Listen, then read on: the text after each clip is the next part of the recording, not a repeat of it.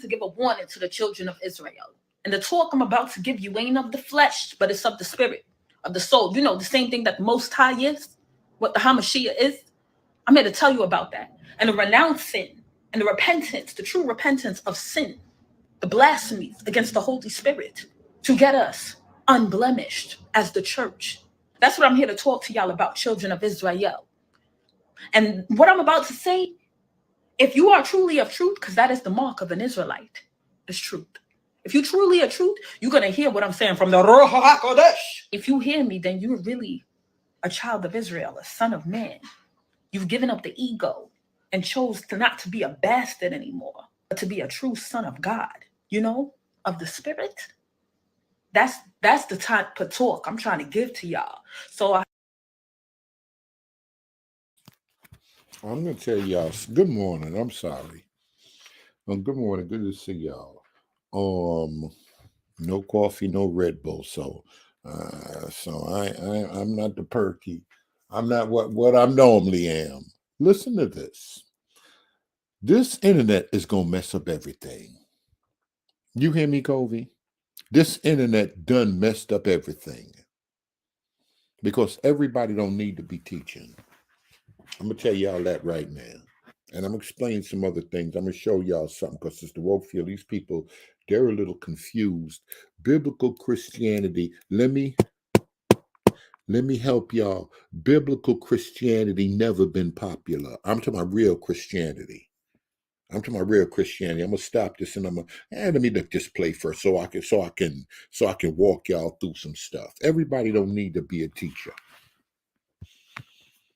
A lot of folk out here confused because what they call popular Christianity ain't biblical Christianity. And I'm going to show you some of these false prophets running around here talking about what ain't sin no more, what been sin all this time. These folk done lost their mind out here. But let me get back to your girl watcher. Fair use.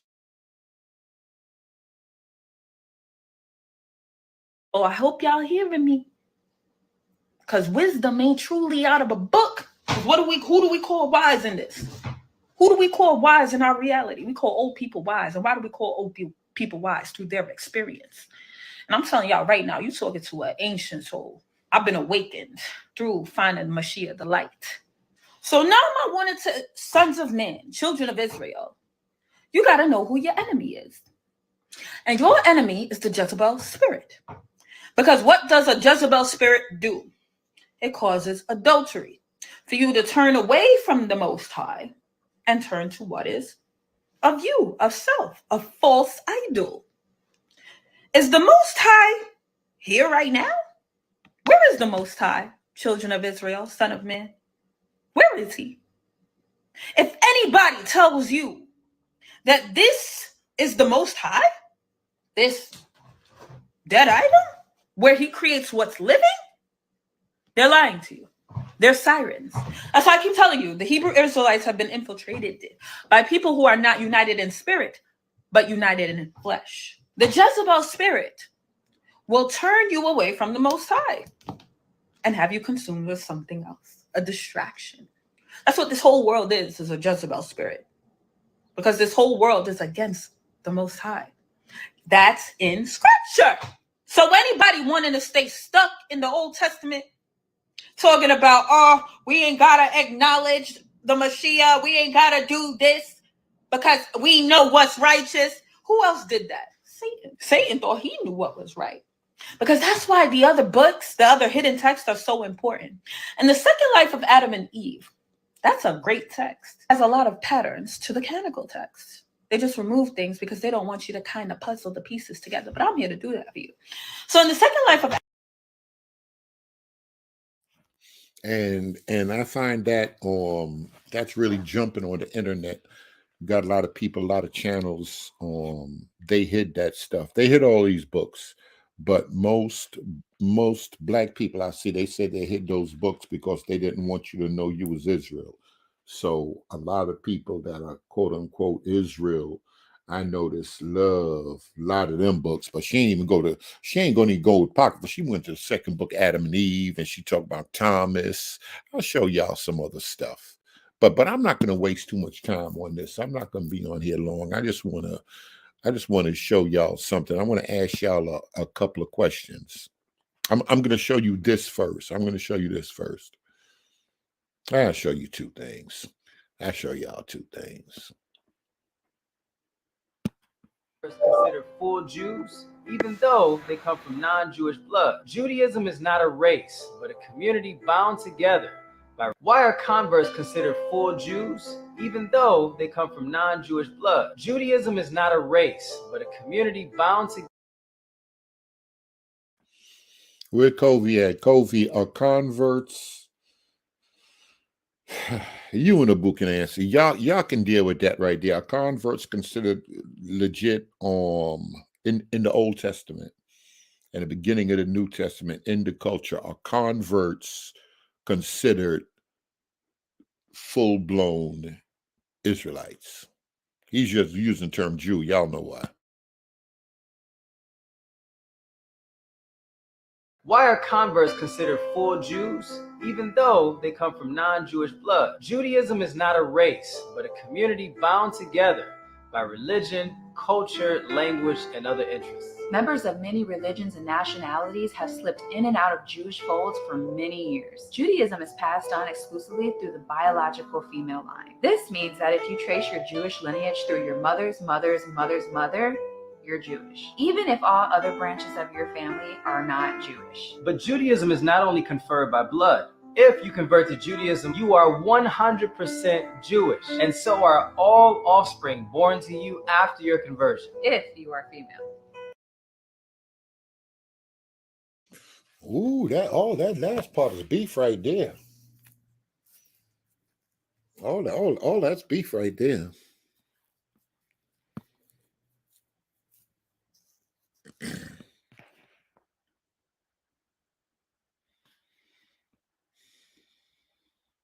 G Love talking about the other sister. G Love said she's just stuck on herself. She's an attractive young lady, therefore she thinks everything that proceeds out of her mouth is manna from heaven.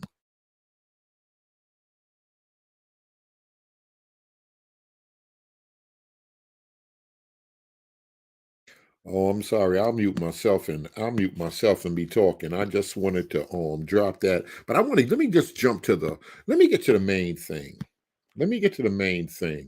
Boo, I'm glad that you're here. Hopefully you can hear this. This isn't too long. Give me your thoughts and walk me through even the history, how you remember this. Y'all share with me how y'all remember these events unfolding, dealing with the Israelites and let's just say urban apologists.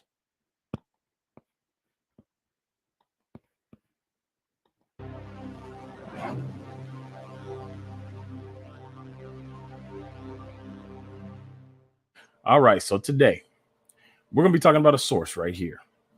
Now, this source is very interesting because this source is going to put an end. Maybe it won't put an end because we know that there is a lying narrative going around being pushed mainly by those who don't want Israel to be Black people brought to the Americas via the transatlantic slave trade. For some reason, it's a problem if we say it. They spin these false narratives and they start a campaign of deception, and we're just going to call it what it is. And some of the biggest pushers of that are people who call themselves Christians in the Black church. Not all Christians and not all Black Christians, but a lot of people in the Black church have, for whatever reason, jumped on this campaign of deception, outright deception about who we are. They have not studied. They've not done any research. They have decided to take a position and defend that position without doing thorough research. And whenever they get the chance, they misrepresent the evidence. So the charges are they largely urban apologists, they misrepresent the evidence. Y'all hold on to that. So who's been misrepresenting the evidence? We got to put everything on the table. I haven't seen Dante's latest video yet, but Dante spoke on black Jews in the air. Yes, Khazar, this is it right here. This is it right here. Give me your thoughts once you do hear it.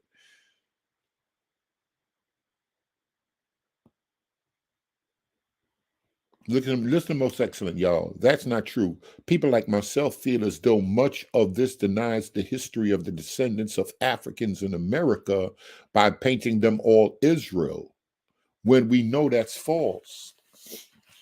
And that's the problem with the 400-year prophecy. They have to make everybody Israel. Maybe just a scattered few Africans were caught up here and there, but according to prophecy, how they understand prophecy, that's the beef. That's how come the transatlantic slave trade is such a big thing in the slave. Did Jesus prophesy the transatlantic slave trade and all of that stuff, the 400-year doctrine? That's how come it's such a big thing.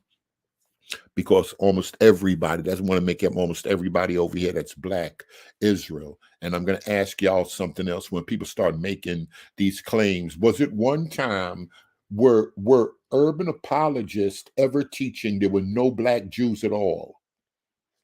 I need the video so I could dog them out. Were urban apologists ever teaching no black Jews ever existed?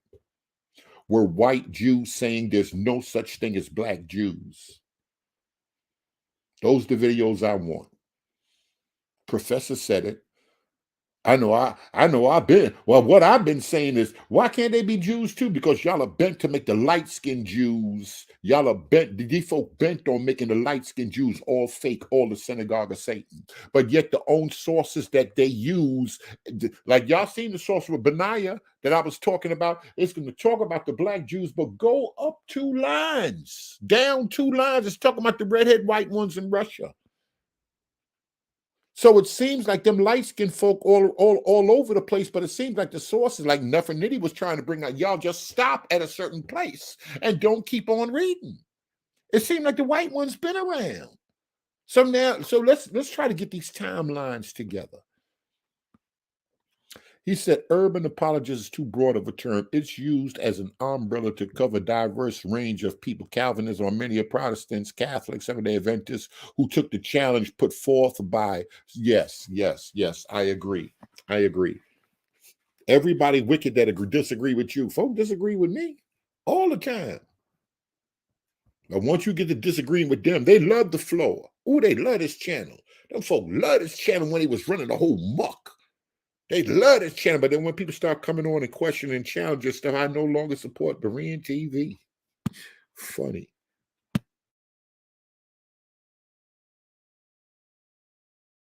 Represent the history. They misrepresent the beliefs. And one of the biggest signs of a cult, which I believe many of them are in a cult, and and let's not make any mistakes here. What they do is they try to demonize the opposition. They'll say you're a heretic, or they'll say you're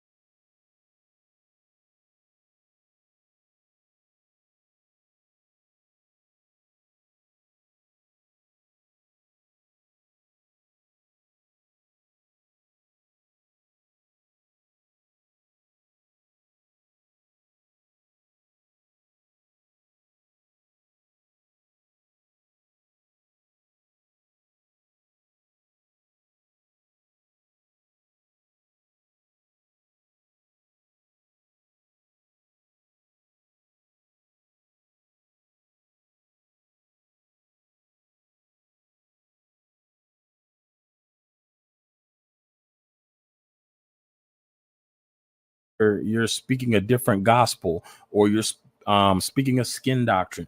They have all of these words of division, which we're supposed to mark those that cause division. They have all of these words of division and deception to push a narrative. But today, I'm going to go ahead and give them a dose of some medicine. I'm sorry, I'm talking to Deacon, church. I could have been letting the video play. Once I church folk want to know what's going on with me. Fair use. Y'all can get medicine. Y'all remember y'all ain't like that medicine when you were younger? Y'all ain't like that medicine?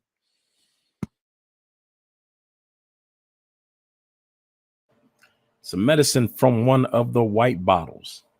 A big old white bottle. All right. So this source right here, you can find it on blackhistoryinthebible.com. You can click 1854 on the Omnidex, or you can click, let me see what it's going to be under, Khazars, Khozars. We're going to be talking about the Khazars today. And yeah, it is also under Khazars on the Omnidex as well. So we're going to talk about the Khazars today. Now, I find something interesting about this. When you come to this subject, you're going to hear about Arthur Kessler's book, The 13th Tribe, where he makes the claim that the Ashkenazi are actually the Khazars that converted to Judaism in the 8th century. And so people take issue with this. And so as they do, they try to demonize him. And they try to say, well, he doesn't know as much about his own history as we do. Same thing they do to Israelites. They'll say, you guys are stupid. You guys are misreading it. You're taking it out of context. You're twisting it to fit a narrative. Meanwhile, they don't tell you that usually the agenda that leads to people putting out the information is them trying to prove something else.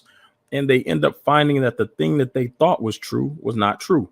My case, for example, I wanted to debunk Black people in America being Israel. And so through that attempt to debunk it, I came to believe it. And so when you hear them push these false narratives and say we're reading into the text what we want to see. And this is what, and I think this is what most excellent, I think this might be what you meant most excellent when he said he originally came to say Black people. I don't type one if you believe all Black people in America are Israelites. Type of one if you're Israel. I know Christians don't believe that, but if you're Israel and you believe all Black folk in this good America are Israelites, or whoever descended, because some people are arguing Black folk been here, the Dan Calloway type people, and there's others that's arguing the majority of Black people that came over here came by way of the slave trade, and all of y'all are Israel. Type of one if you believe that. If you're Christian or Israel and you believe it, fair use. Know that you're being lied to, you're being deceived. And it's important to understand this because Satan deceives the whole world. And some people think that Satan cannot work through the church. And when I say the church, I don't mean the body of Christ. I'm talking about the building. I'm talking about the people that go sit in that building. All right. So now let's look at something, because we're gonna put it in.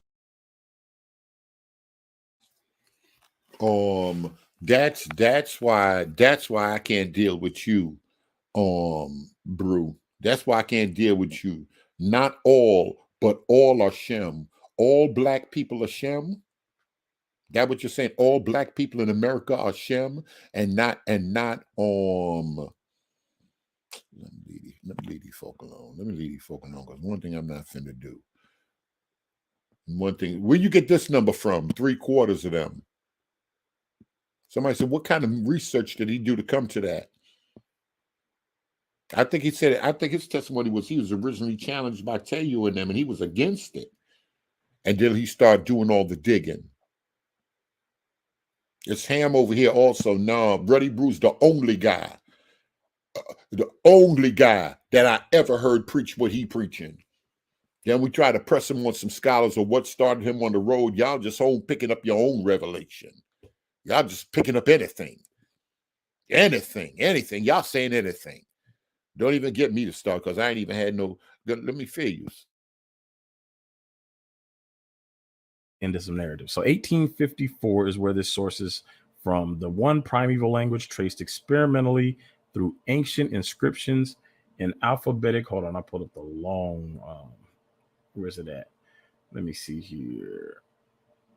I wanted to pull up the super long title for you guys, but all right. So I must have closed down that window, but this thing has a super long title. So this is where it cuts off at on most of them right here. You're going to see this, but trust me, the title's like 2 sentences long. But the one primeval language. And anybody that has an interest in language, you should definitely check out this source. Publication date 1854. The publishers are Bentley Collection, European Libraries, digital sponsor Google. Book from the collection of Oxford University Language English, Volume 3. So the link to this will be in the description so you can read the whole thing for yourself. Don't let them push the narrative to tell you that we're hiding information. Unlike them, which you will see for those of you on the fence, you will see certain people provide links and sources. Other people will say, oh, well, that was fulfilled in history. And then you start to question them about the history. They can't give you dates. They can't give you locations, and they can't give you sources. That is a big sign that they are trying to deceive you and push a narrative. All right, I got to play that again. We can walk now, brother. I don't want to walk through nothing with you, brother. Go over there with them. Dude. Go with your man and them and build a channel. You can build your channel messing with them. Everybody got an Israelite channel that's jumping right now. So if you that's what you're looking for, you go there and do that with them. Go teach that over there. I notice a lot of people that don't be rocking out, be talking about these other folk and all that don't rock out with these folk. Them folk ain't bringing them up on that platform. I'm gonna shut this out. I'm doing this thing a whole different way. Everybody don't deserve to touch that microphone. That's what we doing right here. Everybody just talk. Everybody over here trying to get practice. No, we gonna change this thing around. Yeah, a lot of y'all ain't worth letting touch the microphone. You bring more confusion to the masses. Now listen to these charges, Abu. Because these funny people say you played the video, you skipped over that. I want y'all to deal with these. Listen to this, Kofi. I'm gonna play this part again.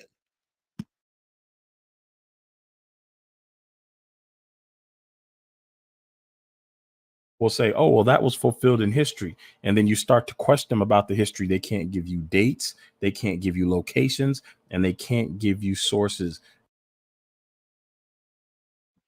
Now, I think it was the other brother that said, he said, don't just say a brother's wrong, just teach us, just show us, show the people. You heard what he said? I've been saying, I don't know, it's a problem with the history I see in urban apologetics. I just see out here with the church that they banging on the law and the law can't save you. And no matter they say they're not saved by the law, and then we just getting the Hebrew roots arguments. That's all this stuff is to me. This stuff is Hebrew roots arguments. That stuff there. But that historical part, which I'm nobody in Christianity. I'm outside the faith. But I'm telling you right now, what whoever folks should have been doing and still need to do is show these folk historically where what they saying is wrong. But I'm going to leave it alone.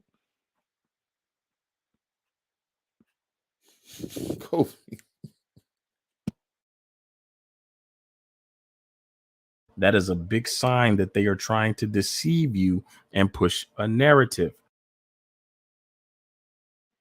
He believed that they're trying to deceive and push a narrative.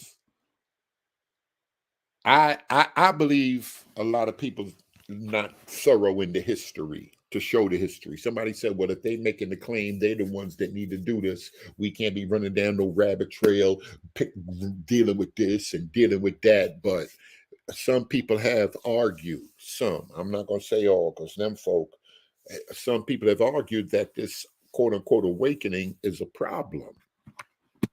It's a thorn in the side of the church, especially when these folks start standing in the front churches and blitzing churches and all of that other stuff. You got to show the history. Y'all mark the words that I've been saying here for years and years and years and years. As a matter of fact, when you don't drop documentaries, when you don't debunk, you help fuel it, because people think it is right and exact, because if they had it, and I've said that, if y'all had that historical work, y'all have gave that historical work up. They'll say, well, the regular history is out there. Let me just leave that part alone right there.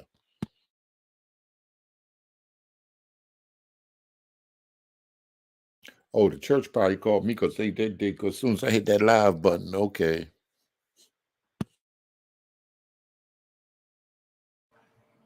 So let's look at this source. This is going to be page 326 right here. But if you go to the link, it's going to appear on page 355, as you see here. Now, let me move this out of my way. And I'm going to be showing you guys a couple of things. I'm not even sure what that is. All right. Let me zoom in here. And I'm going to read this. I'm going to start reading here. And I'm going to point out some things. I'm going to point out several things. And these are questions that they need to answer because, see, the playing field has changed. For those that are not familiar with what has happened, some people that call themselves urban apologists who claim to represent Christianity took it upon themselves to lie and deceive people and tell people there was no evidence of black people in America being Israelites and that we were making it up and that we were appropriating somebody else's culture. And so then we started to bring forward the history. And so they began to lie about the history and say that black doesn't mean black. Black actually means white. Well, lo and behold, we find the documents that say that's. Didn't we just have that problem the other day? Let me just play this part again so y'all can hear this.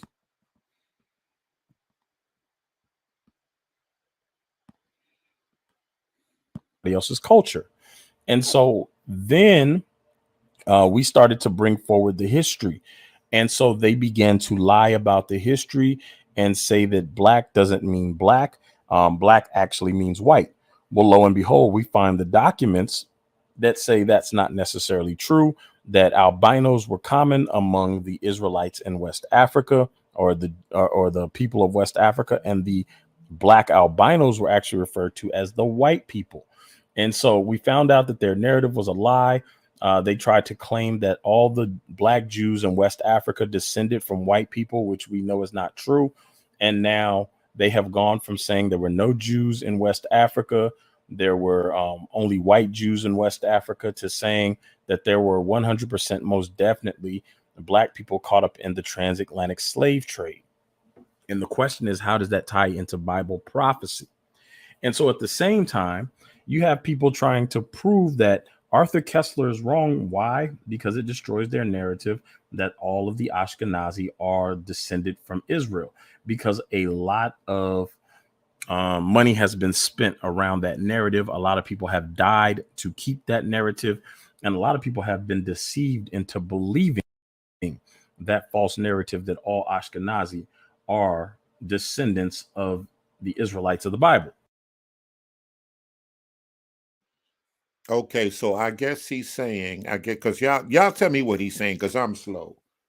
So all Ashkenazi are not Israelites, because it seems like a lot of the well, y'all tell me, is a lot of the awakening spent or fueled by saying those Jews are fake Jews, and Revelation 2:9, 3:9 are there, the synagogue of Satan. We're the real Jews. They try to act like there's no white Jews, there's no light-skinned Jews at all. This has been the whole argument.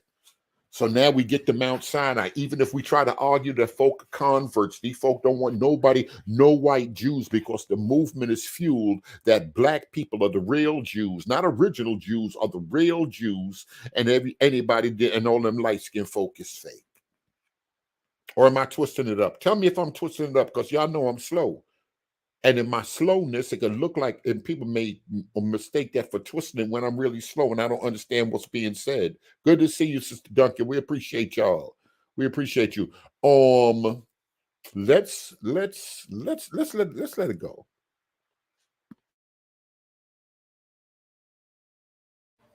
And so, in order to maintain their lie and their deception, they will oppose anything that says opposite, no matter how much evidence you have. So you'll find people who are deceptive. And on blackhistoryinthebible.com, right now, there are over 600 sources published, with a lot more pending. And so they will say, well, all the sources are bad. Well, have you gone through all 600 sources? Show us the videos. Show us the evidence of all 600 sources being bad. If you can't, you're pushing a deceptive narrative. I would be doing this, but I don't understand. I'm not a scholar. I don't understand scholarship and how it works. I'm nothing. I'm nothing. But is that how it goes? You can just put out information on top of information on top of information on top of information. Somebody fact check or somebody find out the information no good. You just pull it. Is that how y'all do it? Thank you, Dumas. I'll put the link out there. Let me know if you want to jump on you on the highway. And then they will say, well, this source right here is bad, so therefore everything else doesn't matter, which again is deceptive. When you're putting out information, you share the information, you vet it as best you can. If you find out there's something wrong with the information, you remove the information. That part right there, is that what scholars do? Is that what y'all do out? Is that what y'all do? That's how it's supposed to be done? I'm waiting because y'all a little bit behind. I'm waiting because I truly don't know. I don't think that's how it's supposed to be done. I don't think that's how it's supposed to be done.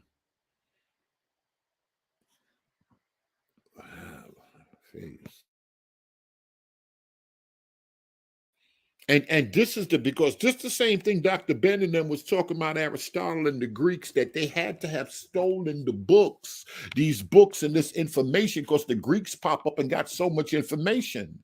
I was just like, man, in a few years, you got coming up on 1,000 sources.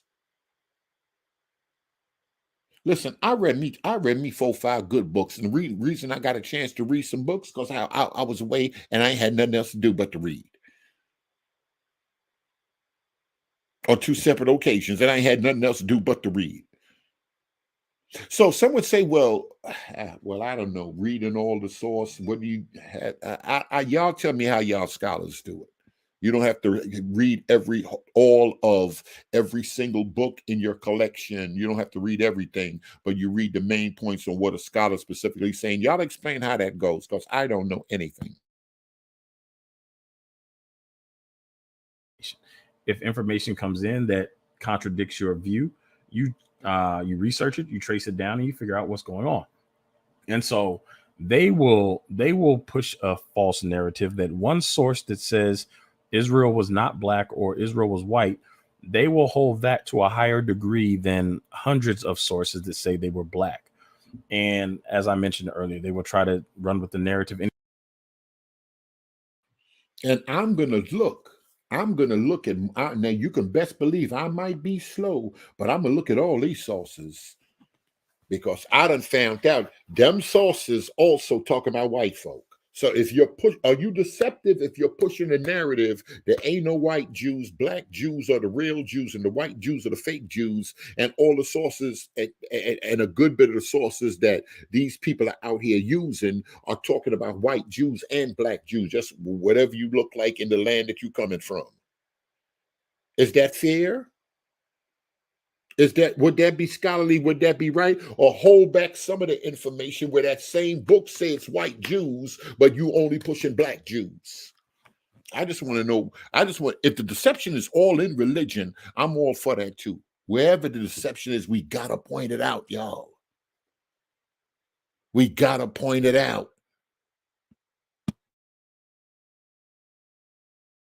Anytime they do see black and they can't explain it away, they will attempt to say that it was climate, or that black doesn't mean black, it actually means white, or swarthy doesn't mean dark or black, it actually means something else. So anytime you see black, it doesn't actually mean what it says.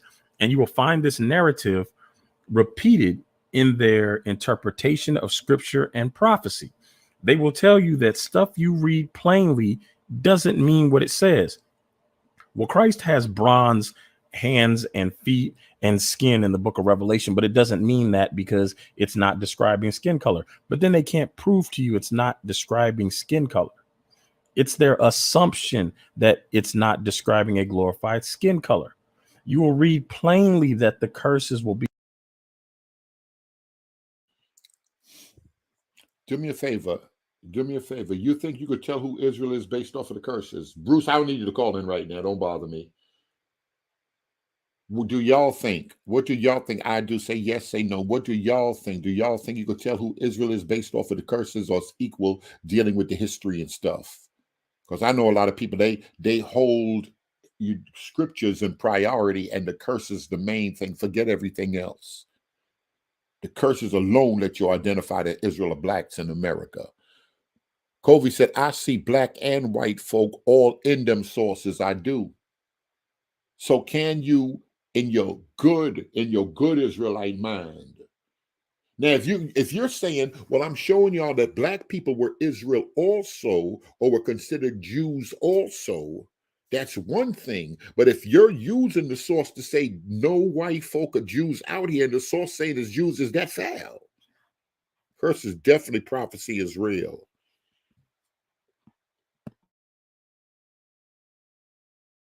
Be a sign of who Israel is, and they will say, well, that doesn't necessarily mean Israel.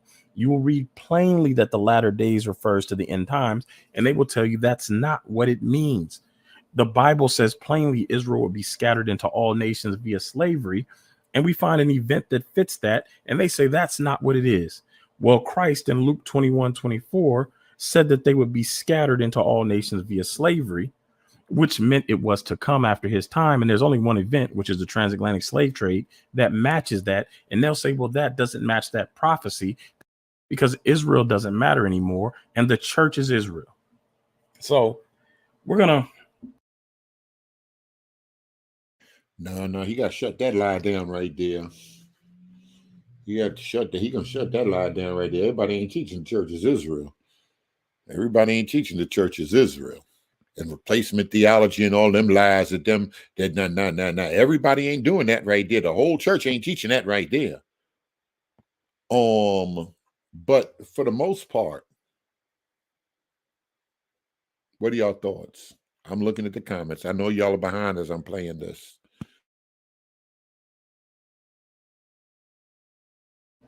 We're gonna start off reading some of this, but I want to read this bottom piece right here before I get into some of the other text.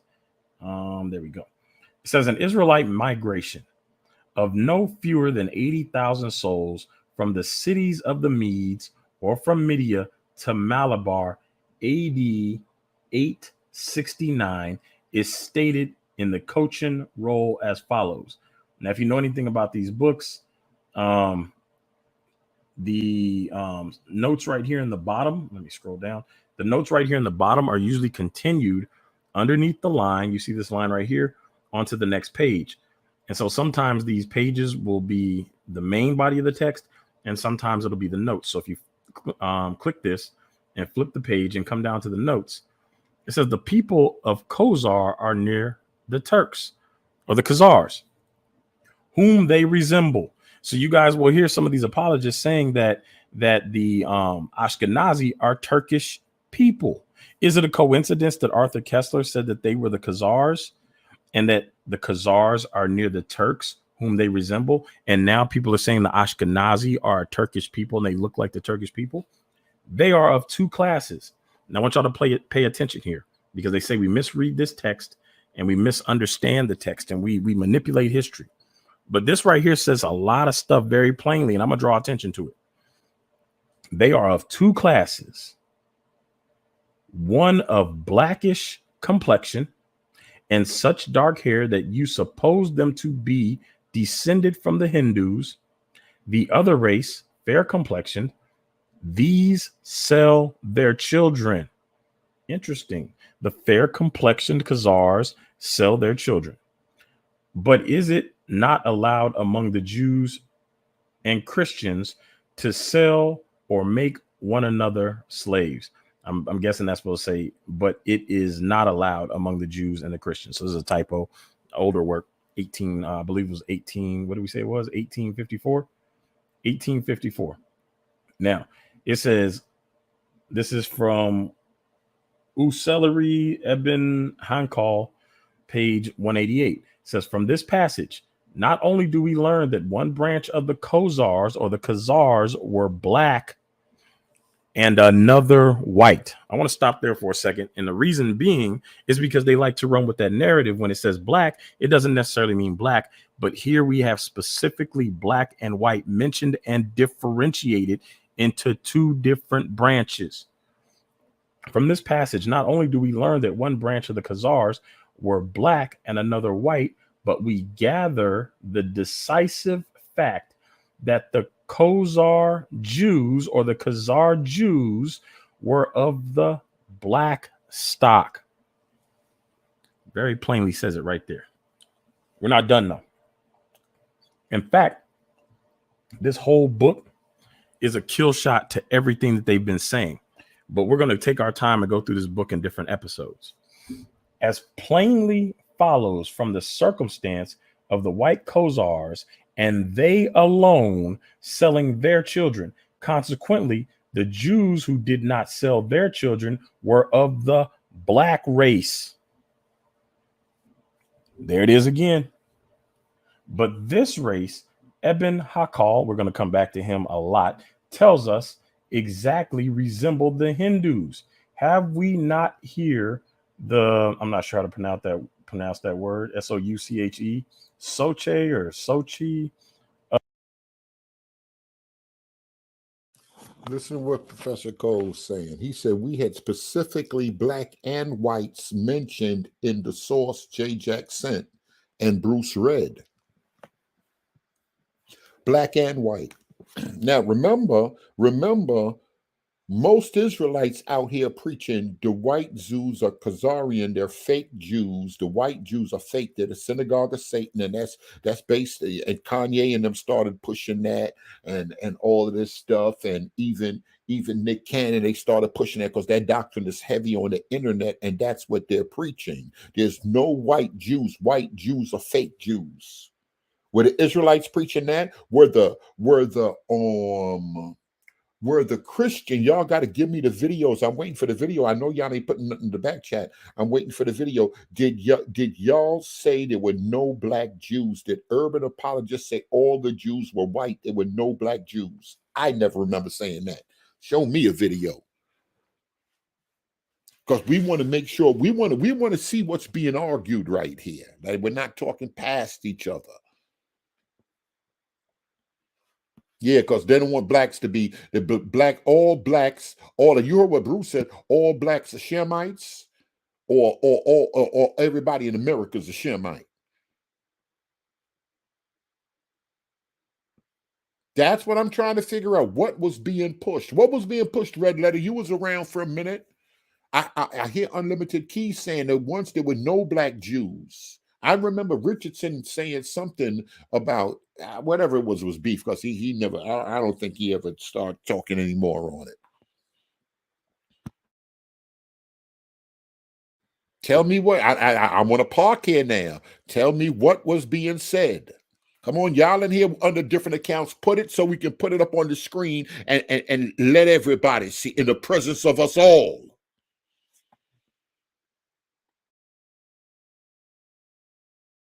Of the black Jews of Malabar.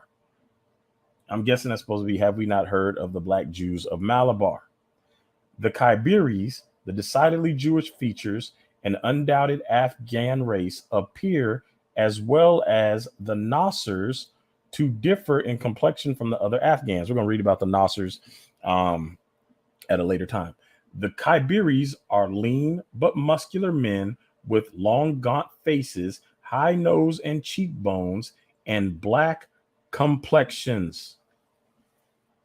All right, so we're going to stop there.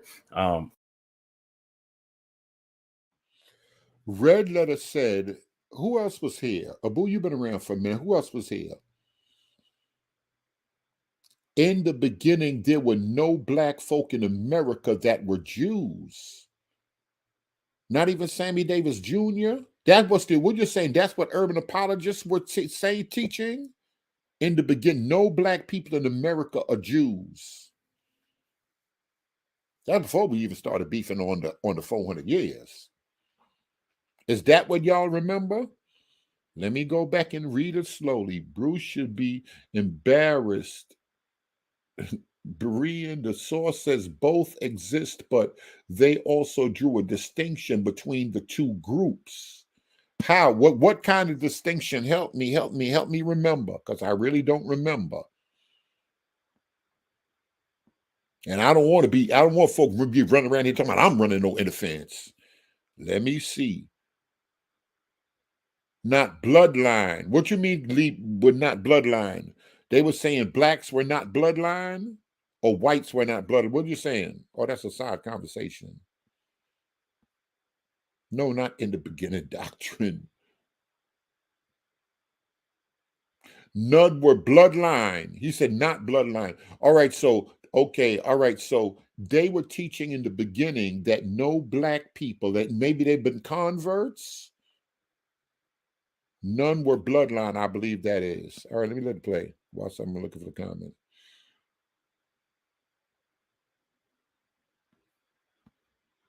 Listen to what Russell say. Russell said, that's correct.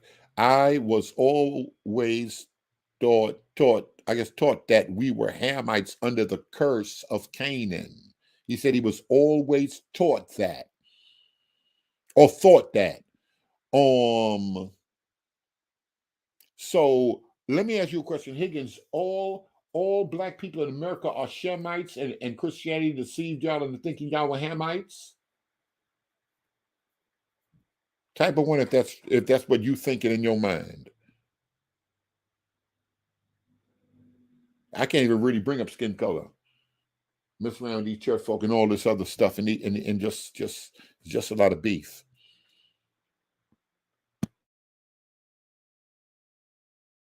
For a second, we're gonna go back. Because see, now we're gonna get into some interesting stuff. Let me scroll up. Okay, I didn't mean to do that. All right, there we go.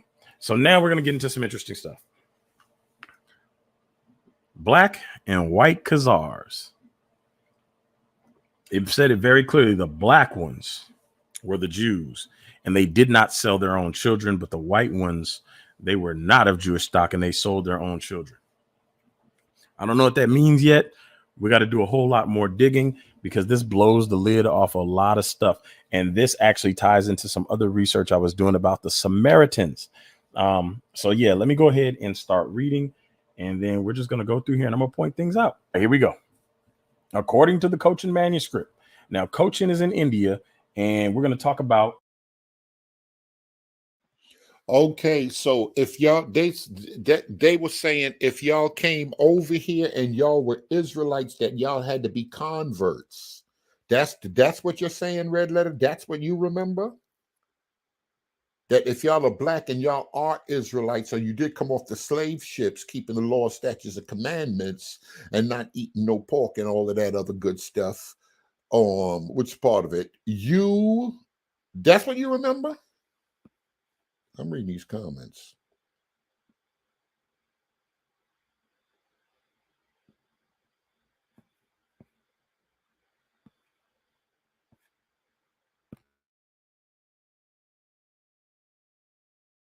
Some black Jews. Now, real quick, I want to let me go to Arthur Kessler real quick. Arthur Kessler, he wrote the 13th tribe. Right here, this is about the Khazar Empire. Let me see. We'll pull up the full name. Give me a second here. So do you see more of a trend where people are leaving their jobs, those traditional 9 to 5 hours, and doing their own thing? No, it's definitely bigger than that. Full name. The 13th tribe. Oh, wait, I guess they don't have the thing right here, but I'll read this. The 13th tribe. Kessler advances the thesis that the Ashkenazi Jews are not descended from the historical Israelites of antiquity, but from Khazars, a Turkic people originating in and populating an empire north and between the Black Sea and Caspian Sea. Kessler's hypothesis.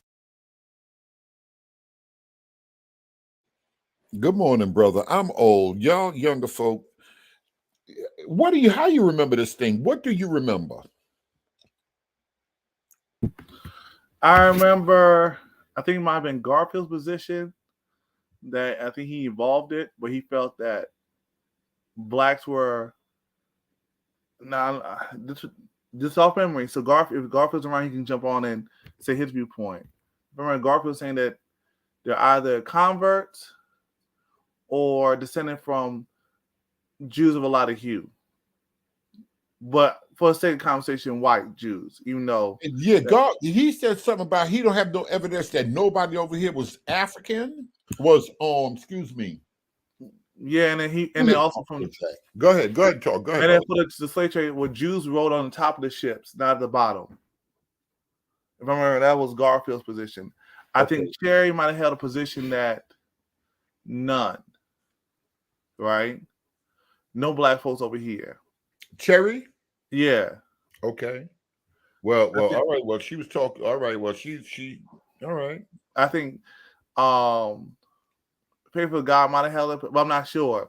There's no speculating because people in the chat can just let's not broad brush who had what, because my position was some, not all. And that has always been your position. Yeah. So you think you can't even brought urban apologists together because they weren't all saying the same thing. That's how come it's good to talk, because I want to know what's being said. Red Letter, can you agree with that? Because even I think Alton might even change his position. I believe Alton did say that. Yeah, so it's this whole standpoint that if we say they, let me see in the video, it goes in that manipulation with the broad brush and like an us against them mentality. Yes, that's what. Okay, yes, that's what it is. But not everyone held that position, and some of the issues kind of got swept up as we started banging on the doctrine. That part of it, some people didn't care about the ethnicity claim, but it dealt with the law. And then folks started banging on the ethnicity claim because folks didn't know Israel, and so they had to keep the law. So that's why some folks got swept up in the ethnicity claim. All right, y'all. Do y'all agree they're a couple of seconds behind? A lot of unessential beef. Listeners, I know one thing. Once all is said and done, the church going to look wicked if blacks are the true Israelites. What do y'all feel about that? I'm gonna leave that up there for a minute. And this goes into let's just suppose that this truth was discovered outside of the church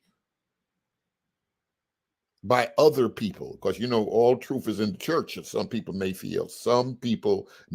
Don't start emailing me, y'all. What do y'all feel about the comment? What do you think about this comment right there, Dunamis? I think it goes into what Most Excellent was talking about. That there's a broad brush being done to say that all so-called blacks in America are Israelites. It's a serious broad brush. And there's a whole standpoint. But for prophecy, it has to be. That's what I'm saying. I want to know how the brother said we got to use DNA. We got to use DNA. We got to use history, prophecy, everything.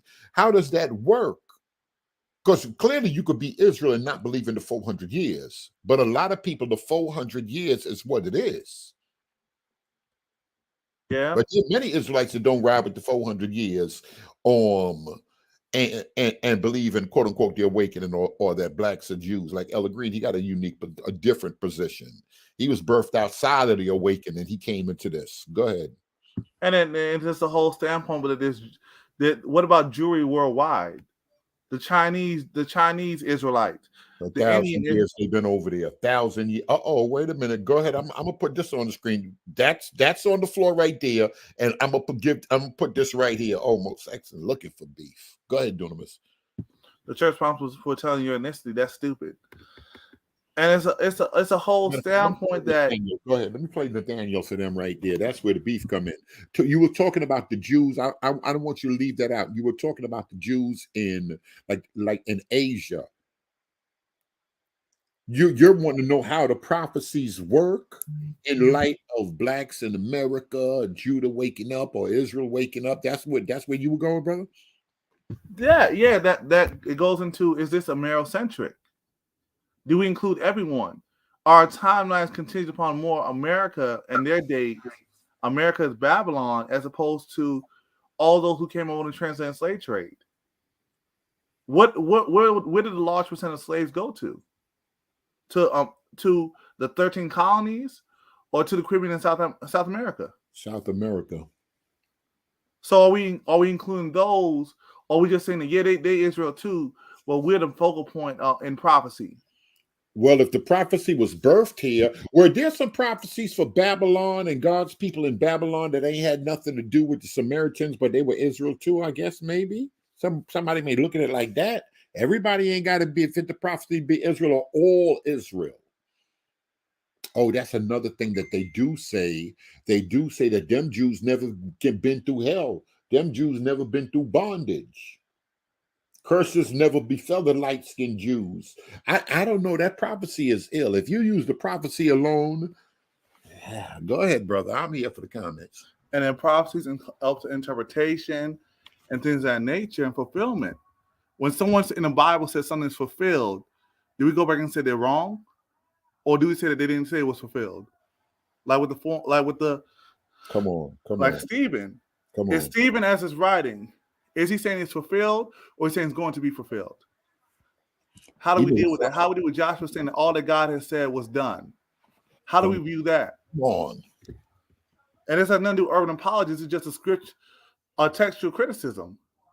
How does the text interpret itself? How do Israelites at the time interpret it? What's the historical exegete? Is that fair? Type of one. I'm looking. You driving? I ain't asking if you driving now. I'm looking at I'm at the crib. Okay. Never been in. You see that? Read that. The Jews that had never been in bondage is the son of Judah, Khazar. His family became black nobility of Europe. Let me take this phone off of. And then we talk about the Africans, the Igbo, the Yoruba. How are they in Nigeria? These are prominent tribes. Prominent. What do? Then they'll say, then I've heard the Twi, Ashanti. Well, I'm sorry, Twi's the language. The Ashanti. Who else? There's so many tribes that folks will say are Israelites. That's a large number, and it tends to be prominent tribe. Never a subset of the tribe, but it seems to what I'm hearing, it's always the majority of the tribe or the tribe as a whole. How does that make sense? How does that make sense in light of history? In light of yeah. Because if these people, you're bringing up shit. You're bringing up a fact. I don't know, because what you're bringing up, the mere fact that we have percentages of them like that over there in Africa, that would make you look more seriously into the historicity of the claims that's being made. Yes. And you see what Most Excellent said. Most Excellent said was the church should teach you identity. Is that let me see, what exact word did he use? Where is it? What did he just say? And then the whole focus on Israel. Now this goes back into the discussion with dispensationalists. Israel's a time clock for prophecy. When does that interpretation come into prominence? Man, anyway you slice the cake, this awakening is something. This awakening is something need some of these, a few more of these church folk, these ministers, somebody got to be involved in history in the church. If it ain't an urban apologist, somebody got to be involved in history to want to take up the course to deal with some of this. These charges. And then because I don't think you could turn around and say, well, if they Israel, big deal, just believe on the Lord. No, wait a minute. I think it's a little deeper than that. And now you see, he's saying the sons of Khazar left Egypt before Joseph died. Let me ask y'all a question. If I'm a bloodline Israelite, right? I'm a bloodline descendant of Israel. But our family wasn't at Mount Sinai. Am I considered part of the tribe still? If my family are bloodline descendants of Jacob, but we weren't at Mount Sinai, we left, and we left from them, would I still be considered of the assembly of Israel? Does Sinai play an importance for Israel and the covenant? Or it doesn't matter? All of them as your bloodline.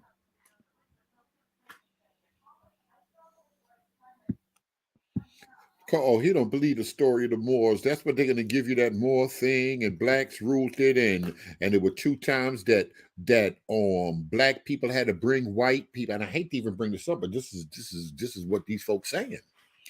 That white folk were in the mountains and uncivilized, and black folk had to civilize them twice. That was the first time Noah went up there. That was what Farrakhan and Nation of Islam teach. Noah gave them the law, because it was crawling around on all 4, and the law was like a board in their back to make them stand up and walk uprightly. This is the doctrine of Farrakhan, y'all. I'll pull this up right now.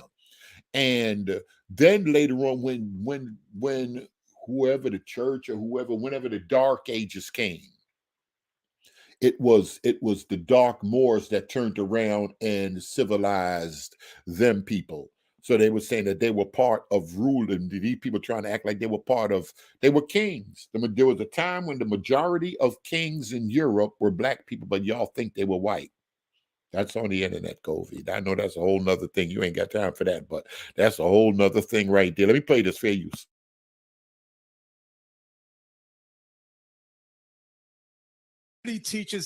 Christianity teaches ancestry has no place in the Bible. It's not in there. It is. It's right there.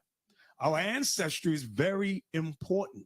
Okay. And if you don't know that your ancestry, don't worry about it. Faith supersedes that. Christianity teaches ancestry has no place in the Bible. It's not in there. It is. It's right there.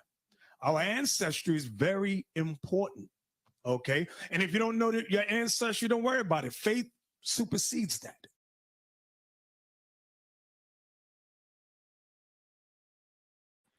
What say ye most excellent? Because you just asked the question, is what's the church's job? Lance, what's the church's? Well, I don't even get to asking y'all folk. Y'all get to talking crazy. Oh, the church, and pull up that TikTok. People be asking me, send me stuff and show me, and asking me stuff. Oh, the church made $800 billion. The Fed said, the Fed said the church made $800 billion. Where's the money at? Now, y'all keep that same energy and them same questions when y'all get to finding out how much Nathaniel and all these camps gathering, because they collect the money too now. And then them workers giving up money too now. And how come y'all don't never ask about the drug dealers? All the rappers in the neighborhood. All them dope boys. Y'all think dope boys, y'all think them dope spots ain't out here getting thousands a day? The church, you say the church did collect 10,000, 40,000, 50,000 every Sunday. Y'all do know it's dope spots getting that in one day, right? Or y'all think drugs ain't really jumping in the hood? Because they claim that's all you got is liquor stores and churches in the hood. How come they don't ever ask the dope dealer what they do with the money to benefit the neighborhood? Why everybody looking to the church for everything, every single thing? But back to this history. Go ahead. Green, watch it ask the important question. Watch ask him, what is God's purpose in scattering the seed of Jacob among the nations? That's a powerful question.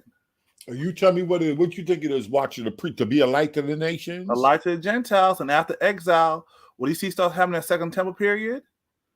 Proselytes, boom. You know, it's a verse about 10, they'll cleave to Israelite and all that kind of stuff. There's proselyte conversions booming in Second Temple. And some would say that's fulfillment. That's fulfillment of prophecy.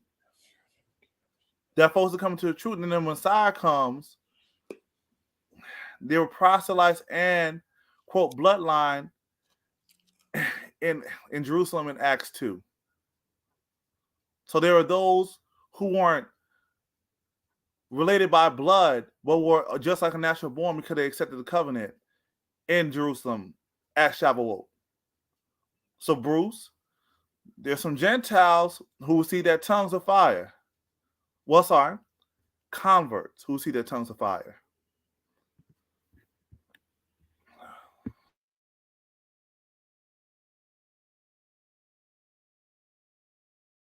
And Kobe, yeah. To make all people part of the body of Christ since the beginning. The light to show Israel and Gentile strangers the way to Yah, our Creator.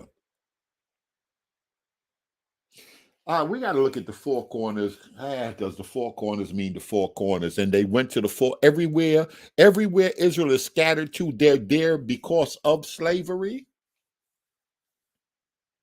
Let's just get back to the historians.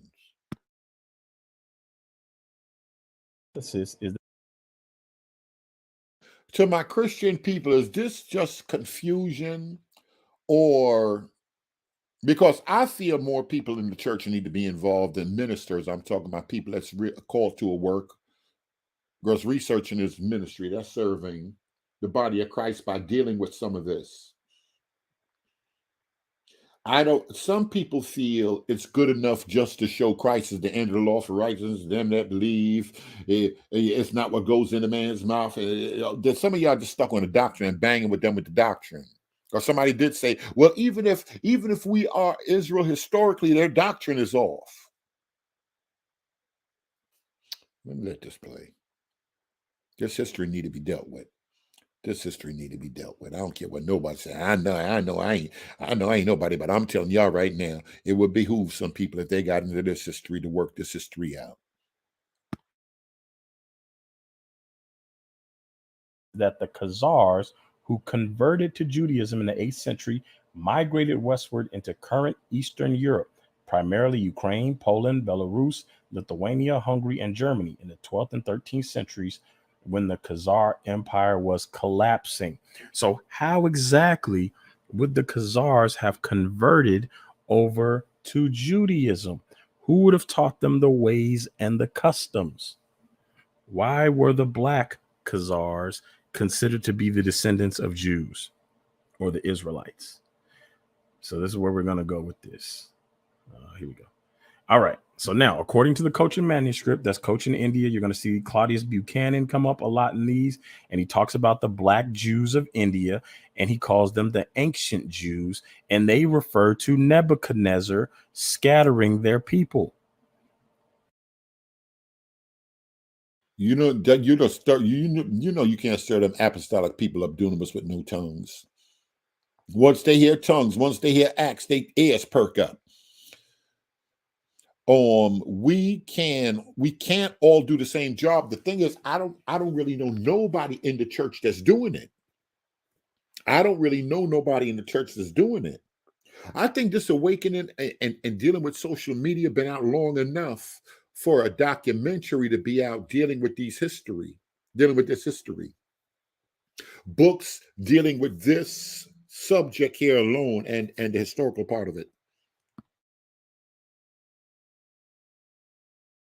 It says, according to the Cochin manuscript, compiled from those records, the first colony of the Israelites, or black Jews, was planted in Malabar by Nebuchadnezzar. The first colony of the white Jews was founded by refugees from Jerusalem immediately after the destruction of the city and the second temple by Titus. So now, just remember, if you read the Bible, it wasn't only Israel living in Jerusalem. So just because somebody came from Jerusalem does not mean that they were a blood-born Israelite. There were proselytes there too. So proselytes fled where? Proselytes fled along with many of the blood-born Jews, but the proselytes, many of them being Gentiles that had converted, they would flee back to where they would blend in. Where's that? Towards Europe. And the darker Jews would flee towards Africa, where they could blend in. It makes common sense. That makes sense to y'all? If a nation, if Israel is moving together, that they would divide and go among the Gentiles based on their skin color? I'm asking. I don't know what. I'm so slow. I don't know. Does that make sense to y'all?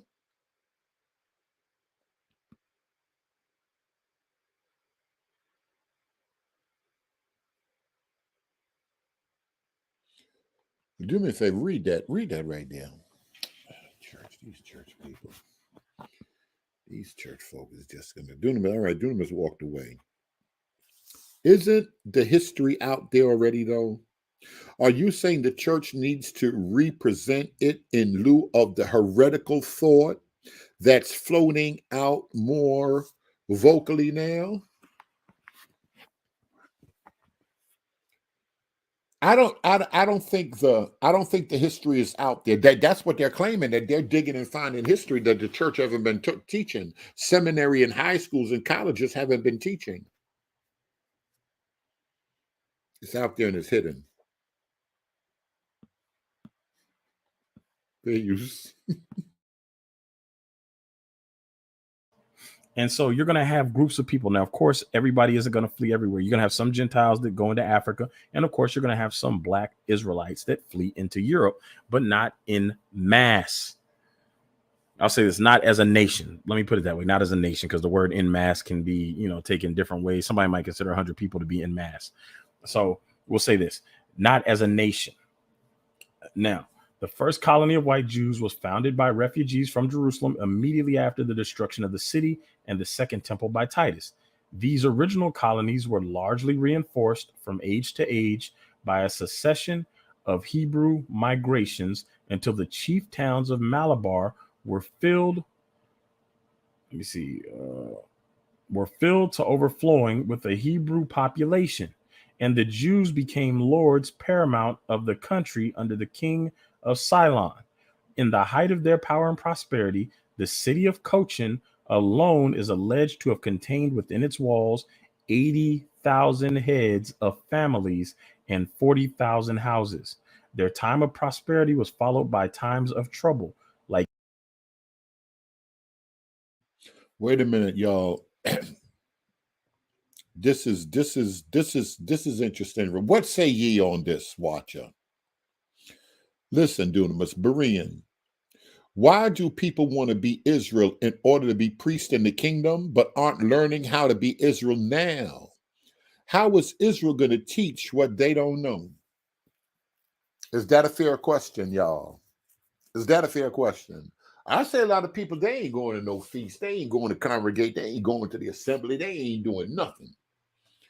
They ain't doing nothing, including wearing fringes. Why is that? I think some of y'all ain't worried about being Israel and all that stuff. Y'all just sick of the church. Y'all still believe in the Bible, and y'all sick of them church folk.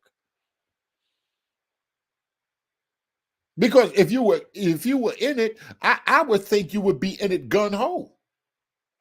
If I'm not Israel and I turns around and finds out that I'm Israel in the awakening, my dress, my walk, my everything. I'm surprised there's not more black people speaking Hebrew. They saying that ain't the real Hebrew Ashkenaz, because anything the white Jew do, they fake, they devils. It's satanic. They ain't your brothers. I don't know. I think that's a good question right there. Y'all, you can't be saved 17 years, 13 years in the awakening, and I don't know. But that's the whole thing. That, it's just that culture. What does that culture look like? One, for Israel outside of Christ, just generally speaking, because that we heard before, Israel is not about a religion per se; it's an ethnicity. So, what does that group have? What customs do they have? And then now, in light of Christ, and interpretation of Scripture, what do we do? That's a great question. Pull up that Passover you showed the other day, old Passover. All right. Where's the other good question? Van Harris, some? Hold on a minute. There was another good one I just saw. I'll put it back on. I got to find this other one. Comment. like aged trees to use their own affecting similitude, they felt more and more. Hold on. Move this out of my way. More and more the touch of decay at the roots. Internal dissensions opened the door for foreign invasion. The Jews of Malabar became the prey of a Hindu conqueror. Wholesale massacres abridged the Jewish population, and they had wholly fallen from their once high estate ere the Portuguese visited India. Now, remember the curses of Deuteronomy. If you have not read them, go back through there. I'm not going to go through them again. But remember, the curses were going to follow them. They were going to come down. The stranger was going to get up very high. They were going to get down very low. So you find that in history, when they try to reestablish and do good, something tears them down. Something always tears down our people when we start to do good as a people. You have the civil rights movement, which was torn down. We were starting to come together as a people. Not necessarily I supported everything they were doing in civil rights personally. You guys know my views on that, some of y'all. But Black Wall Street is another example. When we start to do good as a people, something tears it down. Why? Because the curses of Deuteronomy 28 and then in Deuteronomy 29, they accepted the terms and conditions of Deuteronomy 28.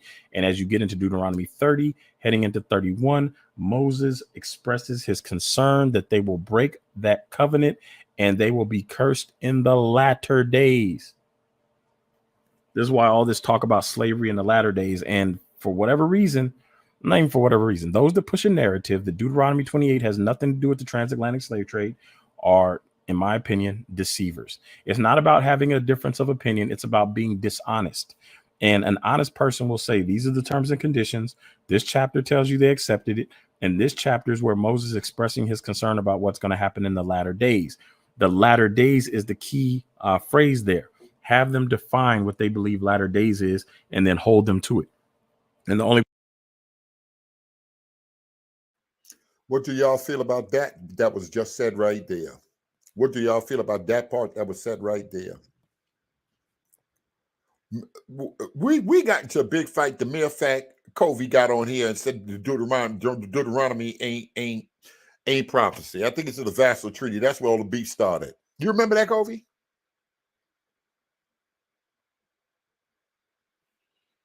Why they ain't reading that Hebrew? I agree. Somebody said, well, we trying to learn now. Somebody else said, why can't you appreciate those that are right? Oh, of course I can. Fair use. Covey, remember. Way out, they would say, well, there's multiple latter days in the scripture, and then have them explain every single instance of latter days and tell them to give you the dates and locations of these events that fulfilled prophecy. Oftentimes you will find that they cannot do it. And once you find that they cannot tie the history to what they're saying happened in the past, you know they're pushing a false narrative. All right. So, and they had wholly fallen from. Okay, all right. Wait a minute now. This is what baffles me. If the curses of Deuteronomy 28 from the Most High God, why do Israelites have a disdain towards non-Israelites? Your issue should be with your forefathers who disobeyed. I can agree with that.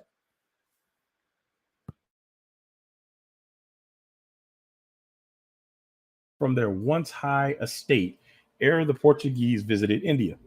By the successive persecutions of the bigoted Portuguese and of the grasping Hollanders, they were in course of time so much further reduced as to have dwindled down into their present fewness, poverty, and insignificance. Such is the outline of their story in the Cochin Roll. The singular phenomenon of two distinct races on the same spot, alike professedly of the Hebrew stock, but altogether differing in countenance and color, has naturally called for inquiry and given rise to speculation. Now, people were noticing something wasn't right back in the 1800s, and yet they try to tell us we're the ones making it about race. But here you're going to see say that Israelites are the one making it about race. No. This has been about race. By Dr. Buchanan, I mentioned him earlier, Dr. Claudius Buchanan, and others, the physical contrast. He said it'd been about race. Now, I'm not sure if he's talking about how people were traveling, Europeans were traveling, they would find people, and, and there was a lost tribes thing jumping in the 1800s. And I'm not sure if that's what he was talking about. And people saying that this was Israel, that's Israel, and, trying to put pieces of the Bible together.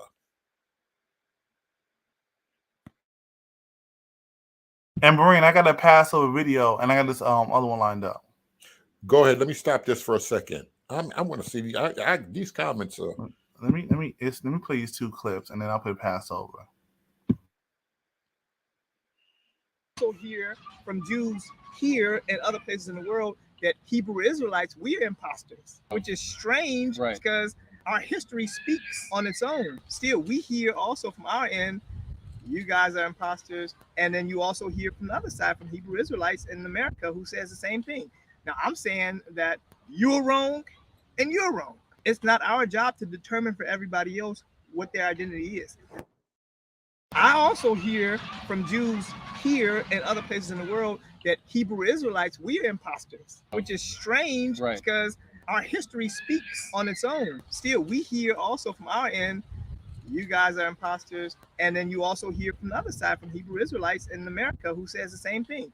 Now, I'm saying that you're wrong and you're wrong. It's not our job to determine for everybody else what their identity is. Thank you. Thank you, Covey. I know what he's saying.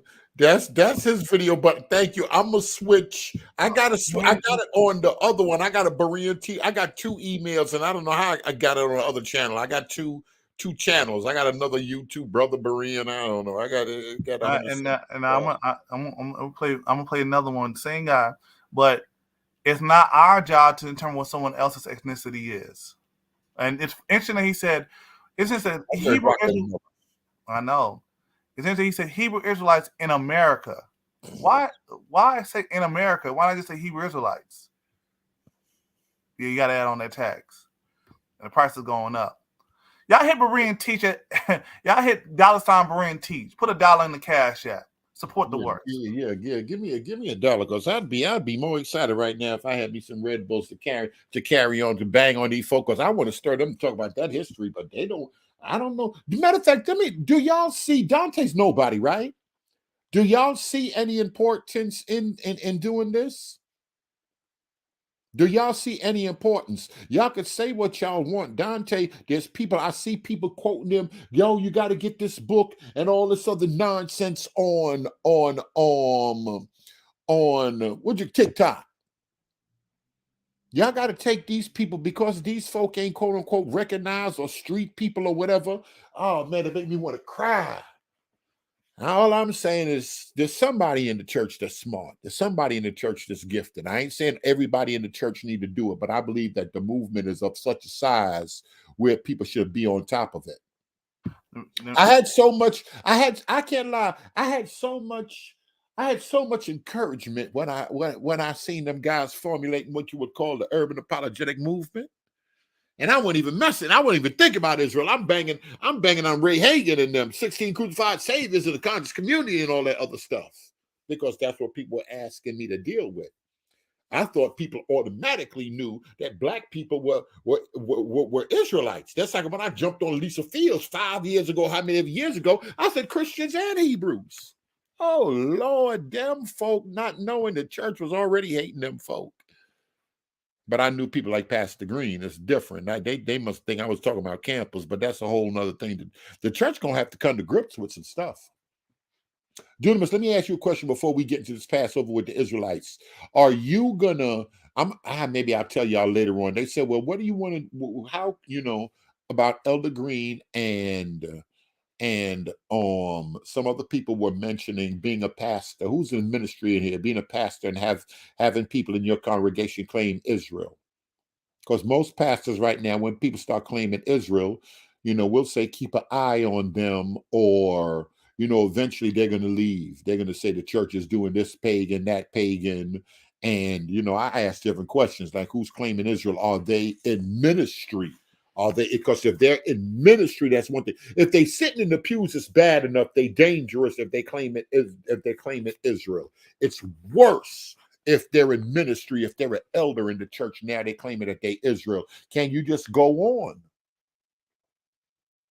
I don't know how Pastor Green. I got to shout to Pastor Green. You, Pastor, what would you do if somebody claimed Israel in the ministry?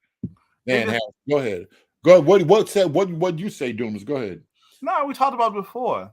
It's just like any other member, right? Because about ethnicity, right? So we would have some Ashanti come through, some Irish come through, some Chinese come through. Oh, you're Han. Okay. Oh, okay. Go ahead. I'm listening. Ask about that. You know what I'm saying? Okay, this and that. And just like any other member, sit down, like, what do you believe? What do you that kind of stuff, get allocate to what's going on, align to what's going on, and just keep it moving. Matter of fact, I got to see if there's any, we got to find some stuff on YouTube or just some pastors that went through stuff like that, and they really want to, not just like that, because most pastors, most ministry, most people, this is just a damnable, wicked, heretical movement. And it ain't no blending. Now I tell people, they ask me, and I tell them straight up. I say, listen, they be like, well, I wanna have a class. I want to join the class so I can talk with them Israelites on the corner. I say, talk to Israelites on the corner. I never, from before I had a YouTube channel, never. I used to back in the 90s when I came home. I never stop and discuss anything with no camps. They're the reason I get online to talk my talk. Oh, you want the microphone? You want to get the hollering? You want to cut me off? No. Matter of fact, that's a good way for me to do that. Let me get the microphone so I can get the hollering over folk and cutting them off. I don't know why a believer would stop and talk to them, get them footage, but that's a whole nother thing. Go ahead. Yeah, in the whole I'm here to look at those pastor comments. If more people are going to believe that they're ethnically Israel, and they just go to church, they just regularly go to church just to fellowship. As a whole standpoint, that if you're dealing, I think, in all honesty, a lot of thank you. Good. I'm sorry. A lot of us haven't dealt with pluralistic societies, pluralistic groups. You think we're going to see more of that in church? You think pastors should prepare themselves for that? Listen, Van Harris. Listen, you ministers. You think churches should prepare themselves for this? Yeah. Or it takes a special type of person that believes that they're Hebrew and still go to church and just fellowship. Because all the people that I met in churches say, I believe we Israel. I can say that they don't even want to go to church. They don't want to. No, that's it. When you say we Israel, I would have issue with that. You know what I'm saying? Okay, don't start getting up and testifying and teaching on the low. Yeah, like if you say I'm Israel, and there are, you know what I'm saying, that's not an issue. Because you know what I'm saying. But when you start, like what the brother said, start putting it on other people, now it's an issue. Yeah, it was beef. Now you talking about history and that kind of stuff. Because in low key, there are certain things we all have matured on and seen different sides. But going around this mountain, how much have we seen Orthodoxy be wrong? The mainstream history and whatnot. After all these years, what has been so shocking in the church that's just been wrong, that we just had it wrong all this time? Totally wrong. Nothing. It's really not. It's been I would say minuscule. You're saying for something so big to come out now to say the church is off, and people are saying, and it depends who it is, because these Israelites out here saying the church know who we are, but they hiding it from us because they're down with the Illuminati. Let me bring up the Illuminati lady too after you play this video. Yeah, and then dealing with the history, dealing with the doctrine. You know what I'm saying? Yeah. And then we start going to Jewish history and sources. Okay, what I mean by pluralistic groups that are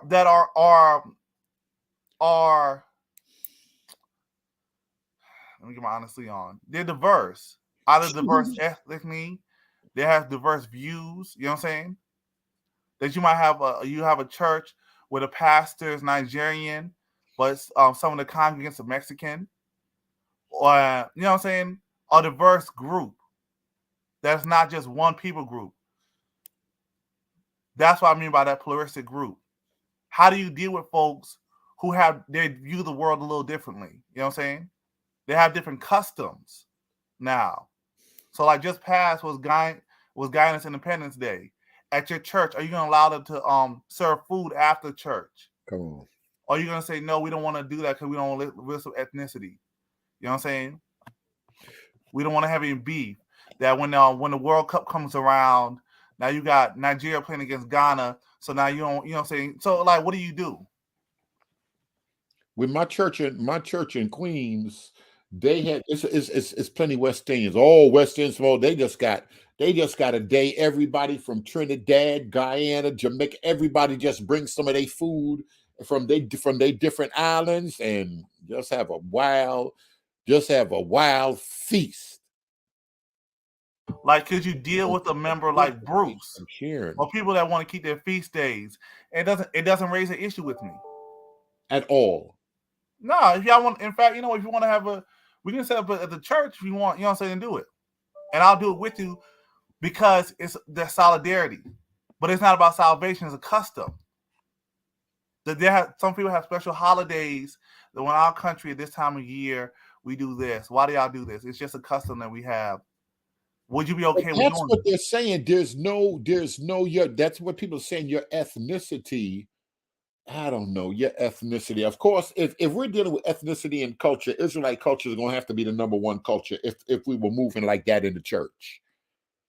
Even though it's all black people, and some people may believe that they're all Israelites. What y'all do in West Indies, what y'all do in Guyana, No. what you do in Jamaica, Yeah. what y'all do down south, what you do in England, because you got some people born and raised in England, or from the islands, went to England from when they were young. Now they over here. But go ahead.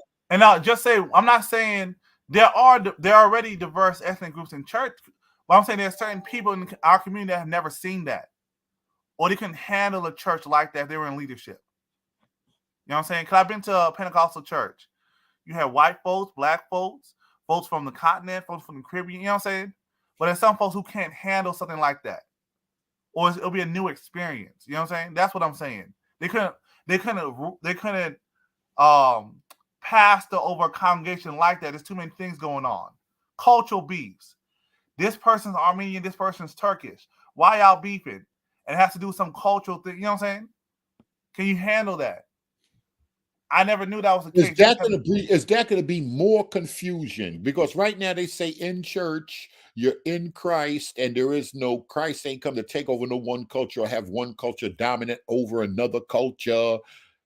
I don't know. I see Israelites. I often say Israelites think they better than me. But I see Africans that talk and move a certain way. I remember Jake saying the African was like, I'm what y'all would have been if y'all would have never been in bondage. The cockiness that comes with some of them. What's the majority of your church? Romans said we had a Mexican food day the other night. Food night on Thursday. Yeah. Or what do you do with a member that she's so-called black or black American and her husband's Ethiopian? How do you make a husband feel welcome if the majority of the church is black Americans? In your sermon, you might talk about some testimonies from Zebulon, bro, chill out. Chill out. No, you talking stuff. Yeah. You know what I'm saying? Like, do I didn't even think, go ahead. I didn't even think about all this, but go ahead. Because this is where you can tell certain people weren't behind the pulpit. Not everyone. There are certain people. Her husband's from a different culture. Maybe mention some stuff in your sermon about the Ethiopian church and some history. You know what I'm saying? But then, are you appealing to a certain people? Is that wrong? How do you deal with, like, the church I was coming up, we had a group called Micronesians. You know what I'm saying? So maybe I should go to, as a pastor, maybe I should forego it was a vacation, but go to Micronesia to see where they come from, to link up with some pastors over there, just to, you know what I'm saying, to better connect. Listen, read this right here. Because maybe I'm reading it wrong. So we can identify as a group of people under the banner of black, but we can't identify in the banner of Israelites. No, not everyone's Israelites. But wait a minute, as black, and black is just like they've been saying, like the other, like a lot of them guys push it, like you wanna just be black. We're more than just black. Black is a color in the crayon box. Who are we? You thinking, Travis, type of one, you thinking Israel or not Israel, we should just all call ourselves Israel? Like you call yourself black? And you see what Roman's saying? Hold on, because I wanted to get to good. You see what? Put it up, then I'm gonna get to it. We have one Ethiopian woman and a few Filipinos, 4 white people, and the rest are Mexican. Oh, Mexican is the dominant. Oh, okay. I didn't know. Mexican is the of course y'all gonna have Mexican Day. Yeah, and so let me ask y'all: if you were to go to a church and they say, you know what, y'all, we want to do a cultural potluck, what dish would Israelites bring? I hate doing this now. He was talking good. Now I don't like him no more. Back to not liking him. And so the pastor said, we want to have a cultural potluck for people to show where they come from so we can understand. What dish would Israelites bring? If They're, you're for the Israelites in the chat, what are Israelites you in bringing? America are forming a culture. They don't have the same culture as Israelites as Limba in Africa. They don't have the same culture. Well, some things will be the same as Israel or Israelite or Jews in China. Would they have the same culture? That's the question. Do the Now, Sephardic and Ashkenaz, do they have the same? and now how? So now, see, brother say lamb. Yo, that has not Certain culture. things, all of them. Certain things, all of them. Yes, go ahead. Yes. Go How ahead. would you cook the lamb? Would you have to have a certain? Would the lamb have to be kosher? Let me see. Let me put up. They gotta have kosher everywhere they go. Wait, hold on. Let me read this before. Dante is good, but this isn't going nowhere. Just another way by the devil to keep the people of God divided in religion by attacking one another instead of focusing on the gospel. Now, I beefing, we be beefing and we be back and forth and all of that other stuff, but I believe that he just wants people to look at the information. I want the same thing too, to be honest. I think it is imperative, not because I'm Israel. I just think it's imperative that it need to be looked at because this is something that's going to be a problem for some church people. That's all I'm saying. And young folk want information and they don't trust the government and they got internet and there's so much. This Israelite talk is heavy on social media. Man. That's all I'm saying. Go ahead. And then let me pull up just for clarity. You're right. Just say it's right. Do you mean not just Pentecostal churches, but in Baptist churches, Episcopalian, thank you, etc., etc. I know churches that already do those things to me. I've ministered for years, now as a pastor. That's what I'm not saying you. I'm saying that, but there's certain people. I don't want to single out of people because there are some Christians like this, but mainly Israelites. Could you handle a pluralistic group? Could y'all handle foreigners being amongst y'all? What would you do? And when I asked about food, would it be wrong for the Israelites to say, I'm going to bring fried chicken? Is fried chicken an Israelite dish, or is that a later invention? When is the way that we fry chicken in America, when does that come on the scene? Or we gotta be honest, all of us in here are just Americans. We don't know nothing but American culture. There is an American culture. American culture, basketball, football. Y'all like basketball, football, right? American culture, cooking out. Don't tell me nothing about no Indians cooking no folk on no grilling, barbecuing and eating out. Spending time with family, having family reunions. I'm saying, brother, I'm saying the way that we fry chicken in America, do they fry chicken like that all around the world? Do they flour it and season it like that, or do they just throw the chicken in the oil? Come on. That's the whole thing. We got a way to do our thing, and some people over here put extra something on that chicken. That's when you had them Koreans, when the soldiers went over there, they taught them Koreans how to fry chicken like that. Come on. And there's a history even in culinary arts. How do you trace that history with food? How did they prepare food? Do y'all eat the same way that Moses would eat? Absolutely not. And so let me let them answer. And that's the whole thing, is that once we get to the culture of Moses, do you eat like that? Do you have to have the culture of Moses to be Israel and moved all over the world thousands of years later? Or just not eat pork? You got to keep the kosher thing, because if you Israel, don't get the switching up now. Because you know what up, Berean, Aki and Saltfish. But then folks will say we're Israelites. So is Aki and Saltfish Israelite? Is that an Israelite meal? That you can, come on. Or is that a local thing? That's the whole thing when we talk about the culture. Now, do y'all eat the same? In Louisiana, do they prepare the food the same way that someone from another region of the U.S. would be? North Carolina, come on. But they're all Israelites. But if I ask you, bring an Israelite dish, what would you bring? And trust me, all of this is for a reason. Listen to what Boo said. He said, who was we before slavery? We came from different tribes in Africa. That's what the history tells us. But y'all telling us something different about history. Y'all telling us that we were all one people. We all spoke, everybody on the slave ship spoke one language and had one religion. That's what y'all telling me. But we were never taught that. History ain't never taught us that. So y'all saying it's a conspiracy, it was hidden. Who were we before slavery? And that's a question that comes up all the time. And then when I asked, boy, let me leave it alone because they don't believe the history that's out there. They believe it's a conspiracy to hide it. So we weren't from various tribes. We weren't speaking different languages. We were all one people. We all spoke the same language. We all had the same high God from heaven. We all kept the Shabbat. We all followed Torah. We all had Hebrew names. Every single slave that ever touched shore on the shores of good United States of America and all of South America. No. And in the West Indies, we were all one people in this Israel. That's what y'all saying. And a lot of people don't want to believe that narrative. They say that's going against history. Y'all got to rewrite the history. So we got people that are bringing out other things to show and prove that people that came over here in the transatlantic slave trade are Israelites. That's where Dante and them come in. And now you see, Moses said, "Nah, Louisiana's different." And these questions self-explanatory.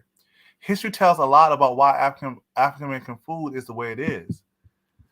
I agree. But now, oh man, but y'all not African Americans no more now. That's what he's trying to get at. What's the culture? When I see the brother put up a rice and beans, rice is a staple food for us in Caribbean, in the colonies. Is that a staple food for Israelites? Not everybody else in the rest of the world, because rice is heavy in the rest of the planet, but not for But first of all, do they have to? But it's the whole thing. I don't think folks are just making this blank. We Israel. There's a deeper customs and things to that statement. What does that look? What would that look like? Would an Israelite from another part? Yeah, I hate hell. The roti always gets. Yeah. Chill out. You get me hungry. You know what I'm saying? So, yeah, that's now. Let me just say. So what are we talking about? Food now? I suppose people like food from different places, people in cultures. I'm just trying to see. I'm saying that even in America alone, the 50 states, so-called blacks have different kind of foods and how they prepare them. Grace and peace, brother Paul. If we're talking about Israelite culture, we all Israelites, we should go to the manner of Israelites. Would we say that all food that would be originate that come from black soul food, is it all the same, or is there differences? How do we understand the culture and this evolution as it spread out in diaspora? Because folks trying to make it sound like it's just simple, that we just Israelites and close the book. No, there's other things to a culture. No, it's deeper than that. The implications, he's just showing the implications. You claim in Israel, the implications are this far. The implications are wide. Well, let me see. But he said we still one people though. Because different languages and stuff, you're saying that. Go ahead, play this Passover. Show my Israel do it. And then now see there's a law of curse and loss of heritage. And I don't think Shar again. What I'm saying, Jews are all have different food. What are you talking? That's Shar. You're not getting what I'm saying. I'm saying if we said Israelite, bring your food, what would that look like? For you, black Israelites here in America, show the culture. That's the implication. Show your culture. So, Shar, your culture is the same as black Americans. But they just don't eat pork. Exactly. Y'all Israelites, I ain't trying to help the wicked. Y'all speak up for yourselves. Yeah. Would an Ashkenazi say that matzo ball is the entirety of Jewish culture, or for them alone? Come on. So how can we make a blanket statement? Just be we Israelites. That's a blanket statement. So now the whole culture of Israelites here is the culture. That's the implication. That's what I'm saying. That a subset is saying they have a full understanding of the superset. But that can't be the case. That's the implication. My cultural dish is right. Yeah, that's my Israelite dish. You said Israelites can eat fried chicken. He gave you Leviticus. And and then when we talk about history and all that kind of stuff, it don't matter. I'm talking about culinary history. This one talking about Christianity is a knockoff for the real thing. Oh my! Is Nigerian jollof rice the same as Ghanaian jollof rice? But they'll say there are folks who say Ashanti are Israelites, and Igbos and Yoruba are Israelites. So I don't think folks are understanding the complexity in culture. You can put a Jewish spin, and I'm putting this last one when we get to it. Go ahead. Let me. I got it. Let me read this last one when we get to it. You can put a Jewish spin on African American staples. Switch to leaven for unleavened stuff. Making sure you eat kosher things and switch out of pork if you're not rocking with it. You can put a Jewish spin on African American staples. So with that, if we have a potluck and Israelites, okay, y'all Israelites, bring an Israelite dish from your culture. Shari, what are you bringing? What does that look like? And the brother's saying clean food. Okay, basically jollof rice. All right, that's all I'm saying. That's all I'm asking. What does that culture exchange look like? Well, if I'm Caribbean, I'll bring some Caribbean. If I bring some curry chicken, and now you're Israelite, you bring some curry chicken. So what culture is this? That's what I'm saying.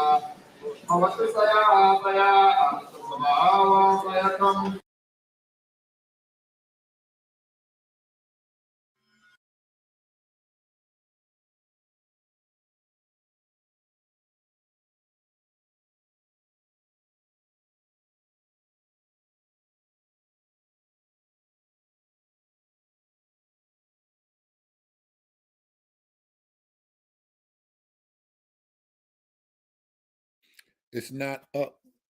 Oh, you just got that one on standby.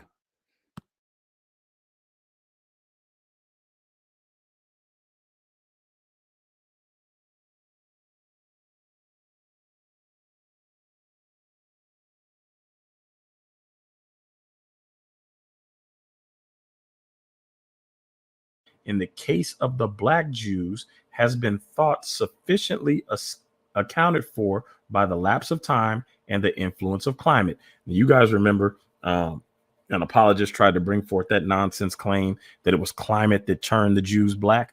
Now listen to what he says here. By more recent observers. See, Dante ain't saying it. Who said that? You remember? Who remember that? Who know what he talking about with that one right there? I think I might have missed that or I just forgot. But I want to know. Who said that, Red Letter? They got black because of the warm weather.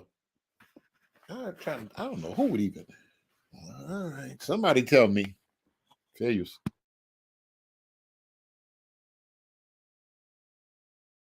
The causes assigned have been judged inadequate to the effects observable. So that's an inadequate explanation. Some, even very recently, have gone as far as to consider the physical contrast irreconcilable with the idea of a common origin. Let me read that again. Some, even very recently, this is 1854 when this was published, have gone so far as to consider the physical contrast irreconcilable with the idea of a common origin and to pronounce the black Jews a wholly different race and to be, hold on, let me go up, and to be Israelites only by adoption or falsification. Now, listen to what we're going to get to. This is interesting. So they immediately eliminate the black Jews as a possibility when they had to reconcile the difference between black Jews and white Jews. I'm going to ask y'all two questions. Dunamis, you think I think I'm gonna make a statement first. I think one of the reasons that I'm doing this is that because I think with that arguing that 400-year prophecy, Dante's doing a lot. Dante's doing a lot with that 400-year prophecy. I don't think there's nobody else on the internet that's arguing it the way he arguing it. That's how come I'm telling y'all gotta stop playing with these folk. I'm not playing with these folk. Y'all gotta figure something out.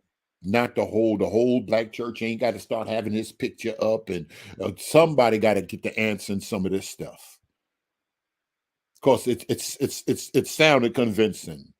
Now, what are the challenges? I want to put those on the table for the church. We're being challenged. Did Jesus most excellent? Tony Osborne, did Jesus talk about a coming slavery? Hey, I'm gonna bring up the whole list. I'm gonna bring up the whole list because I'm tired of playing with y'all. But I'm gonna tell y'all what's on the table, and that don't mean we working together and all of this stuff. But the stuff that's on the table, we got to deal with. Somebody in the black church got to deal with some stuff that's on this table.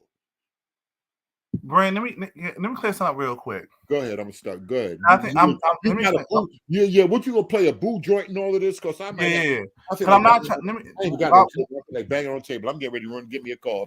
Yeah, because I'm not trying to say that there's no blacks in America there's no Israelite, so-called blacks in America that are Israelites. What I'm trying to say, if you want to make a broad brush to say all blacks in America are Israelites, there's differences in our culture. Even with food, that you can't just make a blanket statement like that.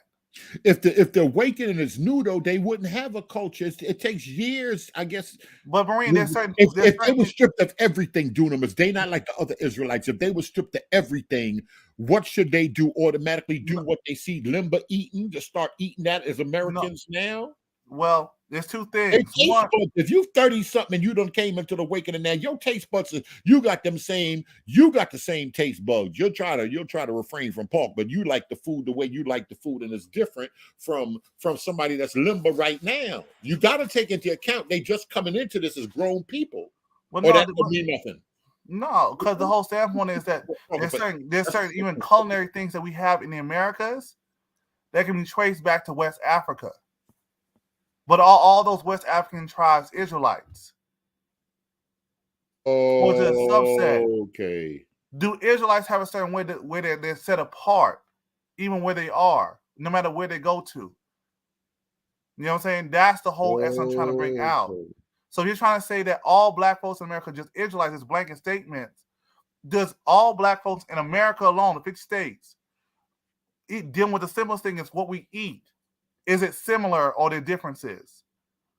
Going back, tracing the history back. In Louisiana, do they eat a certain kind of thing that other folks in other states don't eat?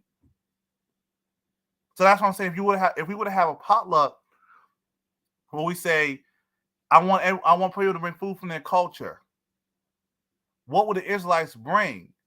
Are there subsets with Israelites, how Jews have subsets? Dunamis, let me ask you a question. What's up? Personally, do you think Israelites, wherever they are on the whole big planet, you think the majority of Israelites are black on the whole planet or brown people? I'm asking everybody that. Do you think the majority of Israelites on the planet, if it's 3 million, because what they saying and what these black folks saying is two different things. Because according to y'all, Israel, it's millions of Israelites, but they believe they few in number, so they said it's only a little bit of Jews. I forgot what they said, number 3 million Jews on the whole planet or something crazy. Small number. And you see how folks are talking. Bring in the Caribbean. I'm asking you a question. In the Caribbean, the food that we eat, do we have historians that can trace it back to West Africa? Certain foods, not all the foods. I don't know. What you think come from what you think come from West Africa? Because the whole standpoint is, as Israelites go around, would there be foods that they're opposed to? Like Kobe talks about with the Jews that went to Mexico. Uh-huh. They were opposed to eating corn tortillas because too much similar to so they use flour. But you see how you can trace that with the culinary arts? Are there things we can trace even with what people are eating in terms of the story and the narrative? But you're just making a blanket statement. Now, are you oversimplifying the process? And you're not looking at nuances and just that we're all Israelites and we just forgot who we are. Is that the narrative? Is that the fullness? There's no cultural remnants you can find. That's what I'm asking. I guess he's saying if y'all are Israelites and y'all forgot who you are, now that you remember who you are, automatically you should hook up with like Limba, you should hook up with other Israelites. For the culture, for food. The culture. And then if you say, well, then in Jewry worldwide, there's differences. Okay, that's the thing, but it seems like there's to me, what I'm hearing is that there's a one-shot Israelite culture that makes you an Israelite, and not the diversity that we see with Jewry. That's what I'm hearing. All right, I think I'm gonna drop the link. I'm gonna drop the link so Lance can come on. Nobody else coming on here. And then Lance can come on here and explain some of this. Give Dunamis some answers to this stuff. Cause ain't no sense in me talking for the Israelites. We got Israelites in here. Kalaloo and Fufu are foods in Louisiana that go back to West Africa. Oh, Louisiana! Y'all already knew about Fufu? Wow, I done learned something. I ain't never been to Louisiana. That's the whole thing. And if folks want to talk about the feast days and whatnot. Wait a minute. Don't come on here talking crazy. What he said, black culture is Israelite without having. Oh my God. Y'all just put the link. I put the link out there. And you see, that's what I'm talking. This is what I'm talking about. That's a blanket statement. Yams come from West Africa. So that. Yeah. Go ahead. I'm your phone.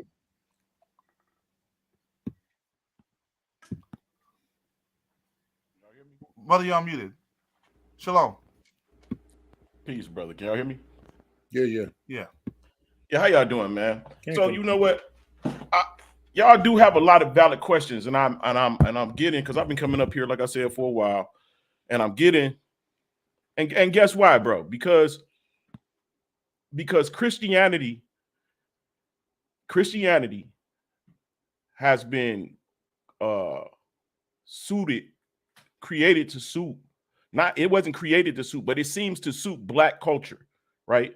One way or another, we always forced our ideologies, our don't do this and don't do that. Like we was formed by Christianity in a sense. A lot of our ideologies come from Christianity.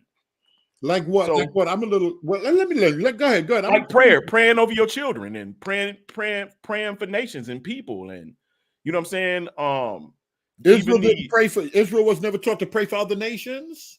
No. We didn't have the Hebrew knowledge. We didn't have the Israelite knowledge coming up in Black America. We had the Christianity. Okay. Christianity is So the first churches was forged and formed by the 10 tribes. When Paul is writing to Asia Minor, that's the 10 tribes that's in Asia that king of Assyria put there. So these are not Gentiles like y'all think. They're still Christians, and they're still Israelites. They didn't call themselves, listen, they didn't call themselves Christians. They were called Christians.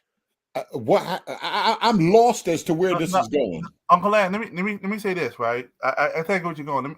Let me explain the heart of my question right now, right? Okay. Is that if I want to respect y'all, I want to respect you and your culture, right? And the Israelites who come to, I want to respect your culture, right? This outside of Christ, right? Because we're in the same community, we're neighbors. But it seems like there are times when trying to understand the culture from Israelites, you talk from one Israelite to another, and they'll say they have the truth. But when you ask questions to get in details about how to do it so I can respect you, there seems to be a level of confusion. But yet folks profess that they have the truth. You know what I'm saying? That I as a Christian don't have the truth. So I'm trying to listen. And that's why I brought the essence about if we would have a community potluck. And I want you, okay, you're an Israelite, Uncle Lance, bro, bring your food. I want to respect your culture. And it seems to be like I'm gonna bring black people food, brother, minus pork and shellfish. And that's Israelite culture as a whole. No, that's not the culture is black people culture, brother. And if you're Black in Mexico, people, hold on. Let me say this. Israelite culture in America is the black people's culture, minus that's because blacks are Israelites. Minus knowing that they're Israelites. Now, when those of us that are in Mexico, we have a subcult in Mexico that's black. Those of us that are in Portugal, same thing. Those of us that's in West Africa, amongst the other blacks, live a different lifestyle. They talk different. I mean, they talk the same knowledge, but their ideology is different. Like some Africans suck from a cow's behind, but the black people that stay right next door, that's Israelites, not going to do that. Brother, now let me ask you, brother. I'm speculating here. Correct me if I'm wrong. It sounds like you're in the northeast of the country. Am I wrong? Say that again. It sounds like you're from the northeast. From Detroit. You're from Detroit. Okay. It's in Detroit. Do y'all eat the same like folks eat in Louisiana? Yeah, a lot of people in Detroit come from Louisiana. A lot of people, so this is let me just say this, bro. Okay, go ahead. So you have Israelites that came, so we going back thousands of years to keep saying Israelites. Yeah. The Israelites became many nations. Some of them went to France and became the French Huguenots. Some of them went to Scotland and became the Scottish Jacobites along with the Irish Jacobites. The Huguenots were Israelites? Yes. Wow. Yes. I done learned something new today. Yes, those are Huguenots. The Huguenots are Jews. Black Israelites? Black Israelites. All of the white Jews were converted. The Ashkenaz was converted by the 10 tribes of Manasseh. Manasseh converted Israelites, but they're convert. Oh, Jesus. No, they're not Israelites, they Jews. The Israelites is a bloodline. The Israelites is a covenant name, just like Jacobite, just like Huguenots, just like Palatines. Just all of those are covenant names of those that follow the Abrahamic laws, that believe in the Most High. And then you got to remember, when the Inquisition was going on, the Israelites had to change their names. They weren't no longer Israelites at that point. They've been lost their heritage, but only through family, oral language, and remembrances are these particular ways are kept. They're in the English land being called English. They look no different than anybody else. Now, they did move in sections because, like, people who eat other people don't get along with people who don't eat people in a more grand sense. You feel what I'm saying? So the Israelites usually remained amongst each other. They usually married each other. Not to say, like right now, black people normally marry black people, but not to say it ain't no brothers and sisters that's going to marry outside the culture. But in a general sense, we mainly marry each other, no matter where we are. So, brother, I'm from my people from the Caribbean. If I were to come to the event, right, and I got some curry chicken, right? Are you going to say that's Israelite food? No, I'm not thinking like that. I'm looking at you as a black person. At this point in our social construct today, it's black and white. When you come to the family reunion or come to a picnic, I'm not going to look at what you believe in, brother. I'm not looking. It's not about belief. It's not about belief. What you trying to associate? Culture. All right. Well, we're having a potluck. Well, you're going to come in. You're going to greet my family. You're going to greet the people around you. You bring in your food and you're going to set your dish down and get him mingling. It's just black people, bro. What are you trying to do? No, that don't sound right. Even Israelites in here ain't going for that. Man, it's just black people minus the pork. Yes, when you're trying to get along with a regular person, like if we going into our like my t-shirts are cotton. My clothes, I try to buy them in cotton forms. You feel what I'm saying? To maintain, I don't find a lot of linen, and I live in Detroit. But when I do shop, you know what I'm saying, my lady ain't doing it. I'm buying cotton stuff, and she try to do the same thing too. We just try to keep the laws that God gave us, bro. We're not changing who we are, who we came up as far as our identity and social status. What we do is no, that's a rough one right there. My mom. So they would be like a liberal Jew. You know, no, we still. Yes, on the most times. Let me say this. Most times I have something up under my regular apparel. That's the fringes that'll come out the bottom. Okay. All right. Regular, a whole jogging suit, regular Jordans and all, jewelry, whatever the Most High blessed me with. I'm not flossing or flaunting or nothing like that. I'm a regular guy, bro. But what I have came into is what we supposed to do now at this point at age 49 years old. Teach my children better than I was taught. Even whether it be history, whether it be social studies, whether it be science, teach them all the news, teach them the stuff that you was taught wrong about. Because it's all about the future. We waiting on the Most High to return, right? All of us, right? Okay, Uncle Lance, would you eat halal food as an Israelite? Yes, I will. You eat halal. You eat halal food? I live in Detroit, bro. So if there's halal stores, a lot of Arabic stores around me. We normally shop in Arabic stores. But if I go over my mama, not my mom, because she probably gonna have some halal, like my cousins in them house, and they got like, you know, hamburgers on the grill. I'm gonna get a burger. I'm not gonna menace myself about whether it was pork cooked on the grill on some fire. I'm not gonna eat the pork. I'm gonna eat the hamburger that's on the grill. We not changing. When I came from a church, I was raised in church.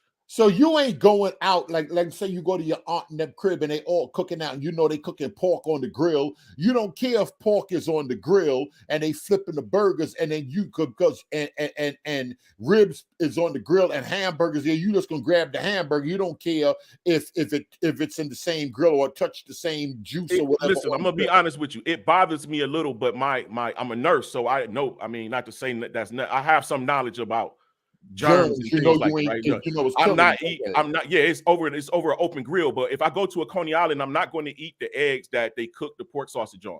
I'm going to ask them to clean the grill. Okay. Let me play this real quick. Fair use.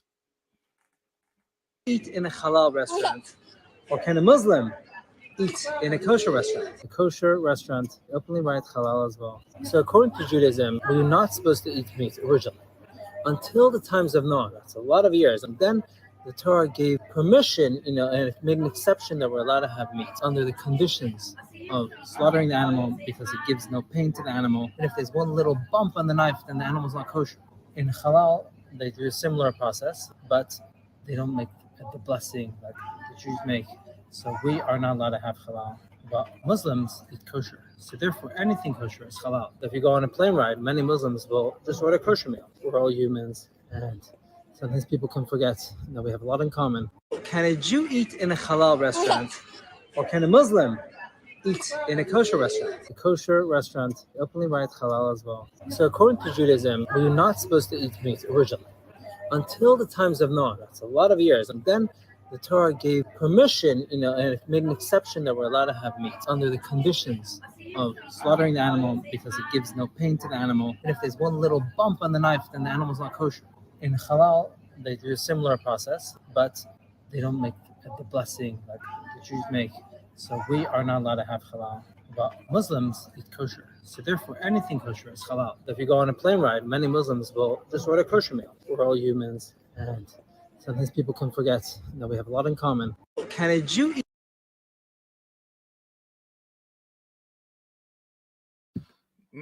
Now, brother, is there a certain kind of way that meat is supposed to be slaughtered according to the law? Yes. If the meat isn't slaughtered that way, is it unclean? Yes, it's unclean. And does the Most High tell you to slaughter the meat? Or do you even eat lamb? Yeah, I eat lamb. Okay, I like lamb too. Go ahead, Go ahead, Dunamis. I'm looking at the comments. Let me say this, bro. Yeah. In the condition that we are in, can I say? All right. Yeah, go ahead, brother. You have the floor. All right. So it's a story in the book of Esdras, right? It's a story in the book of Esdras, and it tells about Antiochus, who is one of Alexander the Great's best friends. When I'm speaking on his son. So when Alexander the Great died, he left his kingdom to his 4 best friends. And so as time went on, they placed crowns upon their head, and the sons put crowns upon their head. Now you at the 3rd and the 2nd and the 3rd and the 4th of these particular kings, Antiochus and Ptolemies and all of them. So Antiochus the 3rd, I believe it was, decided that he wants to attack and rule over Egypt. So he goes to attack Egypt, and Ptolemy flees. The son, he's a king now. So he flees. And so on his way back, this particular general of Antiochus decides that he wants to take Israel. And it's customary for 2 kings to meet before battle. Yo, people come over, we shake hands in the middle or whatever. We discuss the terms of battle. I can say, as the king that's opposing forces, say, yo, we can run your whole kingdom. We got 40,000 men. You got what, 10 back there? Run, or you can kneel, kiss my ring, and when I need your men in battle, they can come for my aid as I will. And you can give us 10% of your goods. That king can acquiesce to that, or he can be like, man, kiss my grits. You know what I'm saying? See you in the morning. And they go their way. But nobody came down to meet this particular general. And he got upset. He said, where are these people that have not come down to meet their king? So one of the sub-generals spoke. He said, my lord, I beseech thee, for those people who stay up in the hill belong to a god. And if we go up there messing with them and their God does not find fault with them, they will destroy us. So the generals, they all came together. They got mad. They sought to throw him over a cliff. He said, no, but wait. If we do go up there and their God does find fault with them, we will rule over them. So with that in mind, if your God finds fault with you as a people, you will find yourselves being ruled over. And we as blacks in America and wherever else you might go, that we are, as a culture, as a people, as Hebrew people, we do not have our own king. We are not raising our own cattle. We do not mend our own threads or even have our own water. So I'm sorry, let me cut off. So you under the pressure, we all Israelites. Everybody in Christianity that's black is an Israelite, but they just don't know it. I'm not gonna say every single person is an Israelite, but most Black Americans are Israelites by 1 or 3 means. And name them. One is through the Christian Tartarian empire, when they crossed over the Bering Straits into the Americas down through California, Alaska, and all of that, and they became the American Indians. Then you have those who were the nobility of their lands when they were in France. The Edict of Nantes went forth and sent them out of their land. 750,000 Huguenots into certain lands, and they went into lands where their ancestors are. But many of them went to where? Louisiana and South Carolina and Virginia. Okay, then you got also through the uprising of the Jacobites, when in the 1700s, when the son of King Charles was trying to get the throne back. See, because what happened is Queen Anne had the throne, but King George, I think he wifed her and he had her killed for treason or whatever. So he inherited the throne of King James, which was the Ireland, Britain, and Scotland. So he was trying to, the original inheritor, the progenitor, was trying to get it back. These are the Scottish Jacobites. So what was happening was they was getting killed and sent to America, or they was getting captured and being sent to America and to Africa and to the Bahamas. These Scottish Jacobites, many people don't know that they're black. So these 3 different ways, and there's several other ways. You might have had we think that the blacks that came from Africa were always in Africa. Some of them were, but many of them came through ports of Africa by way of Scotland as Jacobites. So I have all the receipts on that if y'all ever want to discuss it. I have every. So so you got black Huguenots, you got black Jacobites, you got black German Palatins who was brought here. That's the first time I'm hearing this today. I never knew that King James was black. Yes, his whole court, most of his court is a Moorish court. Hold on, brother, real quick. You said with the first one, you said Christian Tartarians. Yeah, the Christian Tartarians, absolutely. Around what period is that? This is the 1100s. Okay. This is the from 7 to the 1200s. And so before that so I'm just trying to get the timeline right. Before they crossed over on Bering Strait, there were no so-called Indians in the Americas, so-called natives. I can't answer that question. It didn't say. Yeah, all right. Not that I cannot answer that question. I don't want to answer that question because it's going to lead to some things that might be considered pseudo, and I don't want to have to be the one that have to be defending the information that I actually read. Brother, today you can flow. You can just flow. I'm not gonna bang. So when the Tartarians came over to the Americas, they was met with giants already being in the land. Yeah, I might as well just open up the floor. Good, I'm gonna mute myself, brother. I'm not going. No, I didn't even want to go there, bro. I'm not talking about you because I see Truth Seeker. I see somebody else jumped in the back. I don't know if it's to bang on you, if they got questions. Because I think I did just for you, but I see somebody else done. I don't know. There's someone in the back chat. But keep going. Keep going though. Yeah, it was a lot of things in this land already that when the Tartarians came over here. I don't think that, like, a lot of us, we believe, like, a lot of people don't know that when you say Moors in a certain period, you was talking about Israelites as well. This is why when Isabella and Ferdinand kicked the Israelites out of Spain, the Moors went with them. So, yeah, there are Moabite Moorish people who are related to the Israelites' first cousins. There are also Ishmaelite Moorish people who are related to the Israelites' first cousins. Back in the day, these people were dark, brown, tawny skin, reddish skin people. Today, they light-skinned white people. Because why? Because we fled the lands. We was being chased out of the lands. And it was global cataclysm in certain periods as well that also helped some of the nations come forth. But you got to remember, the Most High, according to the narrative, he caused us to lose our heritage. Not every single Israelite lost heritages, lost their wealth or lost they became a slave. Not every one of them deserves slavery. But as a heritage, as a nation, when we don't, like I mentioned earlier, when we don't have flags in the military or a representative to represent the particular people of the nation, of the group of people, we have a race. All black people in the earth don't look alike, but those that do are particularly, might as well say, related. So now, so the giants that were in the land, were those giants the Nephilim?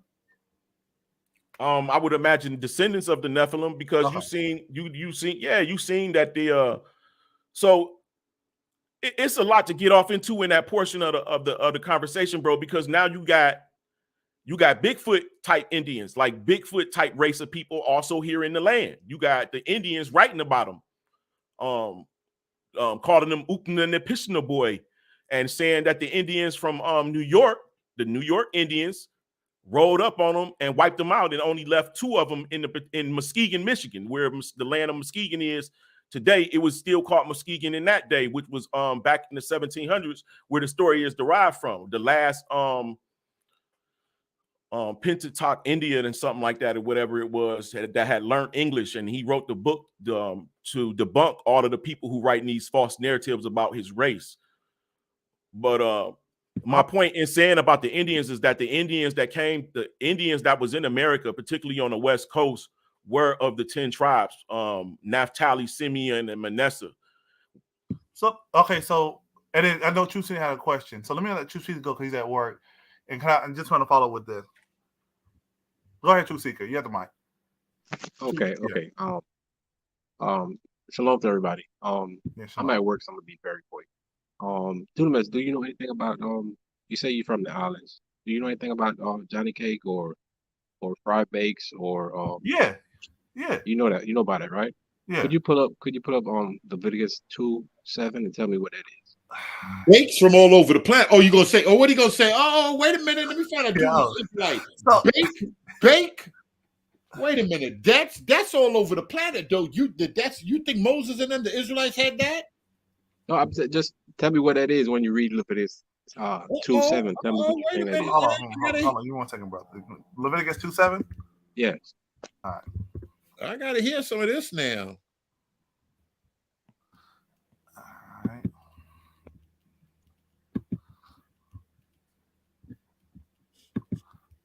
The chat, I do it to myself. And if thy obligation be a meat offering bacon in a frying pan, it shall be made of fine flour with oil. Is that not Johnny Cake? Johnny Cakes is not baked with oil. You know about it, so you know what I'm saying. So I hear what you're saying, brother. It's 2 things.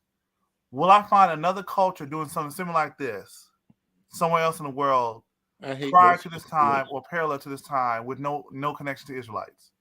No, I'm saying all the islands have the same. They do the same thing, right? But they call it different names. I'm not disagreeing. I'm asking a question though. Will I find people prior to this making food like this, or in another part of the world parallel to this time doing something similar? I can't tell you that. I wasn't there. That's all.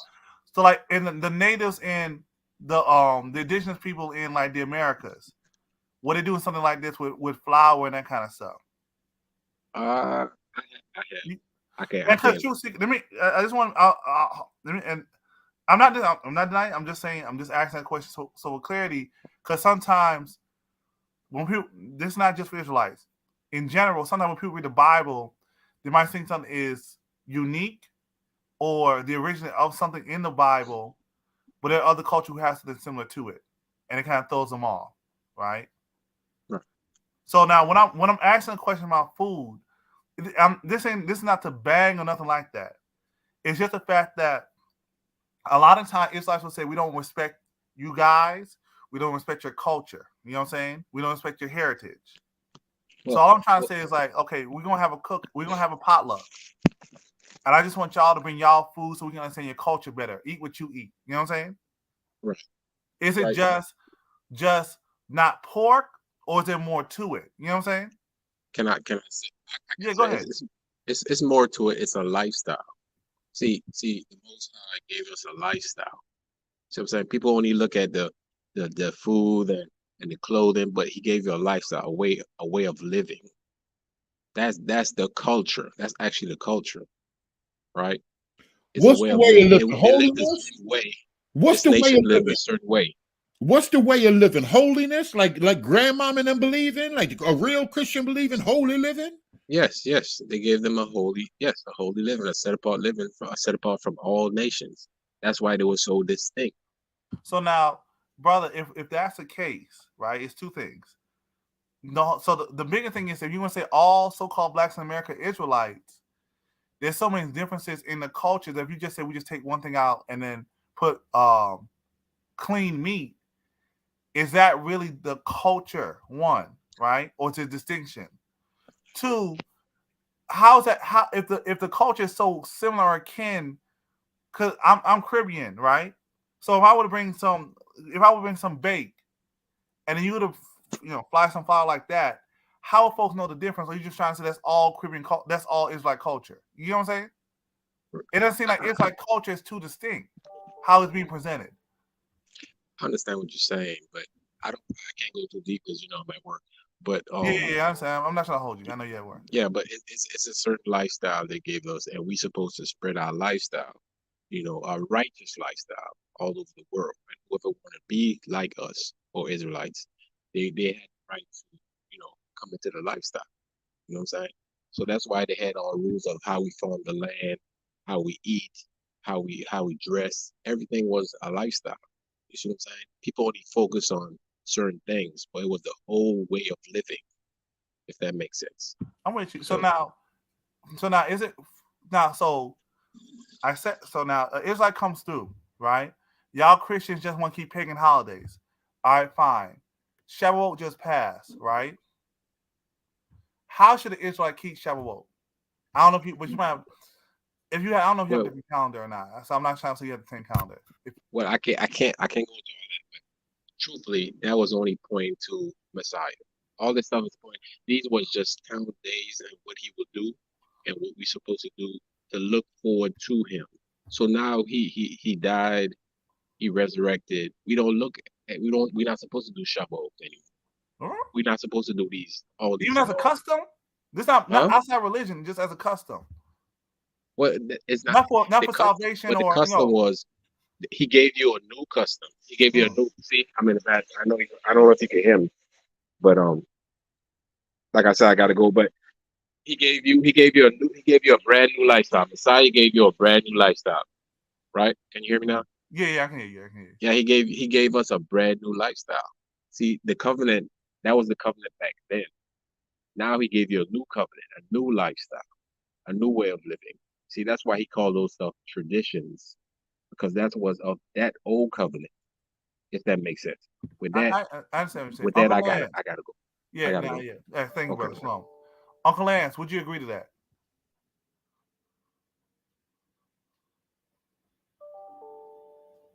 I don't know, Uncle Lance, you still here, brother? Oh, my bad. I didn't know I was muted. Okay. With us coming into the truth. What the brother just said, truth seeker, about like Shavuot, that you don't have to keep it, that it's in Christ, that you don't have to keep it, even that's just a regular custom. I don't, like I said, all Israelites don't believe the same traditions. We all came up in different ways, and we all learning at different speeds. The brother might be on to something that I'm not aware of. However, as far as the Israelite culture in America is very similar to Christianity. It's very similar to Christianity. Our beef is you did not tell us that we was calling on a pagan name. You did not tell us that we was keeping up pagan holidays. You did not tell us that we wasn't supposed to do this. And when we do this, this is what we supposed to do. This is what our beef is with the church. So when we find the flaws and then you still not acknowledge it, y'all go against it. You seeing the truth and you still not acknowledge it. We call church the home. That's our people. We all the same people, bro. We the same people. So now I'm hearing you, but I'm asking you now, Israel in Christ, we're past that. For church not doing Christmas, Easter, all that kind of stuff. So what does that look like for Israelite in Christ now? That culture and things of that nature, what does that look like? We're saying Yeshua. We're saying all that kind of stuff.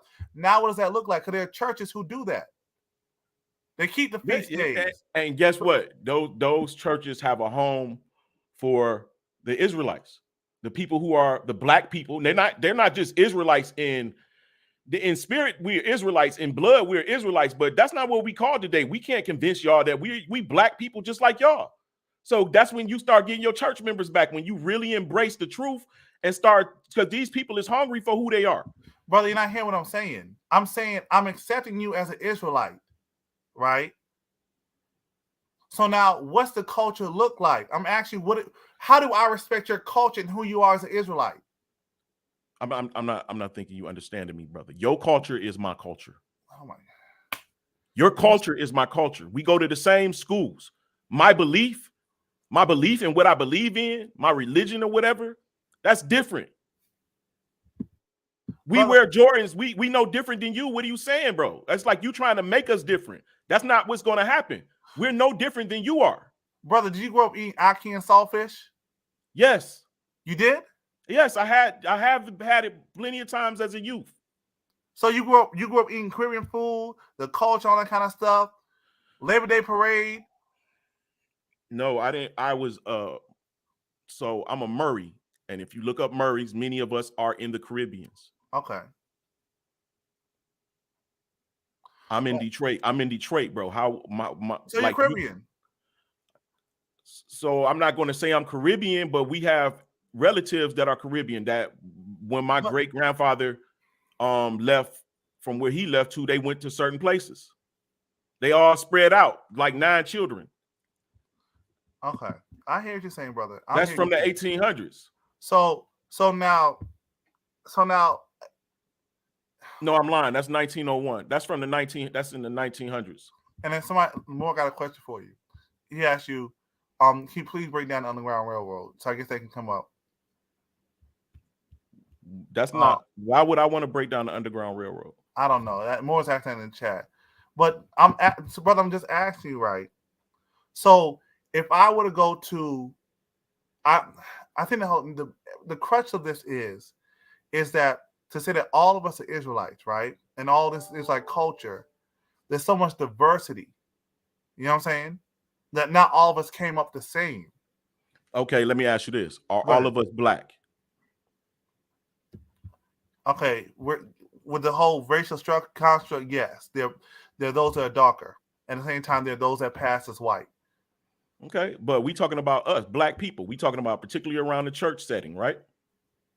But at the same time, brother, aren't there those that pass for white? That's a straw man, brother. We trying to stick to your narrative that you brought up. So, right. Okay, we're going with you. Yes, we black. We black. And in the very same instance, we all have different upbringings. That makes us, it's no different. It's like real talk, bro. Israelite is synonymous for black. Okay, so now, brother, can you define what black culture is? No, because it's a variety of ranges. As you just attested that we all came up in the same neighborhood under different constructs. A variety of ranges. Is Israelite culture one or is it variety? The Israelite culture should be one culture. However, the conditions that we are in the midst of is we are spread to 4 corners. What's the standard for Israelite culture? The belief in the Most High God. That's the standard. That's a standard. So how the law Father, the God of Abraham, Isaac, and Jacob. So how the law says to do stuff, that's secondary. It's just as long as you have that belief in the Most High God. Well, just like when you was telling me about Jesus when I was first becoming a Christian or growing up, you was telling me that once I start coming, just consider his way. Why say you? When I'm speaking of it, it's Christianity. No, so brother, why are you using you statement? When I was hearing, because you sound like I'm speaking about Christians, right? When you talk to me, you speak to me as an Israelite. You saying you, as I'm supposed to speak for all of the Israelites. But I'm speaking, brother. It's a whole. Okay, go ahead. Right. So when I was learning, if that sounds better, from the Christians, that all I had to do is consider his ways, read from the same book the Israelites read. The Old Testament is all basically, bro. Basically, the Old Testament is the way. The New Testament books tells how we were conquered. The New Testament how you were conquered. So in 70 AD. Okay. So this telling you about how you got King Herod, who was a foreign king, residing in Israel over the Israelites. They have no authority. This is their homeland. Okay. They have no military. They are in exile. There's only a few of them there from the tribes of Judah, Benjamin, and Levi. The entire 10 tribes is exiled out of Israel. They're not even in their land. So this story is around that, centered around that, and trying to remind those who are scattered who they are, bring them back to the truth. So, brother, with the New Testament, what's the purpose of Yeshua? So, to be honest, brother, I'm under the condition of belief that Yeshua was raised in Egypt, where the truth was being taught. When he went back to Jerusalem, he seen that they was teaching false doctrine, and he checked them on it. So he is he eternal, or was he created? So Jesus was born. So he's created. He's not eternal. Jesus, the man, was born from the womb of a woman. It's the son. Let me read. Is the son eternal? Is the son? The son is eternal.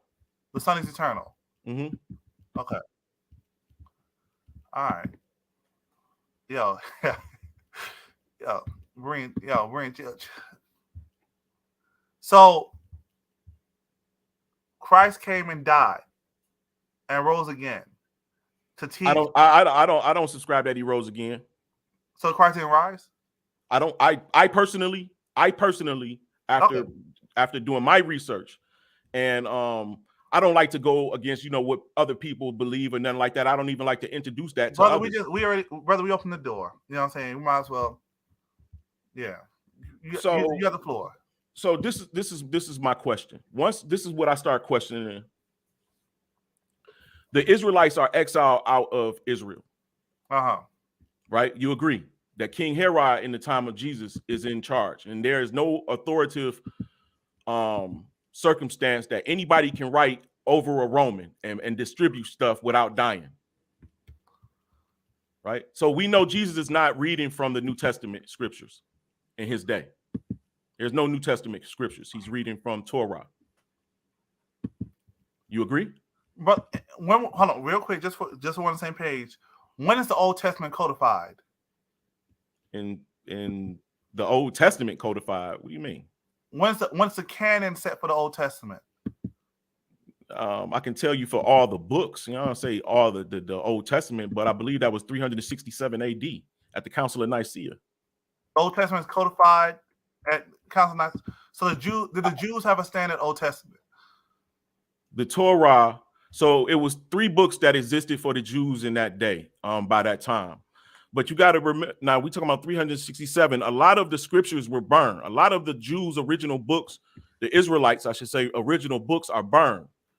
When I said the Israelites, I should say, because the converts are also called Jews, along with the Israelites also was called Jews in that day. The converts was also called Jews.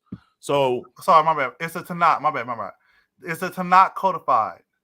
I might have said Torah. So my new correct. Keep going, brother. Right. Yeah.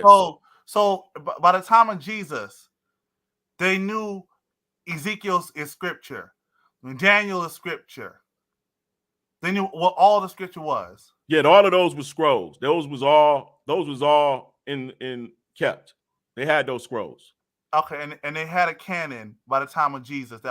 They knew what the canon was. So I don't know why you keep saying a canon. That's a modern construct that was in the day. Like the Israelites knew who their books were. They knew what their books were. Okay. These books were scrolls. They was read every Saturday, every Sabbath. Different portions of the books was distributed read every Sabbath in their day, in their glory. All right. Let me let this video break. Thank you, brother. I'm going to keep this brief. I just wanted to document a few examples of a pattern of manipulation which is employed by the intellectually frustrated. You see, certain folks within the diverse Israelite spectrum and also outside of that spectrum. So this is not limited to Israelites, but in this one, I'm just going to focus on a couple of people that I've interacted with before. And certain people within that spectrum, not all, but some, take a disagreement with them, even a disagreement on a relatively minor or non-essential issue, and then they try to depict it as an attack on the entire Israelite spectrum, right? And this tactic. More, I think you want to ask a brother question, Uncle Lance?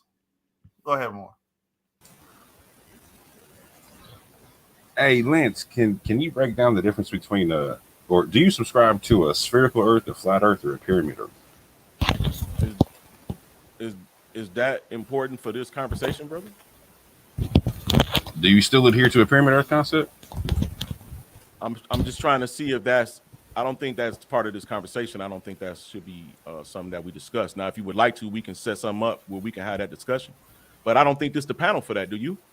This is the Berean TV. I came over here to get into some Berean stuff, not the pseudoscience university or the Lance Argument League man cave stuff.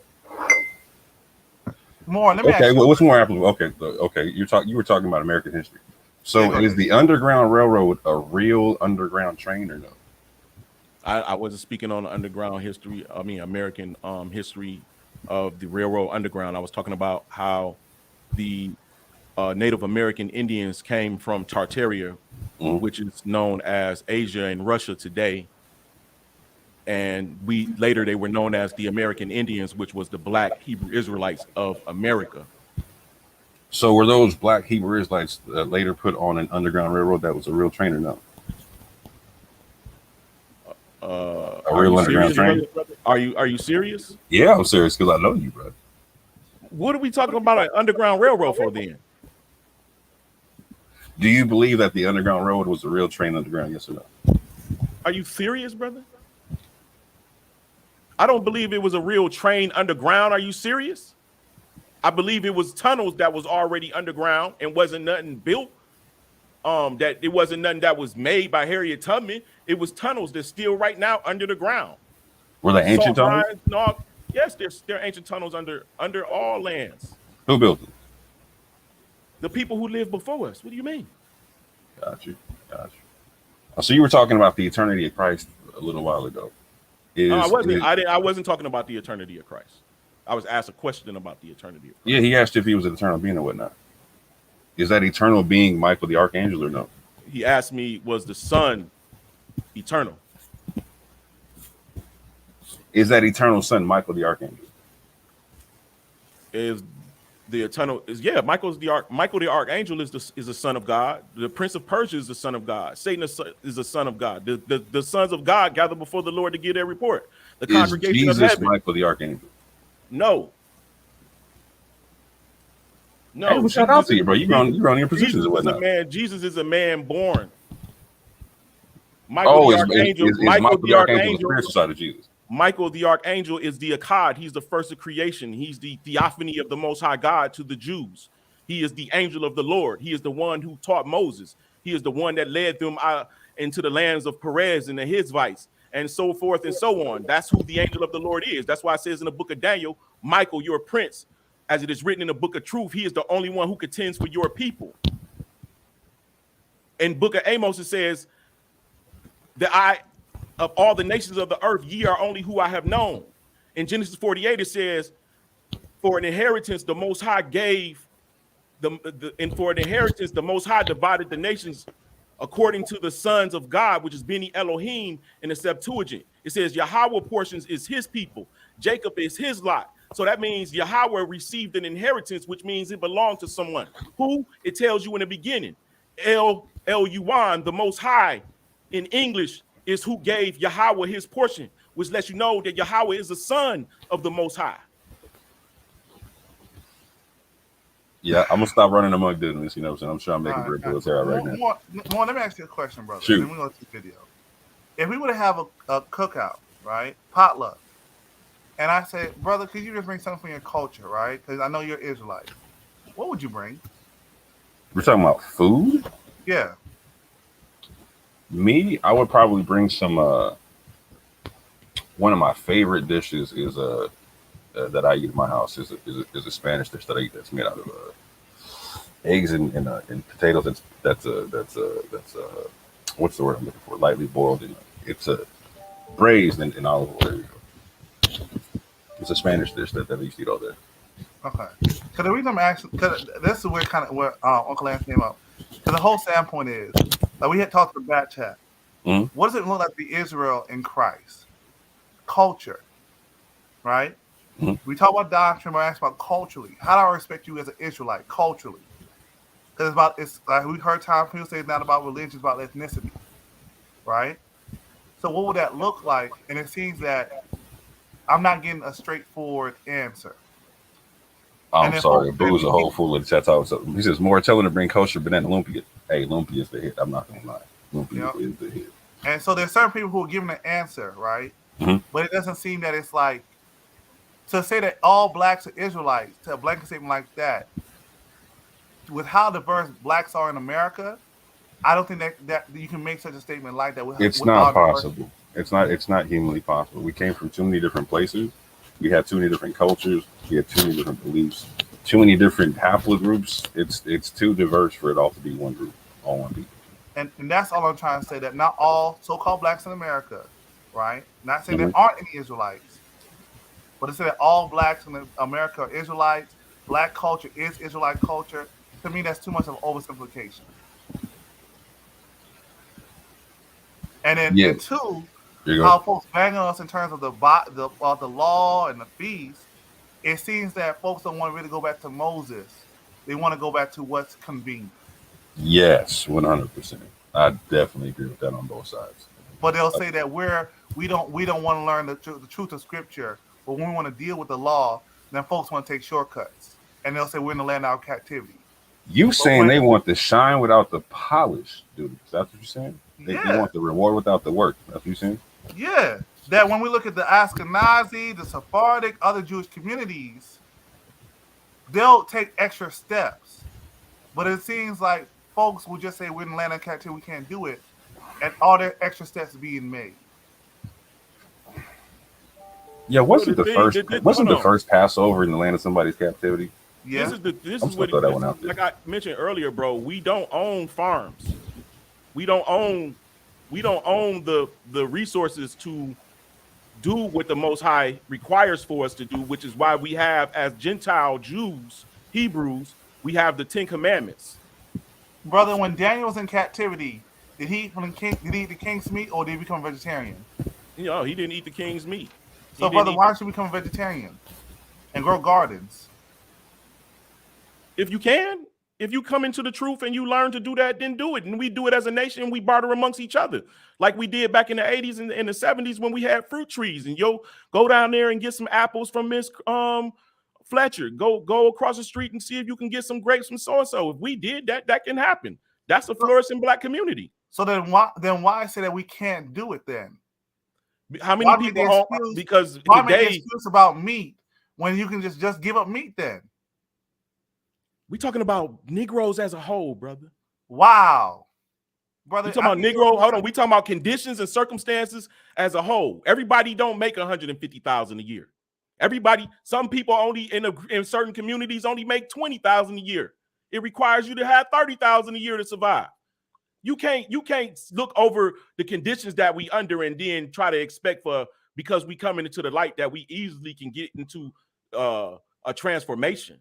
Every single black person, some people been into the truth for 20 years and have converted their lives to be able to sustain the way the Most High want them to live after they done got hit over the head so many times. They like, forget that. I'm keeping the law. I'm going to do what I can.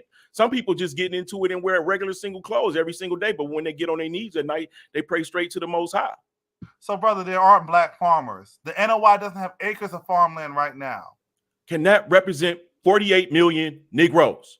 Brother, I'm saying, so you're saying that do you own a farm? Now, hold on, you're saying that you have to make 6 figures to switch to a vegetarian lifestyle. No, I'm not saying that. Yeah, I'm That's saying what that. First of all, let me say this. I live by myself. My kids come over whenever they want to come over, basically. So food always got to be in the house. I spend $400 a week on groceries. My most expensive, we don't really buy meat. You feel what I'm saying? My most expensive food is fruits and vegetables. This is every week, bro. I'm a nurse. So I imagine what some other people is going through trying to live like that. That's literally $300-400 a week that only can be that only can turn into feces into the toilet going down a drain. Right. Ain't no making no money from that. Yeah, so every brother can't account for that type of lifestyle that you expect for them to fall into. And I'm not trying to be a scapegoat for anything. I'm speaking realistically. All right, thank you, brother. I'm gonna let this play. More, does that sound like I don't, because it's like the more we deal with this, like we go back to the source with Dante, it's like excuses are being made. What was the Dante source, real quick? Link up really quick. What was the Dante source? It had to do with black Khazars. Oh, okay. Yeah, but let me get back to it. But it just seems like as we're trying to get to it to respect culture and all that kind of stuff, then excuses come up. Yeah, like, that's how you know you're dealing with the faking and not the awakening. Because if you're dealing with the awakening and you don't want to deal with the culture of the people you're saying you're awakening to, something's kind of fishy about that. If the moment you get pressed on culture, you want to start pointing the finger to somebody else. They did this and they did that and they're not real and they're fake and blah. Something smells rotten in Denmark. Man. That's all I'm saying.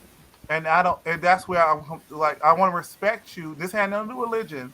Mm-hmm. You're my neighbor, you're Israelite. How do I respect you? It seems like there's no consistency, but folks say the Bible is the standard. But when you get to the Bible, get past all the pagan, Western stuff, there's still nothing. There's no consistency. So, wow.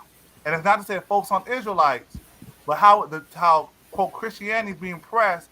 We don't know the truth. We don't respect people's culture, all that kind of stuff. When you ask, how can we respect you? It seems that they're saying that there is an answer, but now when you ask what the answer is, there is no answer. We're just different. And on top of that, there's a whole remixing of the culture, right? Like y'all don't got the real Hebrews in West Africa, or it's y'all don't got the real Israel. It's over here. Y'all don't got the. It's a whole complete remix of the culture that they can't put back into the scrolls or whatnot. You can't find anything about that in the scrolls or whatnot. And it's sad because it looks like a bunch of grown people playing a game of dress up and pretend. And then a broad brush put on the church, just like everyone just doesn't care. No one wants to deal with the information, all that kind of stuff. You saying from the church side?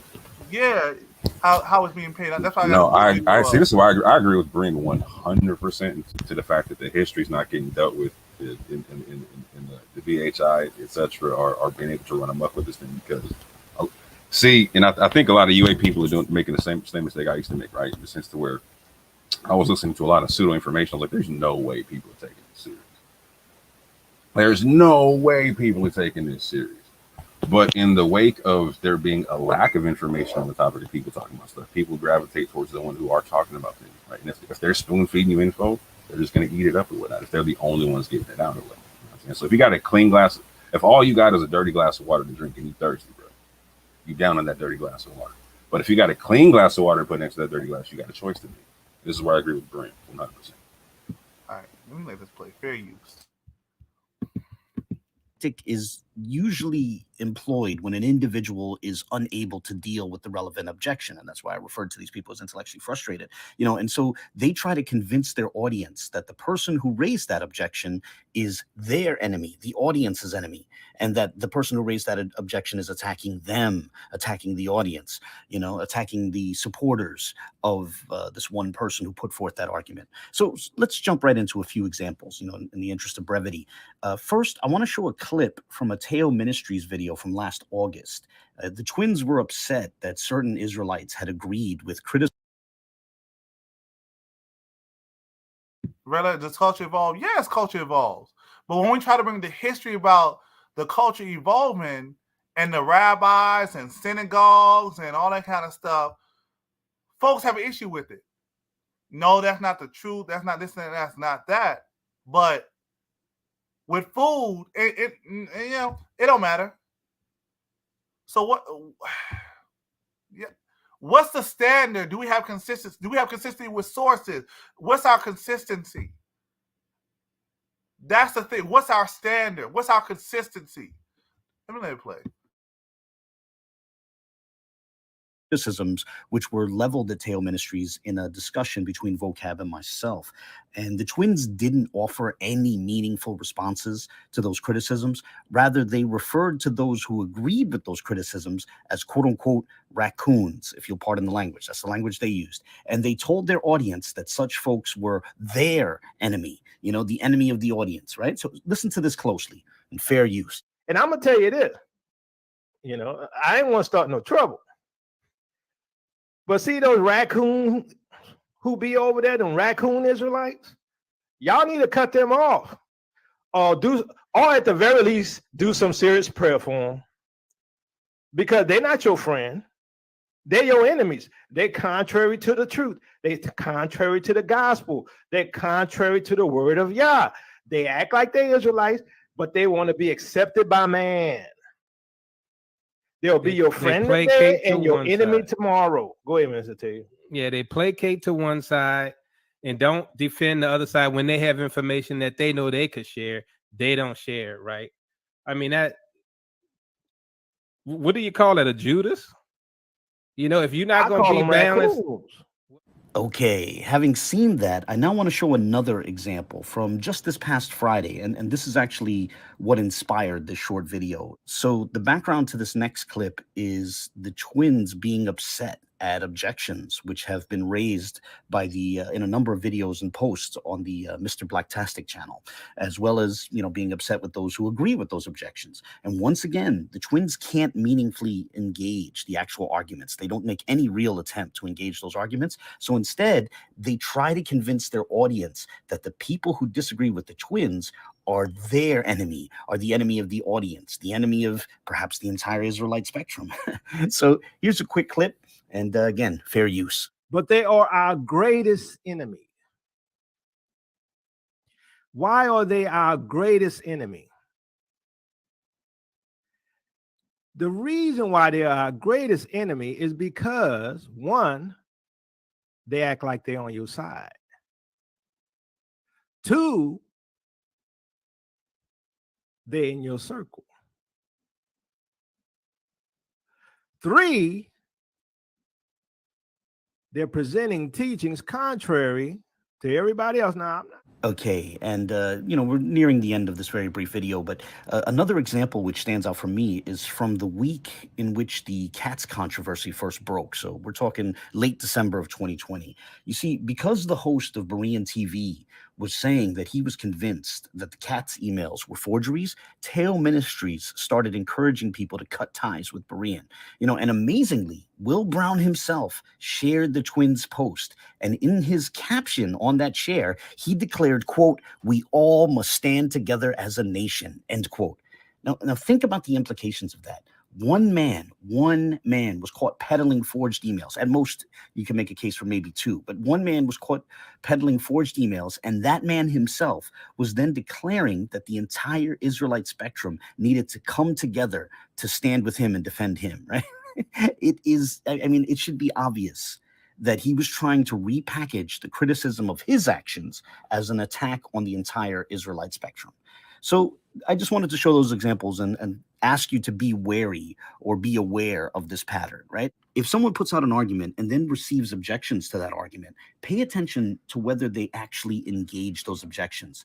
If they sidestep the objections and instead try to tell you that the objections to their argument is actually an attack on you, take a moment to ask yourself if they might be trying to emotionally manipulate you. You see, this tactic of telling you that rebuttals to their arguments are actually attacks on you, this tactic is designed to work you up emotionally, to get you away from dispassionately and critically examining the arguments themselves on their own merits.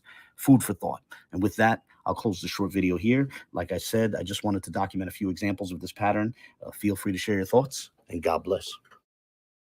So the attack is not really on me and Moray Brown and others. The attack is on you. It's on you to try to prevent you, to cause you to say, you know what, I'm not going to associate with that stuff. You know what, I see all the confusion, and the confusion is not by way of me or Moray Brown and others. The confusion is what they stirred up, and now they're trying to get you to keep you from saying, you know what, let me see more about the church in Savannah. But the key is the attack is not really about me. It's about you. The attack is not about Moray Brown. It's about you. In order to avoid. Greetings. I'm going to keep this.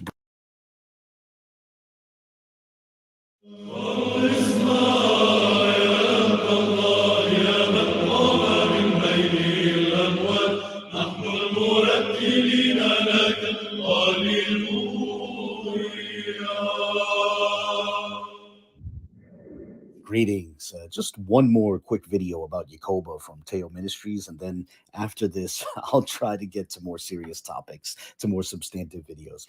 But I wanted to make this brief video after receiving a comment on my video titled Yakoba and Tahar. In that comment, the person who authored it argued that Tahar and Yakoba are quite different because Tahar makes all sorts of predictions while Yakoba has not done so. And, I replied to that comment by recommending a few different videos covering different predictions that Yakoba had made. But it dawned on me that if this apparent Yakoba supporter is unaware of his various predictions, then there's likely to be others who are likewise unaware of such, And so I thought it might be helpful to compile a few different clips into a single video, a single repository of Yakoba's predictions, as it were, right? And I figured that's a bit more valuable than just throwing a bunch of different links at a person when this sort of objection comes up. Now, before we get to the clips, let's first write out a bit of an outline of the predictions we're going to cover here. First, in September of 2020, Yakoba predicted that the second Exodus would happen within 2 years. So basically, he predicted it would happen before the end of September 2022. But that month came and went, and the whole year of 2022 came and went. In fact, that was last year and it's done. So we have to cross that one out. Then, just last January, which is to say January of 2023, Yakoba predicted that the second Exodus would happen by Passover. But as I covered in a recent video, Passover came and went, so we have to cross that one out as well. Then, just a couple of weeks after Passover, which is to say late last April, Yakoba predicted that the second Exodus would happen in less than a year. So basically, before the end of April 2024. Now, we haven't reached that point yet, so we'll have to leave that on the board. But just this month, in May of 2023, Yakoba expanded his prediction, claiming that the second Exodus would happen sometime around 2030 and no later than 2033. And, that's a decade away, so we'll have to leave that on the board as well. And with that, let's now jump into the clips, that relate to these different predictions. And the first clip is a fairly infamous one. At this point, at least, it aired on Berean TV back in September of 2020. And in this clip, Mike Holloway asks Yakoba how many years have to transpire before he might concede that his interpretation was wrong. Now, listen to Yakoba's answer, right? Listen closely. This will run for a little under a minute and a half, and fair use. Listen, y'all, we going to be here. In 10 years, we're going to be on Brother Berean's station trying to say why it was 10 years later. You know what I'm saying? So what was your question? Here, my question is, will you acknowledge how many years is it going to take for you to come back and acknowledge, you know what, we had them dates mixed up, 400 years have passed, and we still in bondage? How many? So I just want to know so we can. All right, go ahead, Yakob, go ahead, brother. You go ahead, and then I'm gonna go back to Mike and ask him a question too. Come on, brother Yakob. He asked you a question. Yeah, I can respect the question. And be honest with you, for me, I'm speaking for myself, right? Because I said if it don't happen, move on.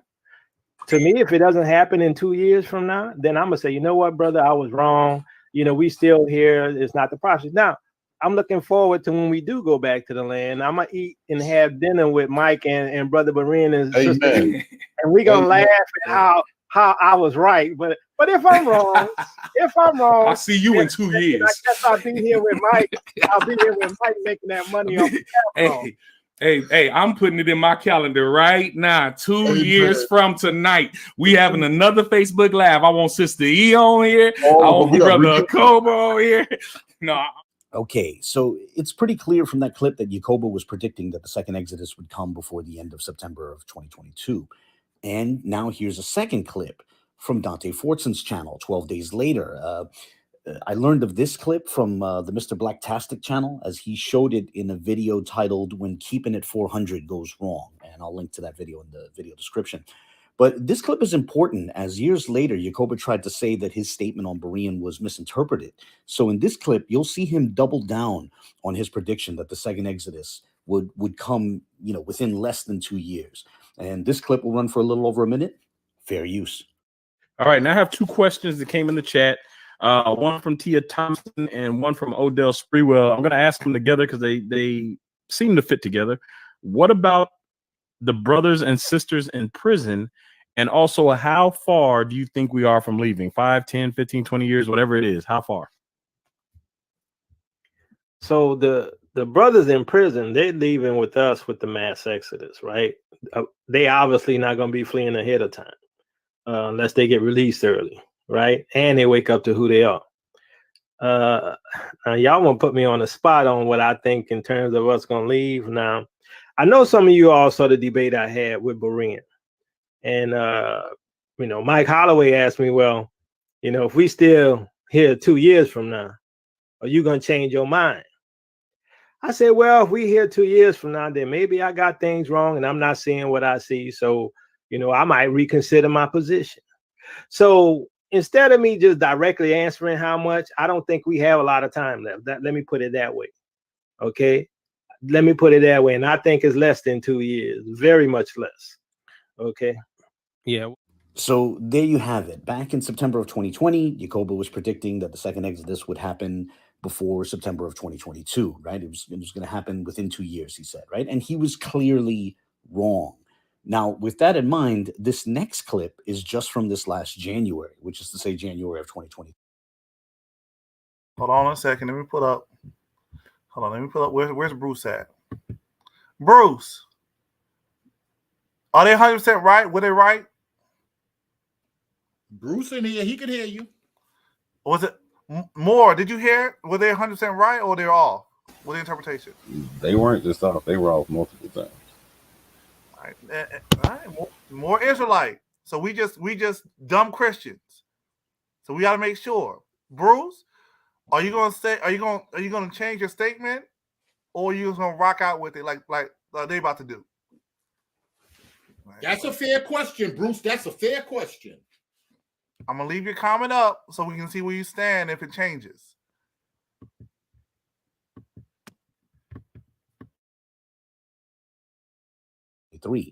Right. So after his predictions about 2022 had turned out to be a flop, Jacoba started out 2023 by pretty clearly predicting that the second Exodus would come by Passover of this year. And this clip will run for about a minute. Fair use. Now you got Russian ships on the coast of American land, Chinese ships on the coast of American land, surrounding this nation. Sounds similar to what happened when they went into Ukraine. And just so happens there's going to be an exercise in February, right before Passover. What's that scripture I read in the other day? And the Exodus is supposed to happen on a Passover, according to the Septuagint. Is that Jeremiah 28 in the Septuagint? I don't believe in that. I don't believe in coincidences.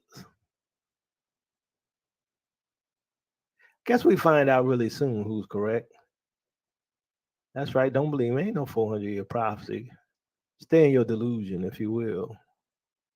So last January, Jacoba thought the Exodus would happen by Passover. And as you know, Passover came and went. So he was wrong yet again. And did you catch the part where he said that he doesn't believe in coincidences, right? I guess in hindsight, the military exercise and him reading a verse about the Passover in the Septuagint, I guess those really were just coincidences after all. I don't know. But recall that he also said that we'll find out real soon who was right and who was wrong. And indeed, he was right. We learned that he was wrong in his prediction. Yet again, he was wrong. Yet, despite these errors, he has the audacity to say on his own channel, he has the audacity to ask questions like, how come everything we taught happened? How come everything we taught happened? Actually, Jacoba, that's inaccurate. We can point to concrete examples of where your reasoning was flawed, right? And the reality is that much of the videos which come off of the Teo Ministries channel are, with all due respect, they're swirls of vagaries and speculation, mixing biblical verses with the latest sensationalism in the news feeds. I'm sorry, stop this video for a minute. Read Bruce's comment again. Read Bruce's, where Bruce's comment at? Where Bruce commented? Let me put the link out there. Minister, yeah, read that out to everybody so everybody can hear that right there. Family, Minister Teyu and Yakoba is 100% right. I'm just 1,000% right, family. Abu doesn't like when strong men of the Most High are bold. Teyu ministry is solid. So deal with the prophecy, not what Abu like and what Abu don't like. Deal with the prophecy. Are the prophecies correct? And now they switched it up. I want to hear it from you, Bruce. I know you say you got the Holy Ghost. They don't speak in tongues. You say you got the Holy Ghost. I want to hear the truth. I want to hear the truth. Have they prophesied in the past? Have they been mistaken in the past? Let me hear him come up with that, oh, well, fallible men, and they just don't start getting them. The same thing Abu just said happened in the video is what's going on now. Like these people working together. Now, Bruce, remember, what does scripture say? A weighted scale is what? An abomination to the Most High. Play the video where all of them was on the line talking about, yo, we know Brown lied. So you down with a lie, Bruce, to lift up Israel, you'll lie to the people? Because that's what they all said. We don't talk to him no more. But they coming, but publicly they standing together. Shooting Berean them down for wanting to get down to the truth. Y'all don't love the whole truth and nothing but the truth. Y'all don't love the whole truth. No, y'all don't. I'm convinced. Nope, I don't want to leave. And then they're going to say he done ran to the store and got a Red Bull. Now he coming back. No, you opened up the floor and that other dude was just talking. Oh, man. And then more come up here interrogating him. I'm like, oh, man, this is different. But go ahead, let it play. All right, I got that one video. Bruce, you got to call. Bruce, if you a man of the truth, I don't know. And you know I respect you. I'm going to see how he replied to this. Shooting, you can say what you want. You can say what you want. That video, what Abu, let me leave it alone because y'all don't want to start bringing up race and all of that. Y'all can say what y'all want. Abu been solid. He been solid with that information from the gate. Y'all don't like the information, but he been solid. Why are you in our business? Why are you in black folk business? All this other stuff. Boy, let me leave it alone. Good. I'm good. I'm good. I'm finished. It's about truth, right? Come on, truth. What truth? The awakening is about fighting the truth, the lies of the church. Because if the church is liars and these preachers is liars and these urban apologists is liars, you should hate all liars. Oh, God, I felt something right there. I wonder if you hate all liars or y'all just really hate people that's speaking against the awakening.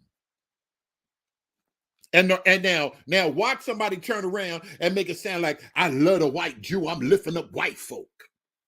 Because that's what y'all will do. Instead of dealing with what I'm saying, oh, they over there, they love white folk on that channel. Go ahead, play the. Remember, and then when we talk about the culture and history, they say y'all trying to get in nuances, y'all making things too complicated.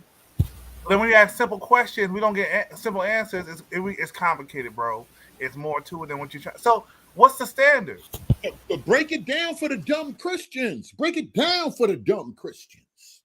They dumb. Break it down for them. Truth of the matter is, Dunamis be asking y'all questions, trying to help y'all up. It seems like some of y'all ain't really thought this thing out. Israelite culture just ain't black people culture. I can show you. This is the same black people that y'all talking about the dirty, filthy Africans sticking their head up, sticking their drinking, washing up with urine or whatever they doing with that cow that y'all love showing with that goat.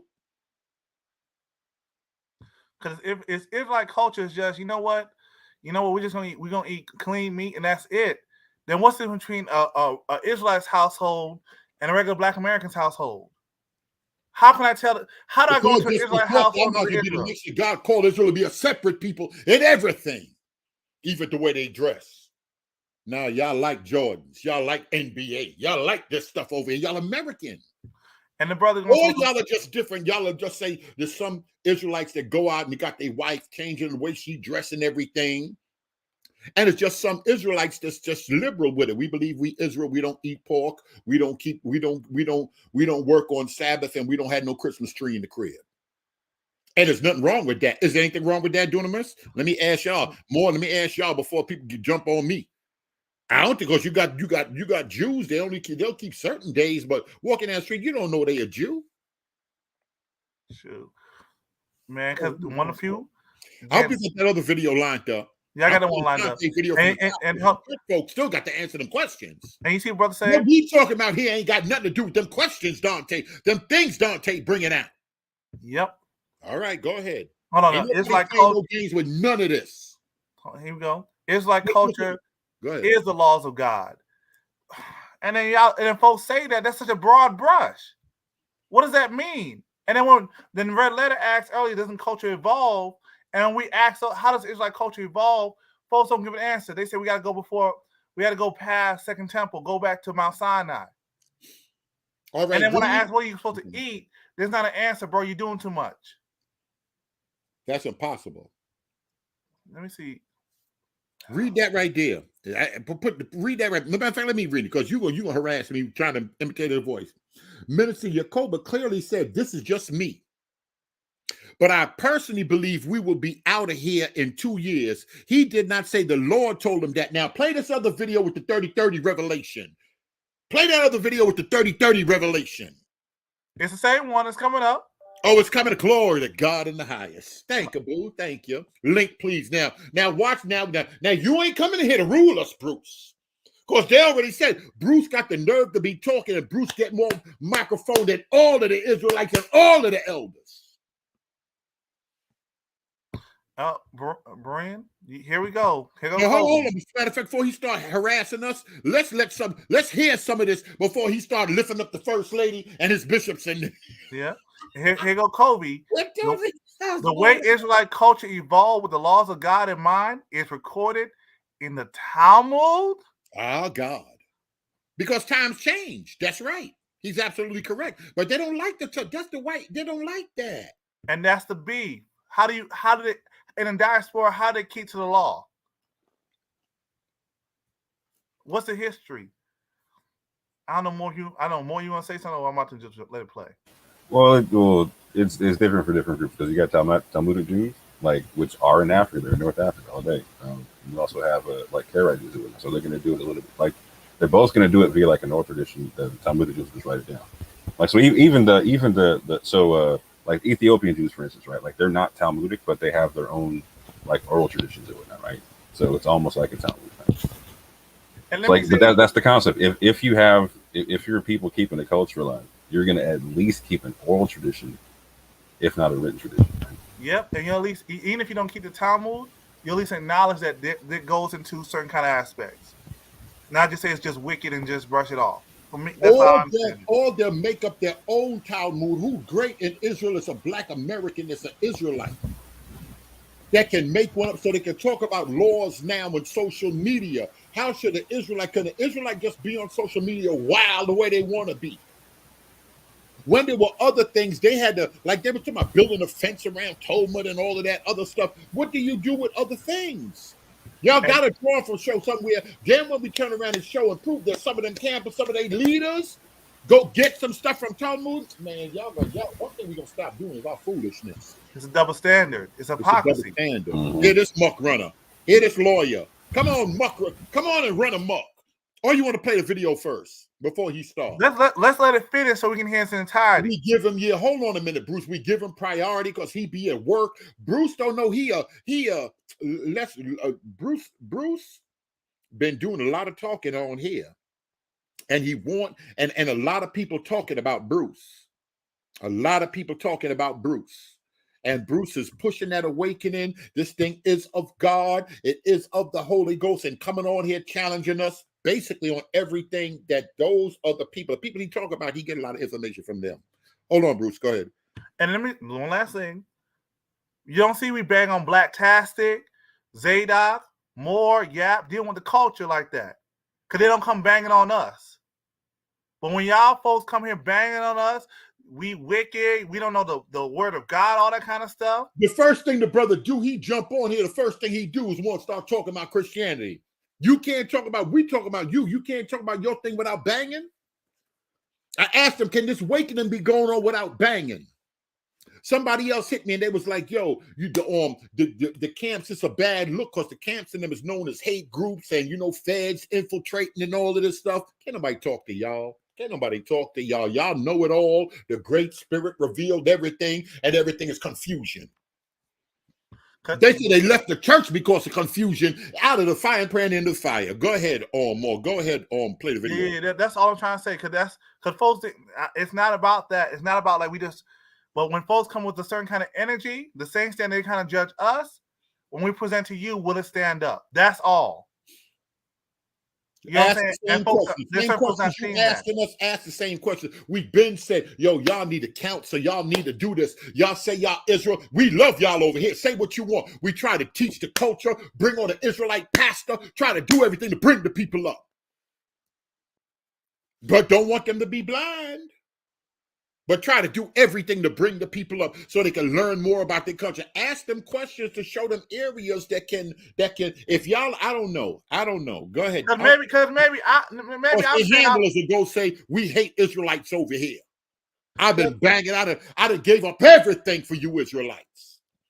Because maybe I'm saying I'm Israel, but the way people answer a question is just confusion about how to do anything.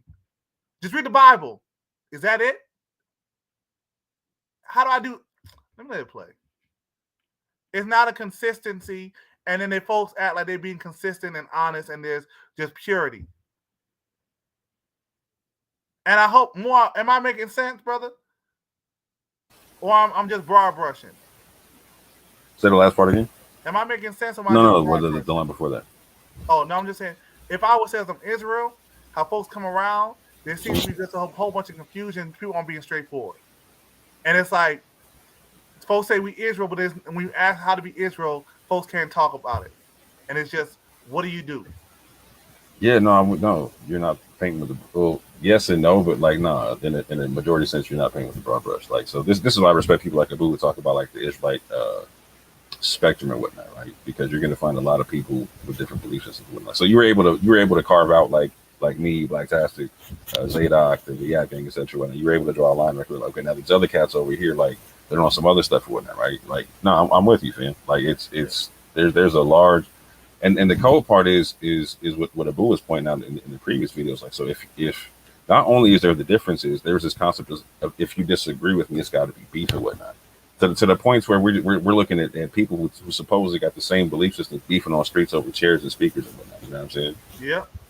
And then we on the channel on Berean TV, put them on the chat. Have we played Ashkenazi Jews, Sephardic Jews, even Israelites, different Jews from different spectrum, different history, different channels, rabbis. You know what I'm saying? So are we just showing one aspect of Jewry or Israelites, or are we trying to show the whole spectrum, a more holistic view? Yeah, and to that end, Yap's done the same thing, right? Like, so Avery sat down with the Rabbi Harry Rosenberg. He's saying the same thing you're talking about in terms of culture. He's talking about like, I can go anywhere to any city. I can find a Jew. I can go hang out with and do my thing with. I can go pray with. I can, like, they're gonna have a prayer book that's similar to mine all around the world, etc. Yada yada yada. I'm sitting down with Cohen Hamadisha with that. They're talking about the culture that they kept alive via their oral tradition and whatnot, right? I'm talking to Remy Lone and whatnot. He's saying the same thing, right? And we were able to. The dope thing was like, so me and Remy were able to connect on the fact that of we were talking about Gullah culture in Igbo culture, and he was like, I was talking to him an aspect about it. He was like, oh man, boom, that lines up exactly Igbo culture. So we were able to connect on culture, period, right? Like this, if you're not trying to connect on culture, what you trying to connect on? At this juncture, it's just colored, and it's not working out. It's not working out. Is that the new Israelites to be born again? Hold on, matter of fact, hold on. Before Bruce say he got to go, come on, play the rest of this first. And it's only when they settle on specific dates that we really get to test and falsify their reasoning. But I digress, right? Let's jump to another example of a prediction made by Yacoba. Now, this one is going to be from back on April 22nd of this year, right? He was on Sister E's channel, and he made yet another prediction. Now, At this point, his prediction about the second Exodus happening during Passover had turned out to be a flop. So it was time for another readjustment. But I think by this point, even some of his supporters were starting to find his predictions a bit embarrassing, right? Or at least a bit discomforting. So listen to how Yacoba predicts that the second Exodus will happen in less than a year. And listen to how the host, Sister E, a longtime supporter of Yacoba, listen to how she feels the need to politely distance herself from that prediction, right? This clip will run for a little over a minute, and fair use.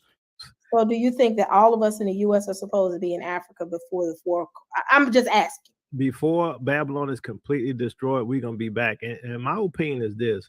We're going to find out in less than a year. That's my opinion. You're going to want to leave because look at people like Hal Turner. They're saying stuff like, we can't get along with these people. So right, that's their mindset now. You think they're going to make it comfortable for you? Yeah, you saw the video of the guys I had on there talking about assassinating us and all that stuff. They've been talking about assassinating us for centuries. But I mean, I see y'all's point. This is where I think Sister E doesn't 100% agree with Yacoba, but I still love him. But I just don't see that. Now, if in a year we out of here, or in the next couple of years, if we all out of here and we in Africa, I owe you an apology. I'm going to make sure your house right across the street from mine, and you're going to have right on your door, Yacoba was right. He speak on Yacoba being wrong. I tell you, I don't follow these folk channel. Folk got to send me video. Too much stuff going. Did she mention him? Well, maybe you're wrong, man. Look like you messed up. Now you changed the date. But go ahead. Bruce will explain all that about the First Lady actions. Go ahead. Continue. I want to put a billboard behind our house. Tell you, you're not supposed to take it. And then, as was covered in my video titled Yacoba and Tahar, just this month, Yacoba abruptly pushed his prediction up another 10 years. 10 years is more time to sell more dreams and to get more bread. And just to give credit where credit is due and make a note of sources, I actually learned of this new prediction from Yeshaya Ma'arab, which is to say Mr. Blacktastic, and I'll link to his posts in the video description. But with this post, this Facebook post you see on the screen, we would have to wait until 2034 to test the accuracy of this latest prediction. And that might seem far off, but on the other hand, honestly, it might be worth saving that post as, who knows? The twins might still be around in 10 years, right? And they might still be making predictions, and they might still be denying Yacoba's past predictions, right? Because, for example, they tried to deny that first prediction we looked at, the one that Yacoba made on. Stop the video. Slide back a little bit. I don't know if he's going to bring it back. Slide back a little bit. He said he got a revelation. What is a revelation, Bruce? You got the Holy Ghost. He said he got another revelation. Read that more. Read that screen. You got good eyes. It says, I'm concerned. I think I got another revelation. And it appears that the exodus into the wilderness will not be until 2030. No later than 2033. This may be why they have Agenda 2030. It is because they knew when we would leave. I am like, how can we survive for 10 more years? Oh my goodness. Don't get mad at me, family. I'm just a messenger. I will have a teaching coming out on it. I hope I am wrong, but it makes sense to me. Eat the meat, spit out the bones. He got a revelation. Where revelation comes from, Bruce? He got another revelation. So he had revelation before. Now he says, don't be mad. How are we going to make it another 10 years? God changing his mind? The same thing y'all saying about Juanita Bonham and confusion, and God says 21 people and only 4 people give $1,000. Who the revelation coming through, or is this manipulation? Because what is binding in them, we call it for what it is. It's manipulating the offering. We calls it for what it is. He said, I'm concerned. I think I got another revelation. When the prophets speak, let them speak. How do they got to speak? Let them speak by 2 or 3 and let the others judge. I'm in the prophetic right now. Your Holy Ghost, you got the Holy Ghost. You got the prophetic, Bruce. What's going on here? Keep letting it play. Then we're going to give Bruce the whole microphone. Yeah, in fact, they'll actually teach you should let some other prophets wear it out.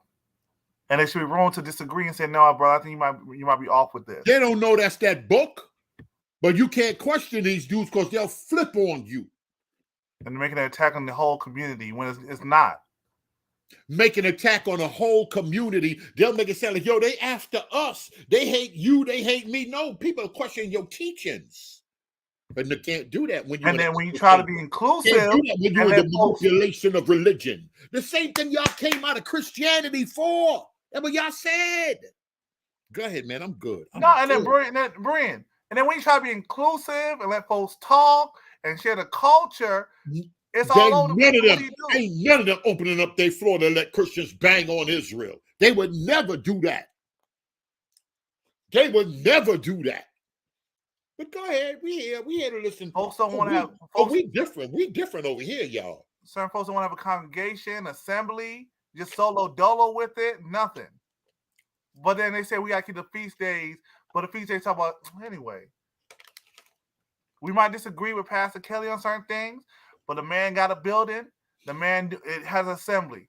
So if I go to Pastor Kelly, ask him a question, he would have at least a standard for his community. Would you ask certain folks to say the Bible? And then when you ask questions about the Bible, bro, anyway. That's how it's a whole nother level. Like I said, I don't care what you say. I'm still going to respect somebody with a physical building more. That's assembling, that's attempting to shepherd the people, because that's book. That's book. I don't care what y'all are doing on this internet and you deceived your mind. You don't need to assemble. He commands you to assemble. Oh, but y'all don't like that part.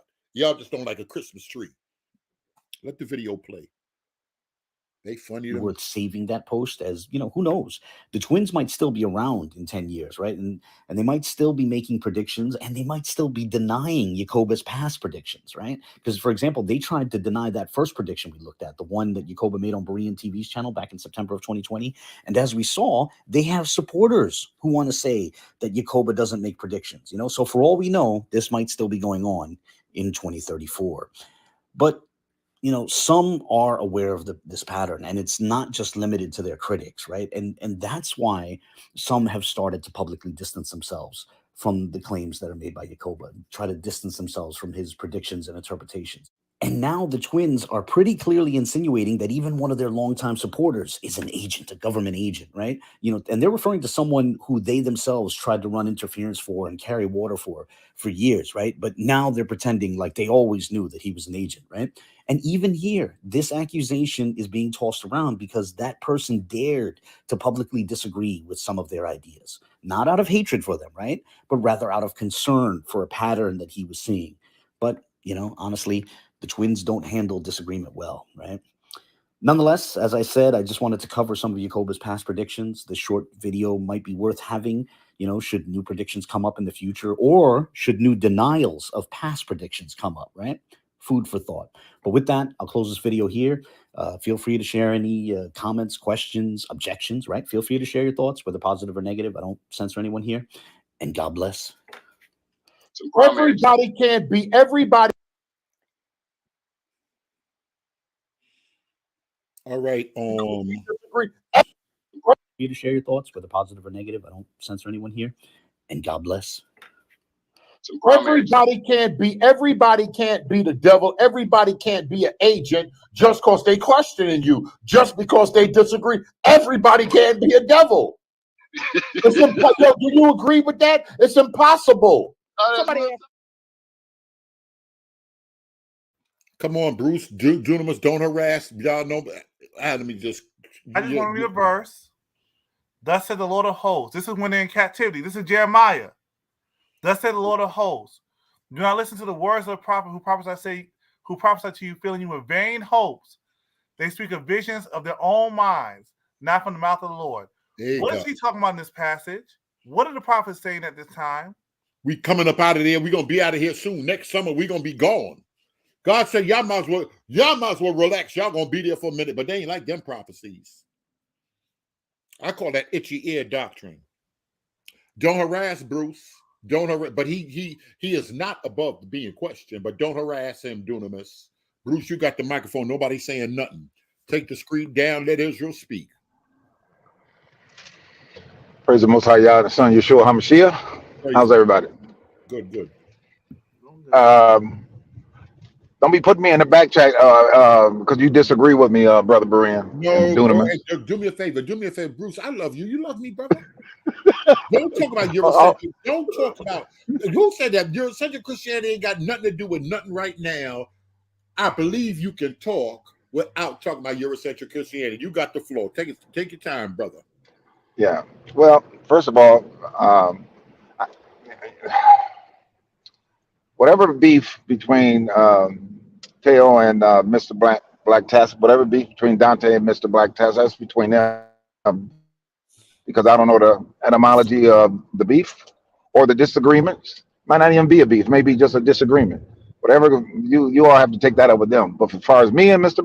Black Task, that's my brother. You know, I ain't had no problem with Mr. Black because he Okay, and him. okay, okay. That's All right. fine. So as far as me and Mr. Black Tester, me personally, I don't have no problem with Mr. Black Tester. I know he saved. You know. Oh, okay, okay. All right, all right. Yeah. You know. I know. You know.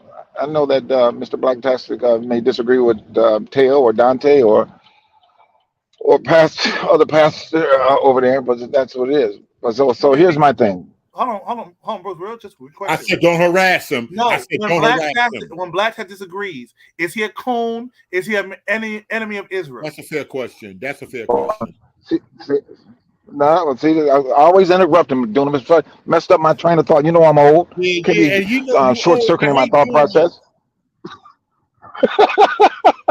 Now I lost my train of thought. You better not use that in court. All right. Just so simple question. No, man, I'm driving. Is he an enemy of Oh, Israel? I'm about to tell you. So hold on, my goodness, man. Hold on. Now I agree. Like I said in the chat, I agree with 100% with Minister Yacoba and Minister Tayu that a lot of them people are agents and a lot of them are coons who not standing up to the truth. Disregarding the overwhelming evidence has been put out there, but yet they gonna side. They ain't no better than them slaves back in the day during slavery who would tell on the people who wanted to escape and go for freedom. Shout You out know? to Jay the producer. No, Bruce. Yeah.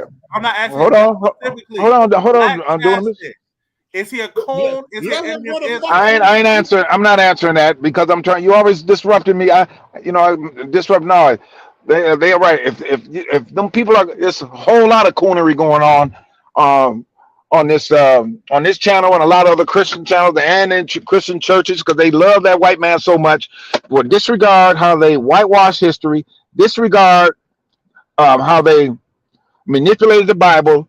You know, used through their wicked old scribes and translators.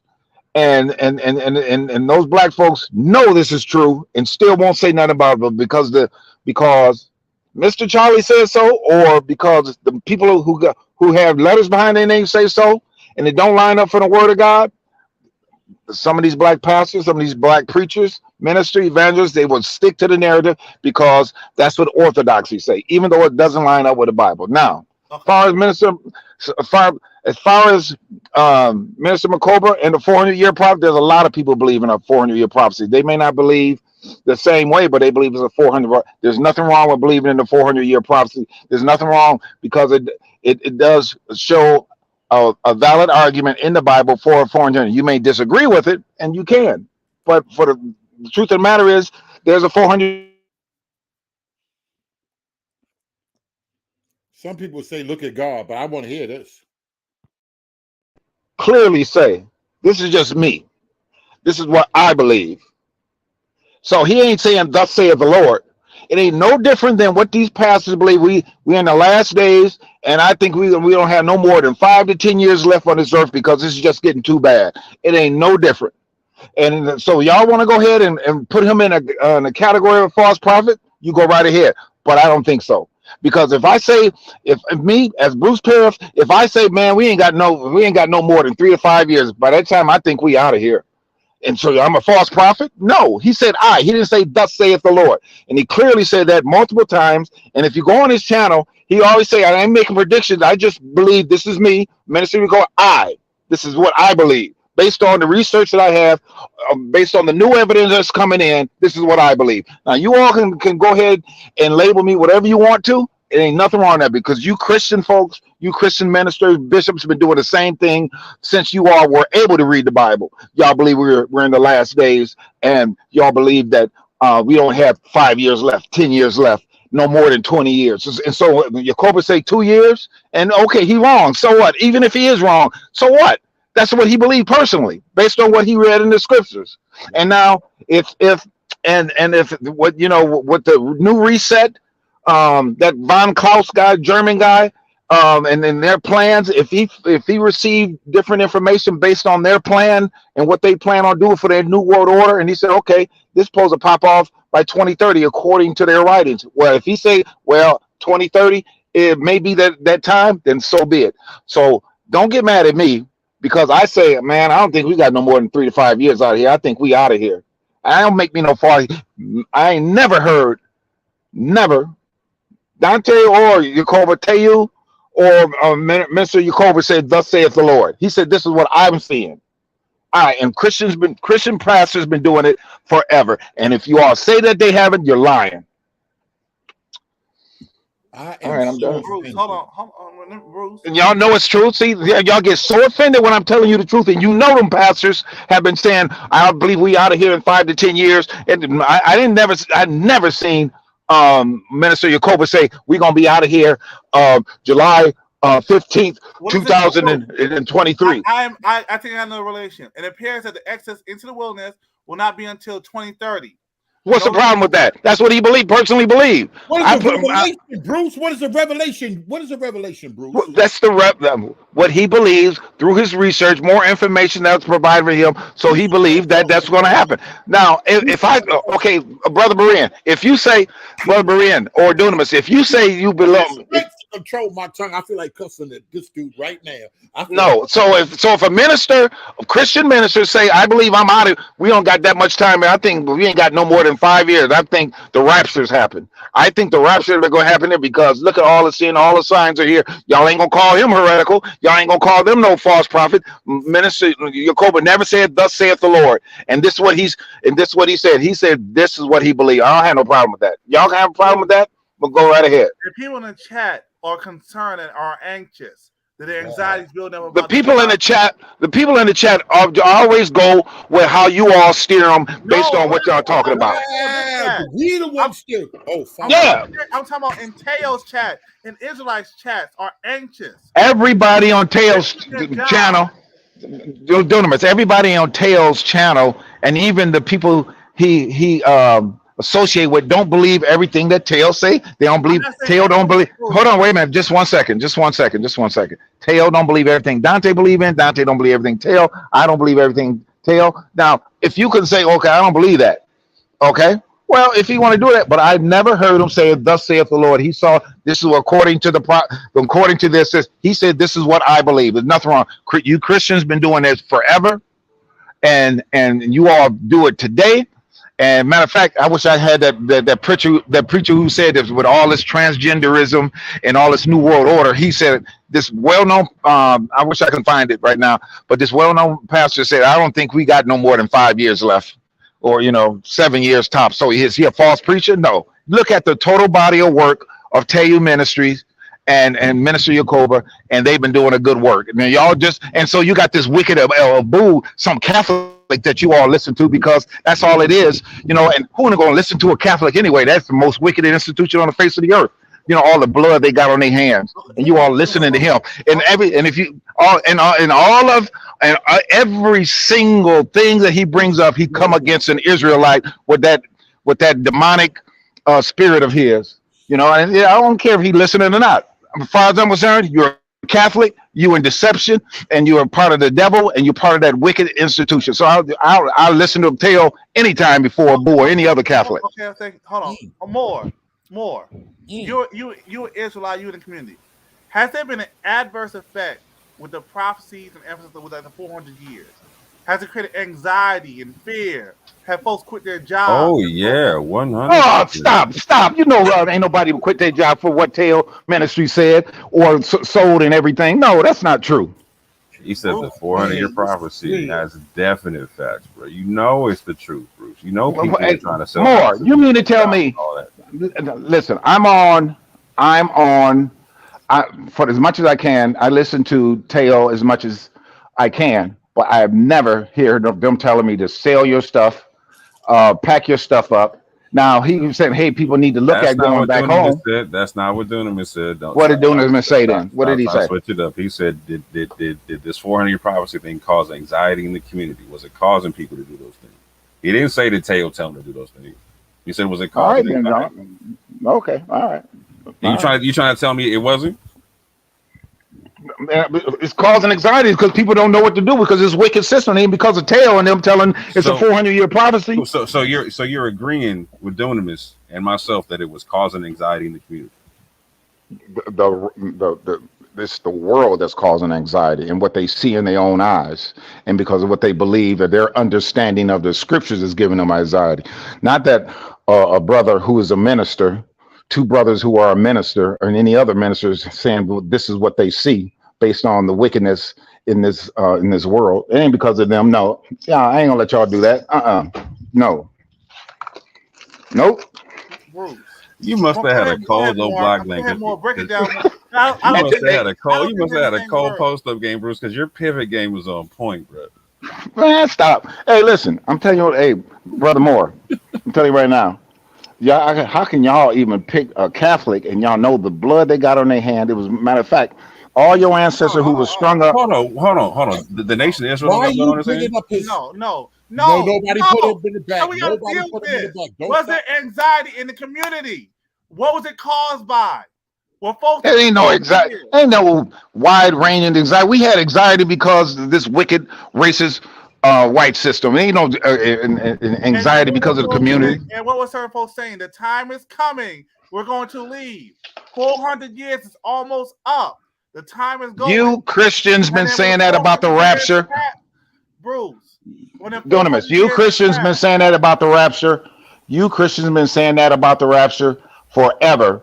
And I just heard a prominent pastor with a large audience who got churches spread across the country said he don't think we got 5 7 years. Is he a false prophet? No, he's seeing what he believes. And that pastor, that Christian pastor, didn't say thus saith the Lord, like them false prophets in the Bible.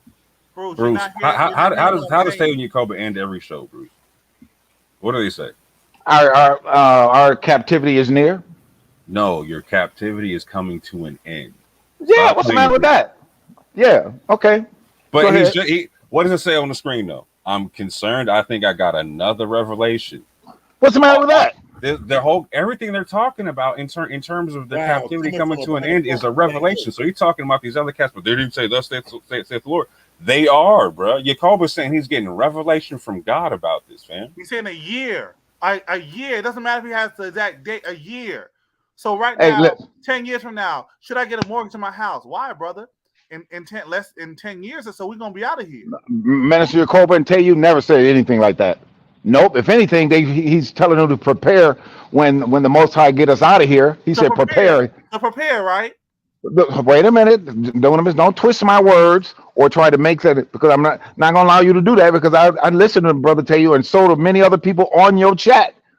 They know the same thing, and if they are speaking truth, Minister Yacoba and them never. He said, and I hear them say plenty of time, I'm not making predictions. I'm just telling you what I see.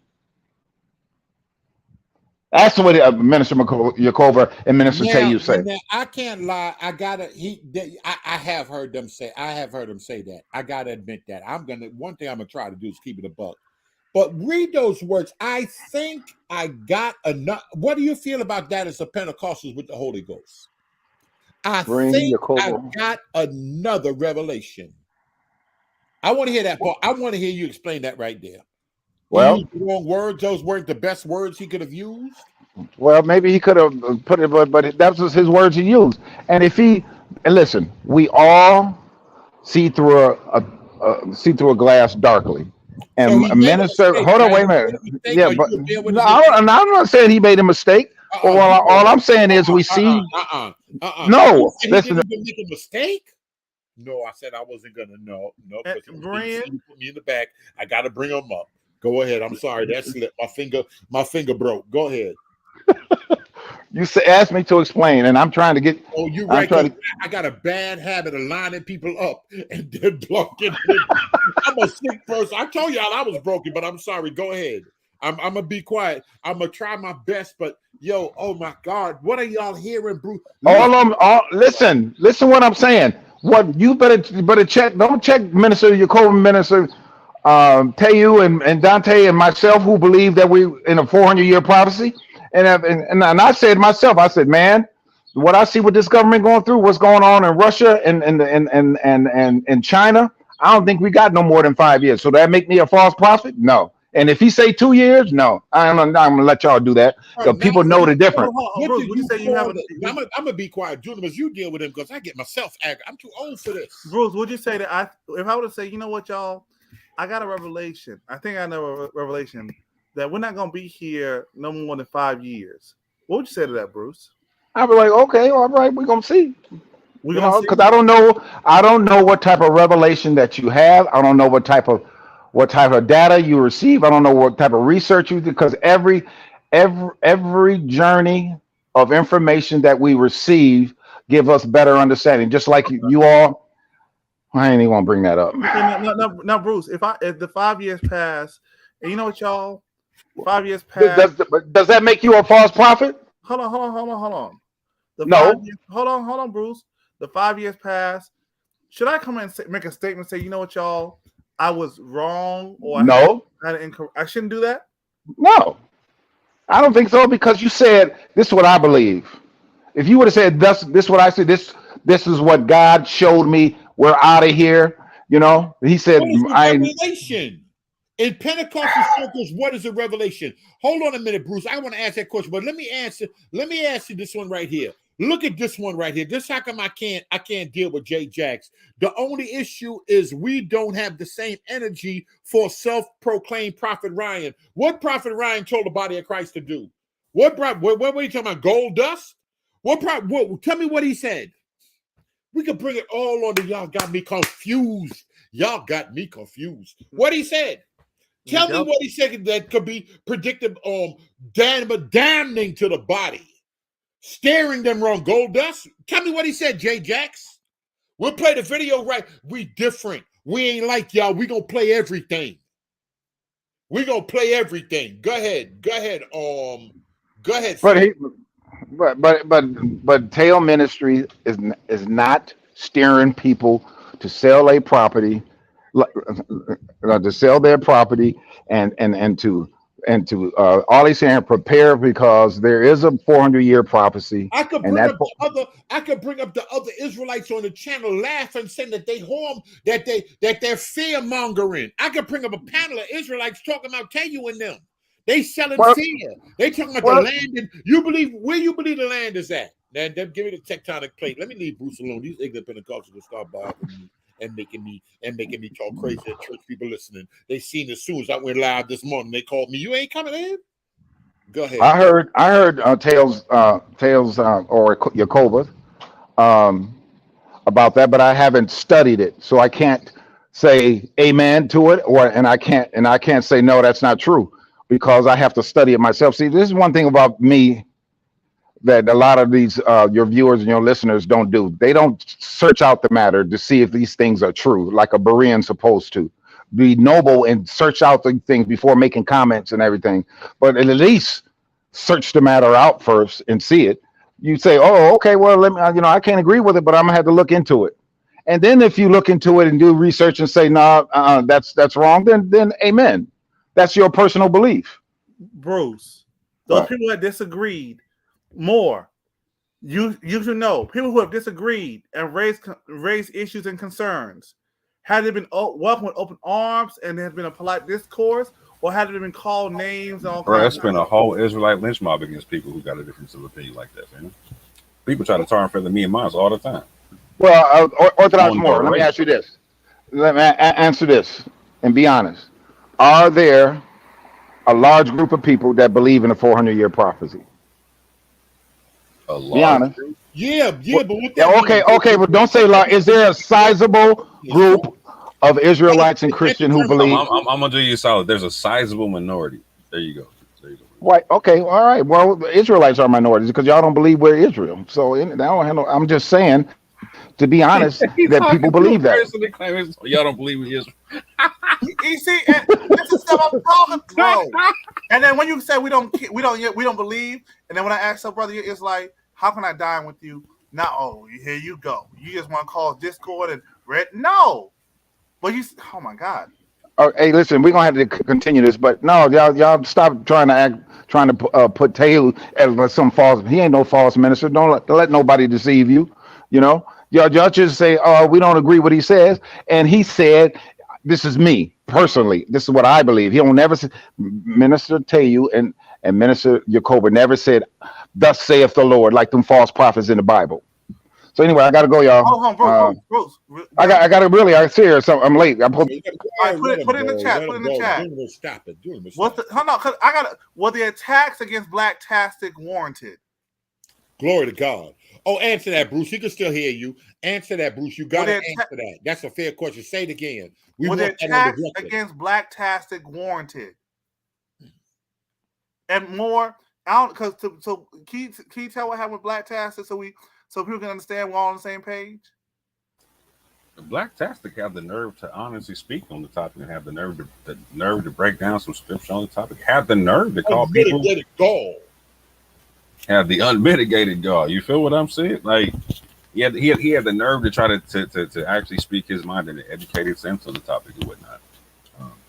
Wasn't calling nobody evil. Wasn't literally calling people to repent if they're wrong about stuff. You know what I'm saying? And like, there's no beef if you have to. We all got to do it and whatnot. You know what I'm saying? He's still doing it. He's still making videos about like calling for repentance, even though they're trying to drag him through the mud and whatnot. You know what I'm saying? But like that's the funny part, man. They want to drag the sincere people through the mud, right? The people who want to actually have that slow conversation about like what is the truth, what's not the truth. Drag them through the mud, but want to elevate the people who was just talking reckless. Jay Jack, it doesn't make sense. I'm sorry. Jay Jack said, getting paid how? Their page is demonetized. If the page is demonetized, I don't get no money. The demonetization is the smallest amount of YouTube can get. Super chats is where the money is at, Jay Jacks. Do they get super chats or they don't receive super chats? Or PayPal or Cash App. And PayPal and all of that other stuff. Cash App. That's where the money is at. The least amount of money is in super chats. Let me just leave these folk alone because y'all can't have, y'all don't want the truth. Y'all like said the truth ain't for everybody. I'm gonna just put it that way. Yeah, the truth is when Bruce comes through and drops a big donation, like YouTube's eating a big portion of that, man. Yeah, correct. A huge chunk of that, man. Suppose their fallacies. Go ahead. Oh no, go ahead. Go ahead, y'all. That's the whole thing. I think we're just trying to slow it down, show the nuance, and not get past the whole thing. All black folks in America are Israelites, where it doesn't make sense. If there are those that are, that's fine. But how folks say, on one side, folks are saying UA would say no one is. On the other side of the spectrum, folks say that all are. That's an issue too. And that's what folks aren't seeing. And this is the cold part. This is the cold part. Is they want to drag people through the mud, right? Who have literally gotten the UA to come to the table and recognize, oh, we can't say none no more. We got to say some now. We got to at least say some. Right? Read that. Tell me. Is this? Read red letter. I don't believe any attacks against anyone is warranted to the Spirit of Christ. What do you do with Bible and false prophet? Is there a way Israel back in the day? I'm talking about Israel back in the days. Is there a way they were supposed to handle false prophet? Were there instructions they got? Bruce said it wasn't prophecy. And he said he got a prediction. Either because the other girl was hitting me. I had to block her. She's an Israelite witch. Y'all don't want to act like it's spiritual. He got a revelation. Y'all came out of the church. When y'all hear that word, what that word mean? Man, yeah, and then Berean, this is the part where there's a disagreement with the pews. Were there folks come for apologies? And the correct was going on, or it was a discourse where people will come together and learn it? Come on. What happened with the pews and a booth? Come on. Was it personal attacks, or was it to do with methodology? And did they deal with the information? Did folks make up was there a person who made up a scholar? Lied on a scholar, made up a scholar? Play that video. These same Israelites publicly never said anything, but in the background, they all knew. They all believed it was a lie. They said, we don't deal with that guy. We don't talk to that guy. But they moving together in public. Is that deception? Oh, we already said it. Oh, Eddie Long was running up a little boy. Y'all don't want the whole truth. That religion got your mind. It's powerful. It's powerful. Y'all come out of Christianity and y'all jump in the same garbage. We did a video on Ron Hyatt, the Christian quote archaeologist, and how he's using pseudoscience. But fair use.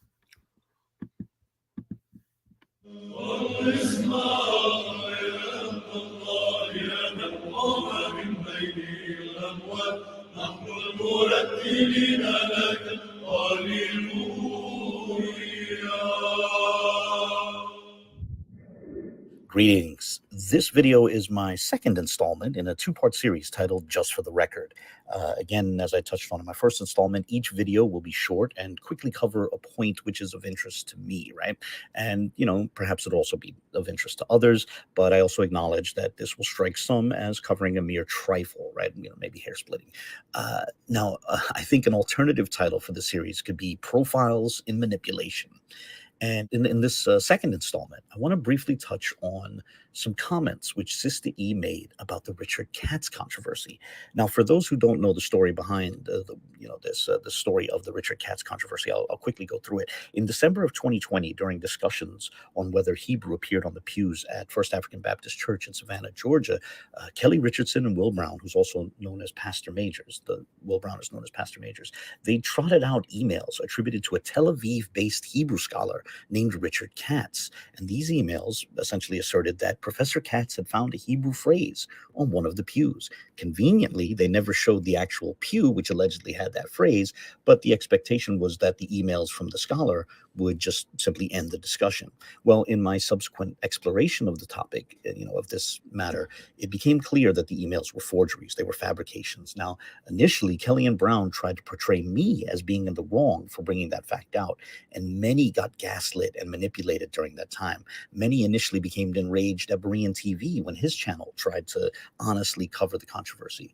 And, in the 19 or so months since then, there's been a slow vindication on this topic, on this controversy, as a number of people, including supporters of Kelly and Brown, have come out and acknowledged that the Katz emails were indeed forgeries. However, one person who never publicly took that stance, however, was Sister E. When she would get asked about the controversy, she would usually just direct any questions to Will Brown. She didn't want to discuss it, at least not with skeptics. And, things there's been a recent development and a positive one, in my opinion. You see, just this past weekend, we got a bit more insight into Sister E's actual thoughts on the Katz controversy. So before I get into that, permit me to give a bit more background here. I'm going to give a bit of background to the clip that I'm about to show, right? You see, last November, there was a discussion between Sister E, the Teo twins, and a few members of the Yap Gang. And since then, there was some disagreement between Sister E and the Yap Gang regarding what transpired in that meeting. And so Sister E insinuated that Yap Gang members were lying about what transpired at that meeting. And there were de facto dares and, from multiple sides to release the recording of the discussion, right? And so the full discussion was released just this past weekend on the Orthodox Moors channel in the video you see on your screen, which I will also link to in the video description. Now, most of that discussion had absolutely nothing to do with the Katz controversy, but there was a small portion, just under 2 minutes long, in which they briefly discussed the Katz controversy, and Sister E shared her actual thoughts, or at least she revealed a bit more of her actual thoughts. So here's the clip, and as I said, this will run a little less than 2 minutes. The key to this goalpost move, we got to be careful when they start slandering. I had to kind of say something to Abu today on Berean's channel. He started with the whole Katz thing. Everybody know how bad that Katz thing happened. The way we need to ensure that we shut it down is when people start throwing that up. My go-to has been, that's not a conversation piece for me to handle. We need to direct that to Majors. Let Majors handle it. So if Katz come up again, That's not our discussion point, I would say, and just send them right to majors. Agreed. I agree. I don't even touch that. I have my own view on the pews. I leave it at that. That's for Brown and them to deal with. I don't like how that whole thing went down, so I don't even discuss it. I don't need them. People don't realize that, and this is just between us. Me and majors have not talked since then. I don't even talk to majors. None of us talk to majors. Yeah, none of us do. But because to be honest with you, I don't even go to his channel no more. Oh, yes. I don't even. Yes. But because I've totally, because of repentance. If the brother came and spoke to us, he don't have to do it with everybody. You know what I mean? But if y'all had a live, not even a live, but a StreamYard discussion, and he repented for it and made it clear and repented even on a live because it was done live, then we could go back to square one. But until that time, I'm not dealing with that situation. Stop the video right there. My whole thing is people talking about y'all want to keep stuff going. My thing is why all the videos attempting to say that he didn't lie and Christians are lying on him. Even if y'all personally didn't believe that, y'all all went on a whole rampage. Talking about you select Israelites, y'all went on a whole rampage together. Y'all talking about repentance, but y'all acting like people making stuff up, bringing up the race of Abu and his doctrine, and he's Catholic and all of that stuff. Was that in accordance with the spirit of the Most High, the God of Israel? Yes or no? I don't care about Pastor Ryan. Don't bring up Pastor Ryan right now. Was that in accordance with the God of Israel? Y'all are purer. You left the church. You don't have a Christmas tree. Y'all are purer than the Christians. You pure Israelites with the pure spirit of the Most High. You don't call yourself Christians. That's a damnable term. I'm talking about you pure ones. Is that in accordance with the purity of the Israelite? Y'all are the light of the world. Is that in accordance with it? That's the question. Y'all never want to deal with the question. What about Pastor Ryan? What about, is that in accordance with the true spirit of truth? The spirit that woke you up? I'm waiting. I need an answer to that right there. Oh, we don't get back to Dante. Oh, matter of fact, I'm gonna give y'all one or two things about that prophecy and what these people talking about. I'm gonna help y'all out of this because I'm gonna show y'all this ain't that. Not on this channel right here. So I ask y'all with the true spirit. It hurts me to hear this years later in a side chat that people were offended. Now I understand. I can understand why Sister E was offended. I talked to her 2-3 days ago talking greasy. I'm gonna find him. I'm gonna try his mama. I'm gonna do dirty. Well, she ain't aired. At least she ain't aired yet. So she was offended that this was a private phone call that was released. So I know it wasn't staged. This was the sentiment of the people. They don't talk to that dude. They all believe that he lied, but they had to stick together. What say ye on that? What say ye on that? I'm talking Holy Israel. Y'all got more of the Holy Ghost because you ain't got a Christmas tree. You don't eat no pork. You got more of the Ruach than these pork chop eating pastors. The other guy said 2 or 3 weeks studying with the camps, you'll be able to tear down any pastor in seminary. And Dante and them agree. And Dante agreed with that. I'm talking the interview with Deacon and Dante. He agreed with that. So you pure Holy Ghost people. The Holy Ghost come from Israel, not from God, from Israel. So I'm asking y'all. Y'all tell me, is this in accordance with the spirit of the Most High? To cover something up. Then 99% of y'all running the Psalms 82. They conspiring. They conspire. This sounds like a conspiracy. But I thought that was for the Illuminati. I thought that was for the Freemasons. I thought that was for the demons, for the devil worshipers. But sound like y'all conspired. I wonder what else they conspired about. What else y'all lied about? If you knew somebody lied about pews, what else are y'all lying about in this awakening? And the church don't want to study history? Boy, I'm good. They don't want to deal with this history. You got to vet everything. Miss Ram with default. Is that wrong? I want to get back to this video. I ain't even sweating this video. I want to get back to Dante because the church got answers. Hold on, Brandon. I got one thing lined up. Go ahead. I'm going back to play that Dante video because the church ain't getting away with this. Y'all gonna sit back and I tell y'all he is the most articulate dealing with that 400 years. Now, if he's a now if his teachings are false, not even talk bad about it. If his teachings are false, somebody in Jesus' name in church got to bring it out. I feel some way about you, church people. I know everybody ain't got the same job. How many 100,000 ordained ministers we got in this good United States of America? How many? All of y'all ain't preaching every Sunday. Most of y'all ordained ain't even touching that microphone. Why won't you go do that research and come out? I had so much hope in the urban apologists early on. This one area, I think they dropped the ball. And they know the severity of it because they talk in the background. Go ahead, Dunamis. All right, let me just read the caption first. This is from Abu. Some try to defend Jacobus' erroneous predictions by noting that he occasionally says that they're his opinion.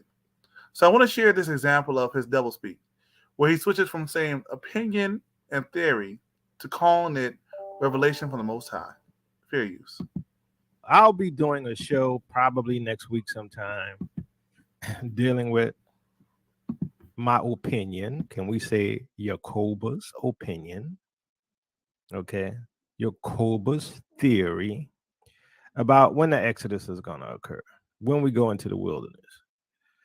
Because, I have a revelation from some scriptures, and, I was laying in the bed and Most High put these scriptures in my head and said, hey, this is tied to slavery, right? Something I've been looking at for a while, but I didn't realize it was tied to slavery. And so it denotes, and when I go through the teaching, you'll see it denotes a time frame. And we're approaching that time frame. The problem is the time frame is about 10 years away. So we'll talk about that. And I'll show you my thought processes. So, all right. I need to play it again. More, what does that sound like? It sounds like a boo being surgical with it. That's what it sounds like. I mean, your man, like, this is what Jacob always does. He's, I'm not doing this, but then goes in the next sentence goes and does the thing, right? Like, this is just my opinion. It just happens to be revelation that God put in my head when I was reading scripture. You know what I'm saying? He put the scriptures in my head. God did this. All right, yeah. And hold on real quick. I'm seeing this. Okay. Really, he reject the book of Hebrews because he doesn't know who the author is. I don't know if that's true or not. That better not be true because well, I'm gonna leave them folk alone. No, because Brian, if that's true, the author, we don't know who the author. The most. Let me leave these folk alone. Brian, yo, for the chat, where does authorship come from? The idea of authorship, is that Hebraic thought or is that Greek thought? White folk, good white folk. Israel wasn't concerned with that.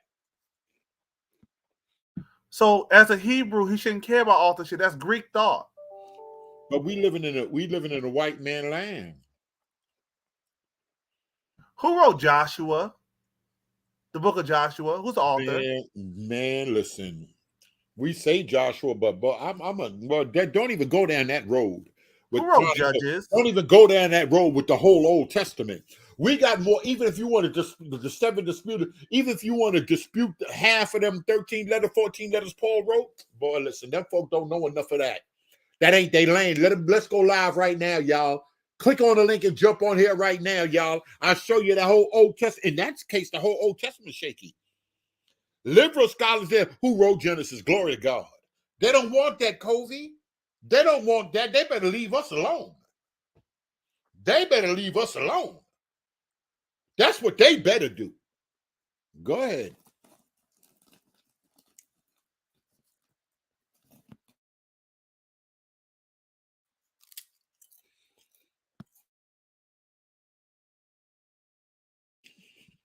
He ain't playing the video. He ain't playing the video. I'm playing mine. Oh, no. I mean, you want to go back to the other one with Cats, or you just want to go back to Dante? No. I'm ready to go. Hold on. Yeah, matter of fact, I got Dante lined. I'm going there for the beginning. Church folk gonna get all of this right here. Now, Israelites, it's y'all time to bang. Y'all better ask the questions y'all want to ask the church. No. It's people from the church listening that ain't going to Dante and Teyu and Sakari channel. I'm telling y'all that right now. Y'all better add this. Y'all turn right here to ask the questions. And then you see, hold on, Marie, and you see 1 second, they playing around. The Old Testament was edited. When you ask when's the Old Testament canonized, was during the time of Jesus, was there a canonized Old Testament, or are they still working that out? I see you ask that brother. That you can't be telling me about, well, Jesus, there wasn't the Old Testament. Y'all, I'm telling y'all right now, boy, ain't too many Israelites. I ain't gonna say none. Ain't too many Israelites can teach me nothing. And he said the book of Ezra's. Who wrote Ezra's? What time? Wasn't it the rabbis? So what are we doing? I don't know. How do we say that we reject the Talmud, but you want to use apocrypha, that kind of stuff? Who wrote them? When were they written? No. Are they prophecy, or are they just taking spin off of current text? Is Jesus quoting Ezra's, or is Ezra's quoting Jesus? Fair use. All right, let me stop. You playing another video, right? Go ahead. No. Well, no, cause that's the same one. This is the same one. Oh, okay. No. Are you gonna keep playing that?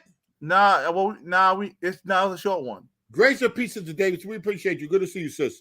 I'm getting ready to play this video now. You church people getting in here, all the Israelites this and all that stuff with Bruce. Now, keep the same energy with what the medicine Dante, big white bottle. Keep that same energy right there. I want the comment section to keep jumping like when it was jumping. We saw my Professor Katz. Fair use.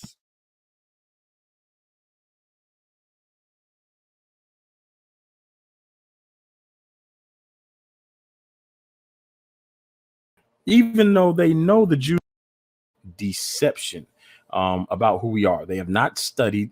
They've not done any research. They have decided to take a position and defend that position without doing thorough research. And whenever they get the chance, they misrepresent the evidence. They misrepresent the history. They misrepresent the beliefs. And one of the biggest signs of a cult, which I believe many of them are in a cult, and and let's not make any mistakes here. What they do is they try to demonize the opposition. They'll say you're a heretic, or they'll say you're speaking a different gospel, or you're speaking a skin doctrine. They have all of these words of division, which we're supposed to mark those that cause division. They have all of these words of division and deception to push a narrative. But today, I'm going to go ahead and give them a dose of some medicine. Some medicine from one of the white bottles, a big old white bottle. All right. So this source right here, you can find it on blackhistoryinthebible.com. You can click 1854 on the Omnidex, or you can click, let me see what it's going to be under, Khazars, Chozars. We're going to be talking about the Khazars today. And yeah, it is also under Khazars on the Omnidex as well. So we're going to talk about the Khazars today. Now, I find something interesting about this.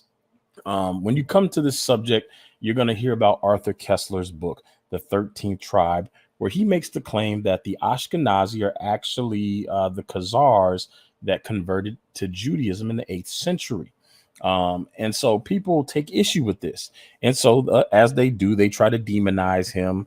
And they try to say, well, he doesn't know as much about his own history as we do. Same thing they do to Israelites. They'll say, you guys are stupid. You guys are misreading it. You're taking it out of context. You're twisting it to fit a narrative.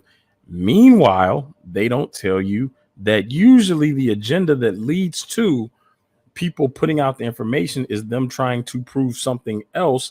And they end up finding that the thing that they thought was true was not true. My case, for example, I wanted to debunk black people in America being Israel. And so through that attempt to debunk it, I came to believe it.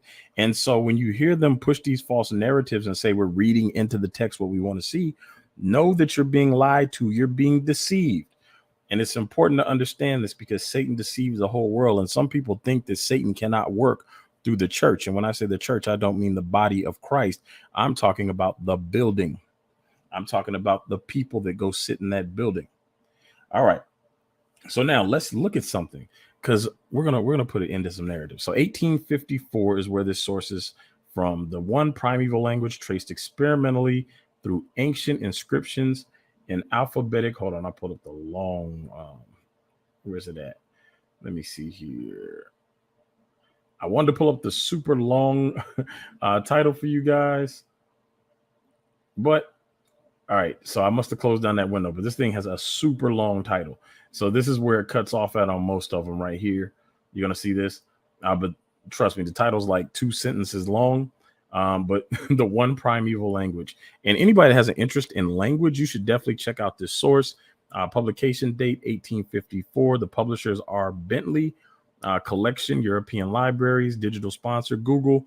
Book from the collection of Oxford University Language English Volume 3. So the link to this will be in the description so you can read the whole thing for yourself. Don't let them push the narrative to tell you that we're hiding information. Unlike them, which you will see for those of you on the fence, you will see certain people provide links and sources. Other people will say, oh, well, that was fulfilled in history. And then you start to question them about the history. They can't give you dates. They can't give you locations, and they can't give you sources. That is a big sign that they are trying to deceive you and push a narrative. When these apologists or different people, Christians, talk, access, don't worry. All right, that's something different. When do Christians, people are on the fence. People are on the fence. It's okay. He understands there's a lot of people on the fence. That's how come I think these talks are so important. My thing is when you watch Christian channels and TikToks and everything, do they give you where you get the information from, or they don't do that? Like he do, like the Israelites do, or let's just say himself. Do they leave you? Do they not give you dates when we start saying things were fulfilled? Fair use. I'm here for the comments.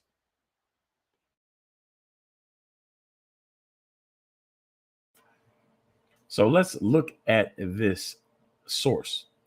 This is going to be page 326 right here. But if you go to the link, it's going to appear on page 355, as you see here. Now, let me move this out of my way. And I'm going to be showing you guys a couple of things. I'm not sure what that is. All right. Let me zoom in here. I'm going to read this. I'm going to start reading here. And I'm going to point out some things. I'm going to point out several things. And these are questions that they need to answer because, see, the playing field has changed. For those that are not familiar with what has happened, some people that call themselves urban apologists who claim to represent Christianity took it upon themselves to lie and deceive people and tell people there was no evidence of Black people in America being Israelites, and that we were making it up and that we were appropriating somebody else's culture. And so then we started to bring forward the history. And so they began to lie about the history and say that Black doesn't mean Black. Black actually means white. Well, lo and behold, we find the documents that say that's not necessarily true, that albinos were common among the Israelites in West Africa, or the people of West Africa, and the Black albinos were actually referred to as the white people. And so we found out that their narrative was a lie. They tried to claim that all the Black Jews in West Africa descended from white people, which we know is not true. And now they have gone from saying there were no Jews in West Africa, there were only white Jews in West Africa, to saying that there were 100% most definitely Black people caught up in the transatlantic slave trade. And the question is, how does that tie into Bible prophecy? And so at the same time, you have people trying to prove that Arthur Kessler is wrong. Why? Because it destroys their narrative that all. Dunamis, you there? All right, he might have walked away. I'm gonna leave this on the screen right here. Oh, more. I didn't see you at the bottom of the thing. You want to address this? I'm going to leave this for everybody on the screen. You got to give Dante credit. He isn't hiding his information. He has a whole website full of the sources he uses. It seems like most of the UA avoiding going through his sources. I have to agree with that 100%. Then he come on here mocking these folk, talking about come under another name. So he's challenging folk to check his sources out. Mm-hmm. That's a little bit what bothered me. Listen to this, Sister Lewis. Now, this is where most sexual in them going to be offended. If y'all, let more read it. All right, I'm mute myself. But let more read it. What J. Jackson saying or my comment? JJ. So if y'all believe the 400 years was in Egypt and they were actually in Egypt for 430 years, why aren't we afforded the same grace? Would you like to say that? Because I don't think you believe in the 400 years yourself. Everybody, Dante allows everyone to validate his sources on his site and has taken stuff down before. No. I've been saying, you singing to the choir, sister. You singing to the choir. That's what hurts me, that he telling folk come. Yeah. That's what hurt me. He's not hiding at all. That's the cold part. Like so, most people like in the community like to be verbose and say, "Oh, see, I'm putting the information out there. Ain't no one challenged about it," and that's not what it is. Most people just don't know about you. Like people know about Dante. Like so, for instance, Dante's debated vocab on this channel, right?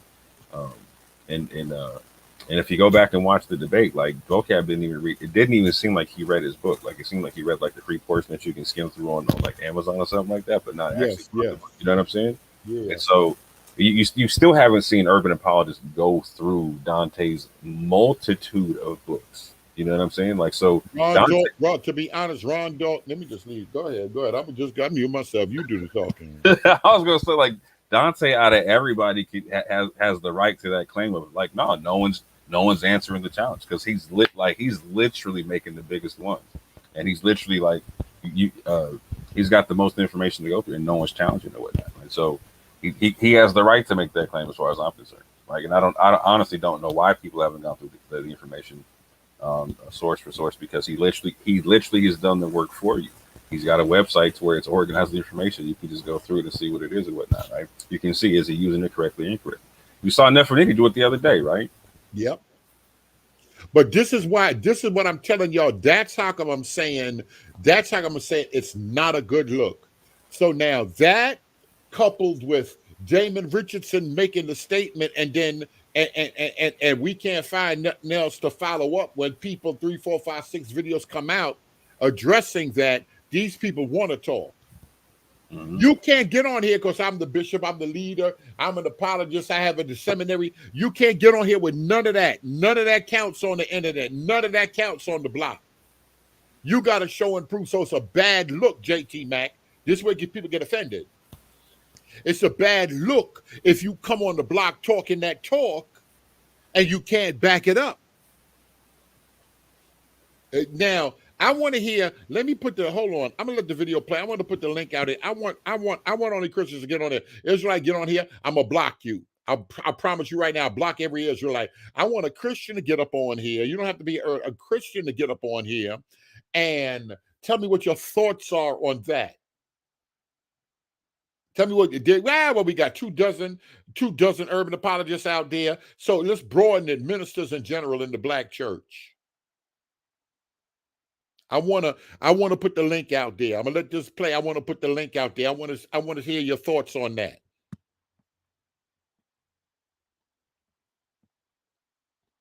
All of the Ashkenazi are descended from Israel because a lot of money has been spent around that narrative. A lot of people have died to keep that narrative, and a lot of people have been deceived into believing that false narrative that all Ashkenazi are descendants of the Israelites of the Bible. And so in order to maintain their lie and their deception, they will oppose anything that says opposite, no matter how much evidence you have. So you'll find people who are deceptive. And on blackhistoryinthebible.com, right now, there are over 600 sources published with a lot more pending. And so they will say, well, all the sources are bad. Well, have you gone through all 600 sources? Show us the videos. Show us the evidence of all 600 sources being bad. If you can't, you're pushing a deceptive narrative. And then they will say, well, this source right here is bad, so therefore everything else doesn't matter, which again is deceptive. When you're putting out information, you share the information, you vet it as best you can. If you find out there's something wrong with the information, you remove the information. If information comes in that contradicts your view, you research it, you trace it down, and you figure out what's going on. And so they will push a false narrative that one source that says Israel was not black or Israel was white, they will hold that to a higher degree than hundreds of sources that say they were black. And as I mentioned earlier, they will try to run with the narrative. Anytime they do see black and they can't explain it away, they will attempt to say that it was climate, or that black doesn't mean black, it actually means white, or swarthy doesn't mean dark or black, it actually means something else. So anytime you see black, it doesn't actually mean what it says. And you will find this narrative repeated in their interpretation of scripture and prophecy. They will tell you that stuff you read plainly doesn't mean what it says. Well, Christ has bronze hands and feet and skin in the book of Revelation, but it doesn't mean that because it's not describing skin color. But then they can't prove to you it's not describing skin color. It's their assumption that it's not describing a glorified skin color. The other Israelites said it. We could prove what Christ looked like, but Christianity don't want to deal with it. Come on, sit down. Tell me or myself. Hey, grace and peace, everybody. Do I sound clear? Can you hear me? Yes, ma'am. Okay, great. Yeah, I don't have a problem with exposing the hypocrisy. I think that a lot of times we see people on all sides. I don't think it's just two sides to this thing. I think it's multifaceted. But on all sides, we tend to not keep that same energy when it comes to us. And what that does is it impacts our witness. It'd have been simple if Bruce could have just got up here and said, yeah, these are my brothers in the faith. This doesn't seem to be true. And or it seems to be something shaky, and I'm still waiting for the results. Instead of just deflecting and talking about what pastors do in order to kind of like substantiate or dismiss it. Because if you call it out when pastors do it, and rightfully so, don't hear what I'm not saying. If you're right, if it's ridiculous when the pastors do it, then how is it not ridiculous when somebody in your own tribe is doing it? Like that doesn't, like, just keep the same standard. That's it. And here's the thing. I don't have a problem with someone saying, I believe that this is going to happen, or I even have this particular revelation or whatever. That's how you test and see if the revelation is from the Lord or not. I don't have a problem with that. I think that if the measurement or the metrics is exactly 400 years and then it doesn't come true, you cannot default and go back to the scriptures and say, well, actually, even the original scriptures wasn't 400 years, it was 430. No, you hyper focused on the 400. If you made all of these standards about exactly, precisely the 400, that's fine. But if he didn't do that, then that's fine too. Again, I'm just saying, keep it consistent. We all need to keep it consistent. It seems like everyone has an issue when it's someone from their own group, like, not keeping the same standard, and that's not cool. And we need to stop with the whataboutisms. Like, think about it. Forget Israel, the church. Think about it like this. If one spouse cheats on another spouse, you saying, well, I cheated on you because you cheated on me, does not excuse you from cheating. Y'all both cheaters at the end of the day. So it just ruins your witness. And to me, it seems like, and you see this double standard with everything. First, the white, I'm gonna be clear. First, the white church tried to say, oh, we are God's chosen when it comes to X, Y, and Z. They did it all. That's how you got manifest destiny, all that other trash. We are God's chosen. That's what they tried to say. Boom. Then they're gonna try to say who is or who can't be white. Then all of a sudden, now you got black folks say, then they proxy certain people into whiteness. that wasn't allowed to be white before. We saw this with Jewish They people. had to. Come on. We saw this with Italians. We saw this with Irish. They wasn't white. We saw it, right? Even Latinos now getting proxied into whiteness, right? Then what do you have in reaction to that? Now black folk, everybody, not only are we Israel doing the same thing they was doing, now so are you, Native American, so are you. Now you get everybody getting proxied into the same thing. And I'm like, y'all don't see this spirit? It's the same spirit. It's the same spirit behind it. It's division. It's divisive. And you know what the saddest thing about it is?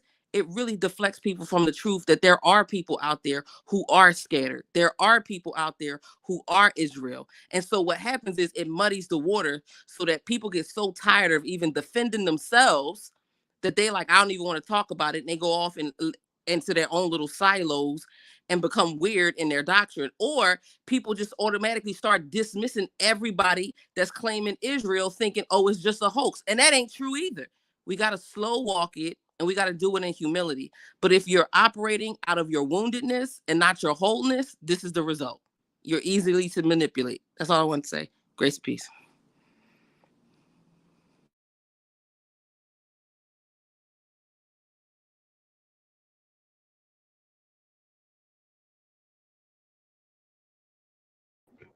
Hey, Brother Beran, is it okay if I jump in? Yeah, go ahead. Go ahead.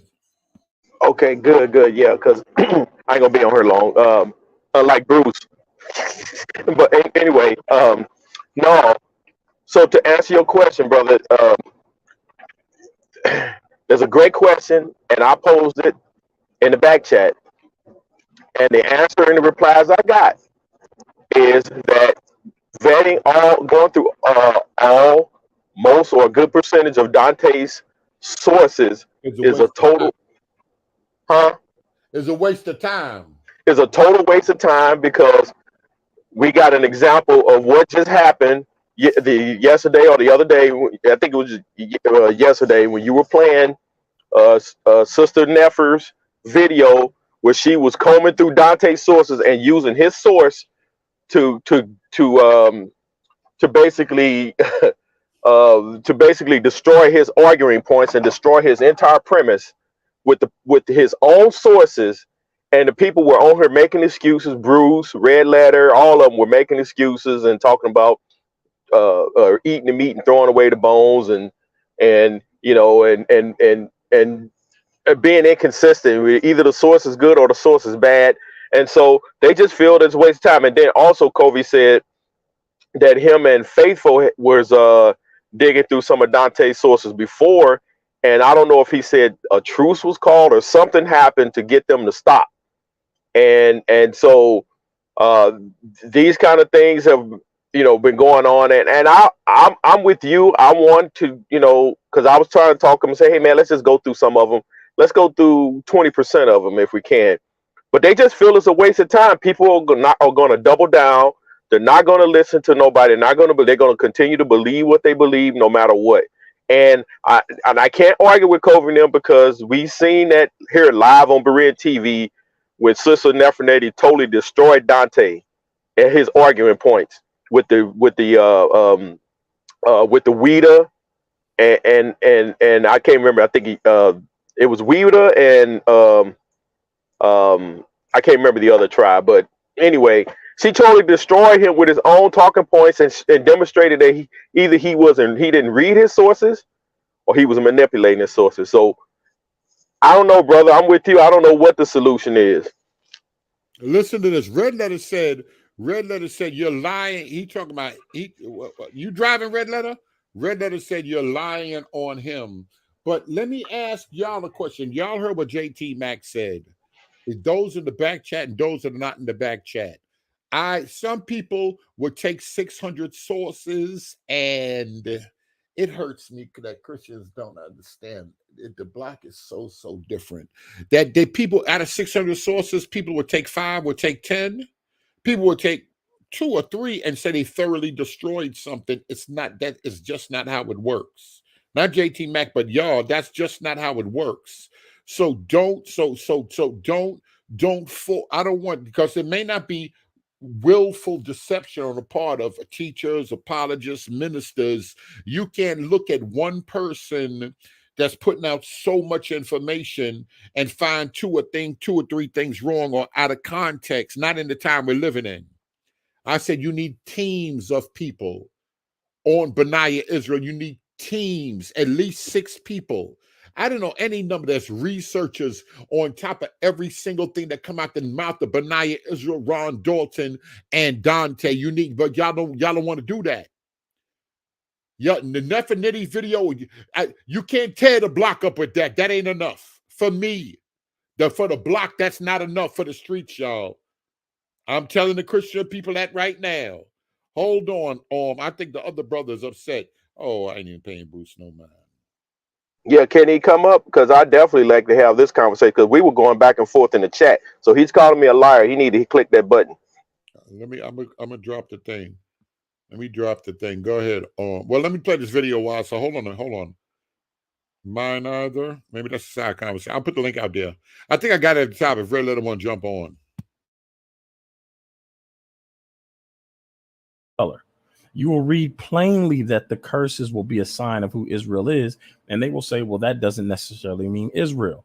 You will read plainly that the latter days refers to the end times, and they will tell you that's not what it means. The Bible says plainly Israel will be scattered into all nations via slavery, and we find an event that fits that, and they say that's not what it is.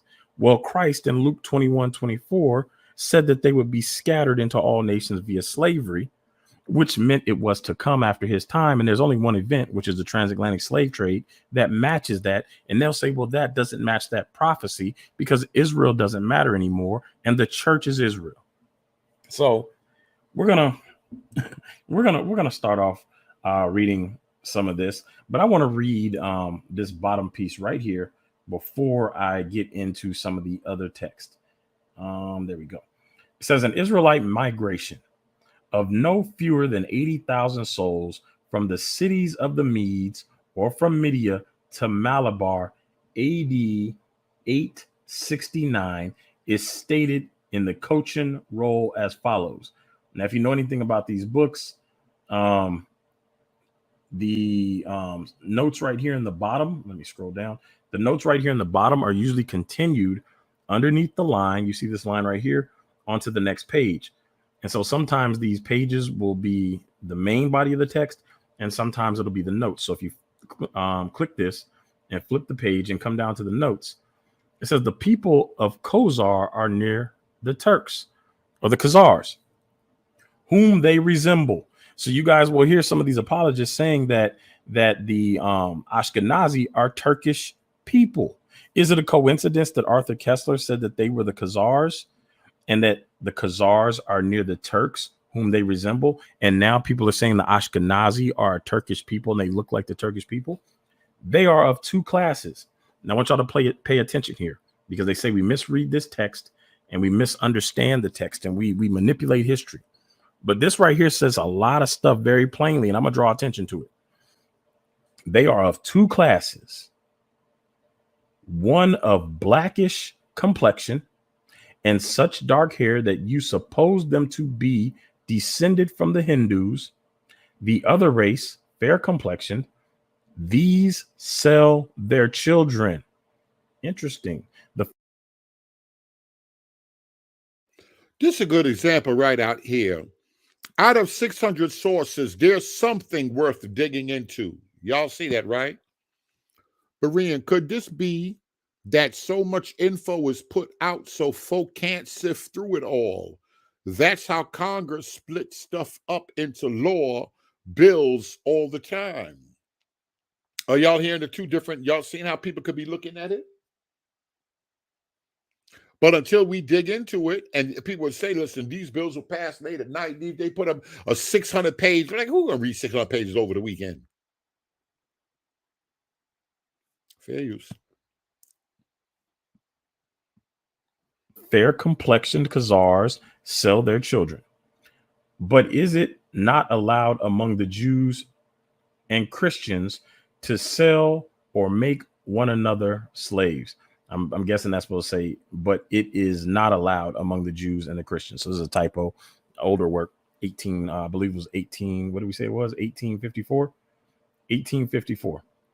Now it says, this is from Ucelery Eben Hankal, page 188. It says, from this passage, not only do we learn that one branch of the Khazars or the Khazars were black and another white. I want to stop there for a second. And the reason being is because they like to run with that narrative. When it says black, it doesn't necessarily mean black. But here we have specifically black and white mentioned and differentiated into two different branches.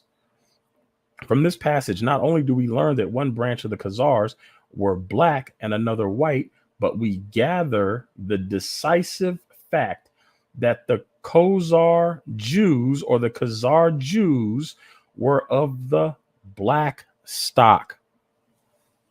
Very plainly says it right there. We're not done though. In fact, this whole book is a kill shot to everything that they've been saying.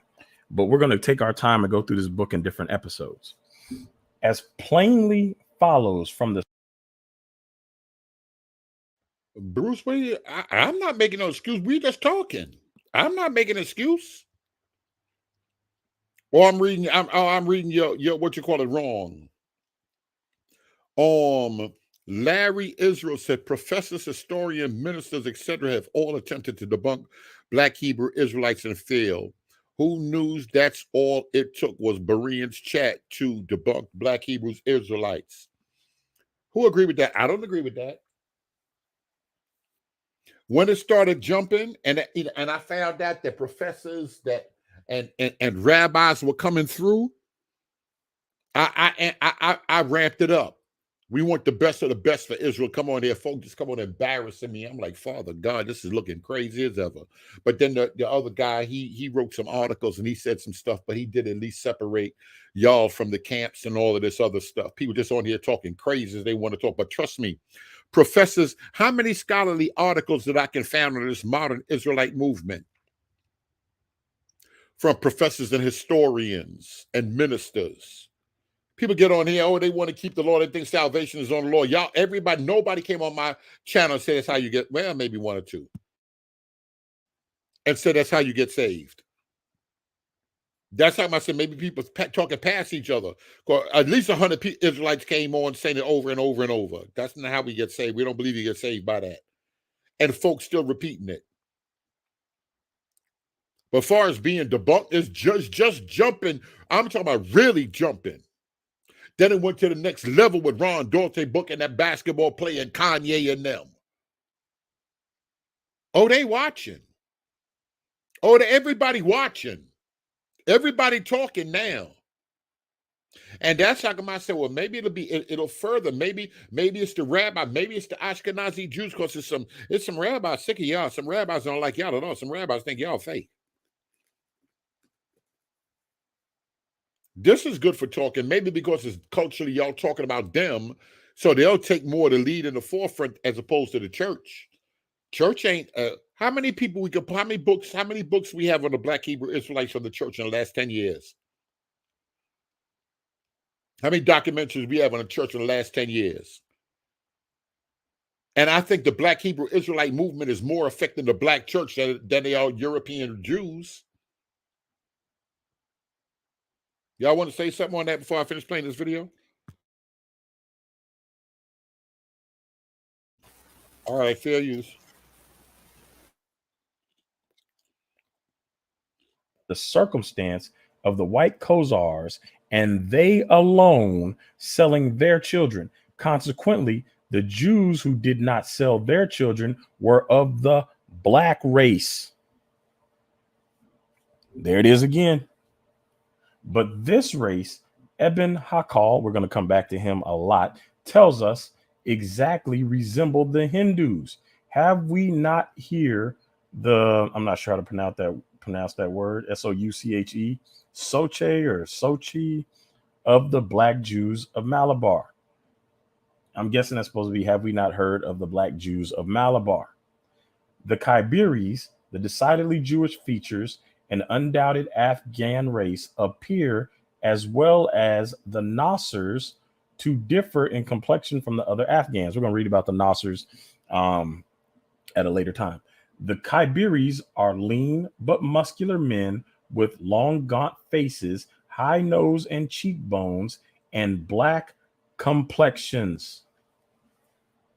All right, so we're going to stop there for a second. We're going to go back. Because, see, now we're going to get into some interesting stuff. Let me scroll up. Okay, I didn't mean to do that. All right, there we go. So now we're going to get.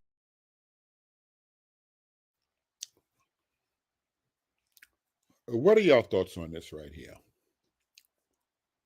The black church is being destroyed for lack of knowledge, meaning they are rejecting knowledge. Somebody talk to Bruce. In the comment section or on the panel, somebody talk to Bruce. So is he saying that the black church is being destroyed because they're not recognizing that they're Israel, or basically that's what he's saying? Basically, and he ain't teaching who the people are. Well, Bruce, type of one. What Moore said, type of one if that's what you're saying.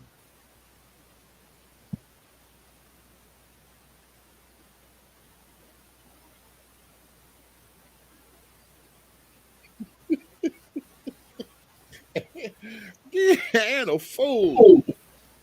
Oh man. All right, go ahead. I just want to leave that up there for a minute. Somebody said no way. What comes? The awakening or being born? Well, you know what Bruce gonna say. At least he got that part right.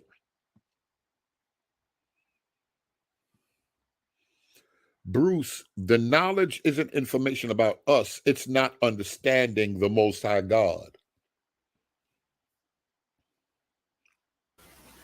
Now listen to, hold on, I'm sorry.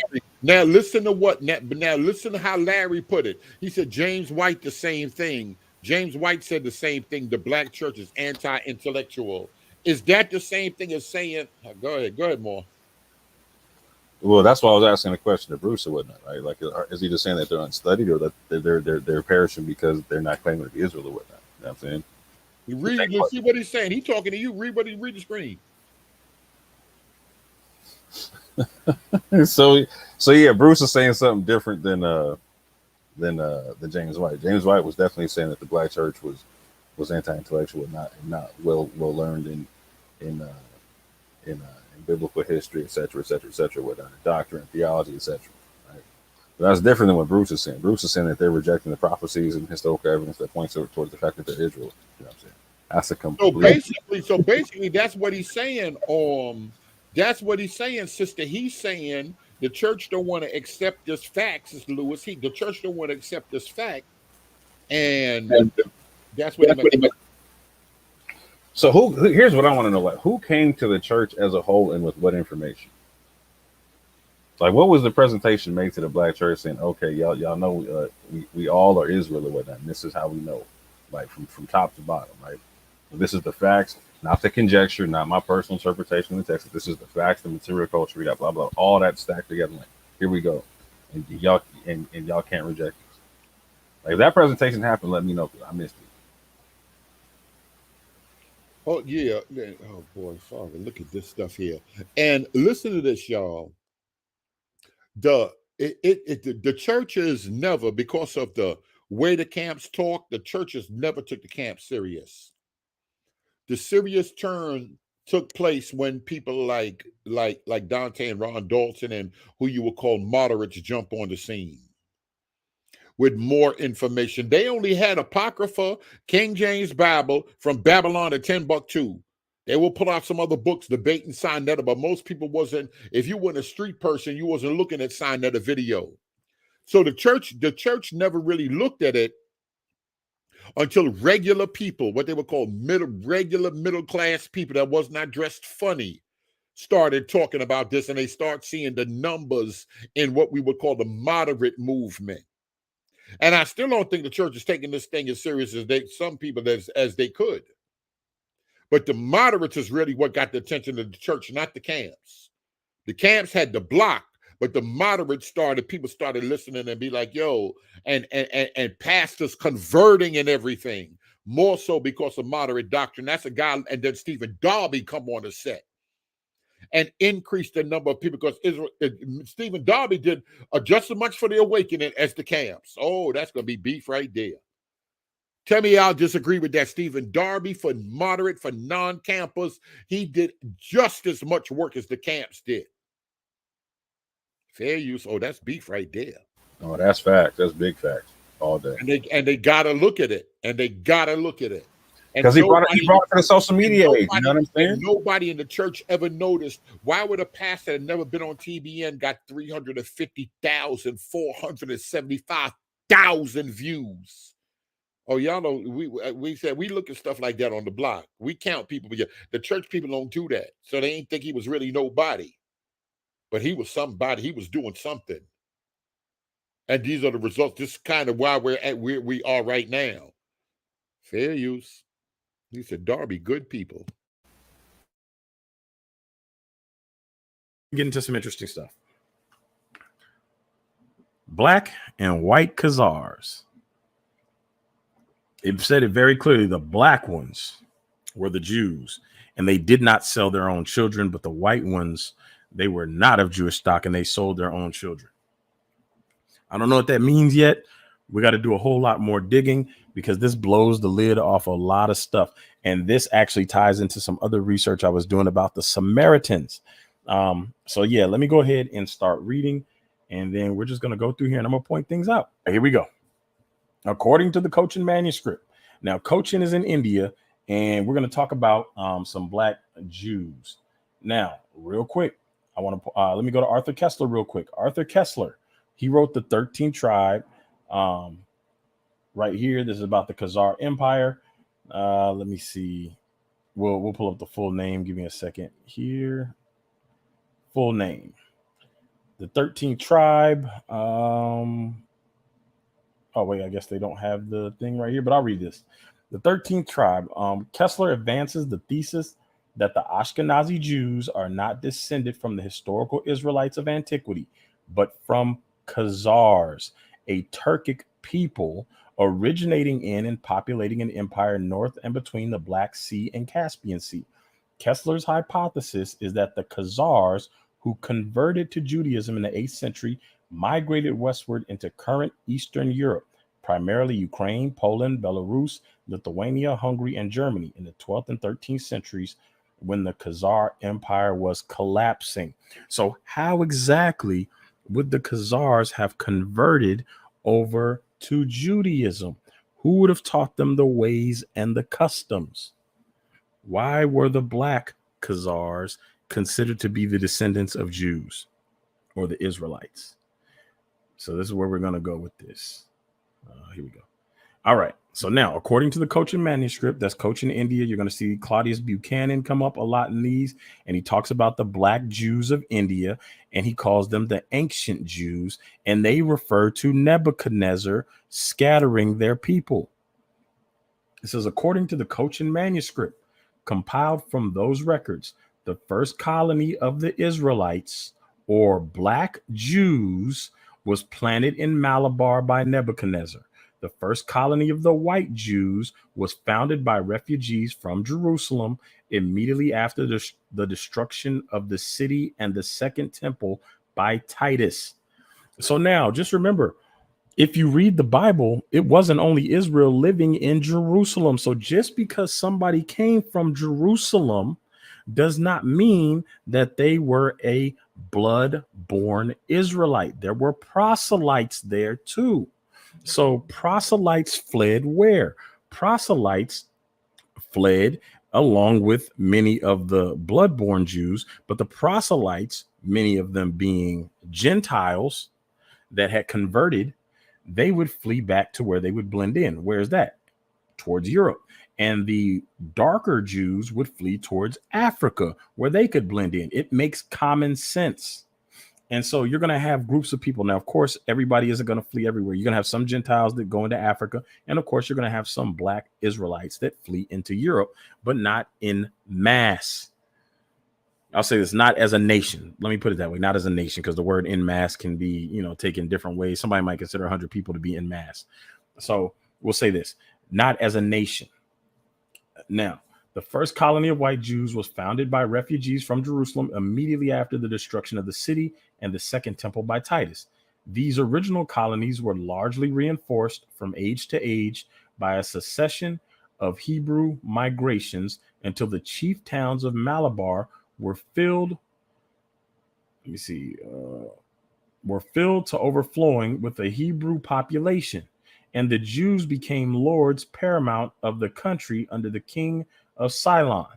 In the height of their power and prosperity, the city of Cochin alone is alleged to have contained within its walls 80,000 heads of families and 40,000 houses.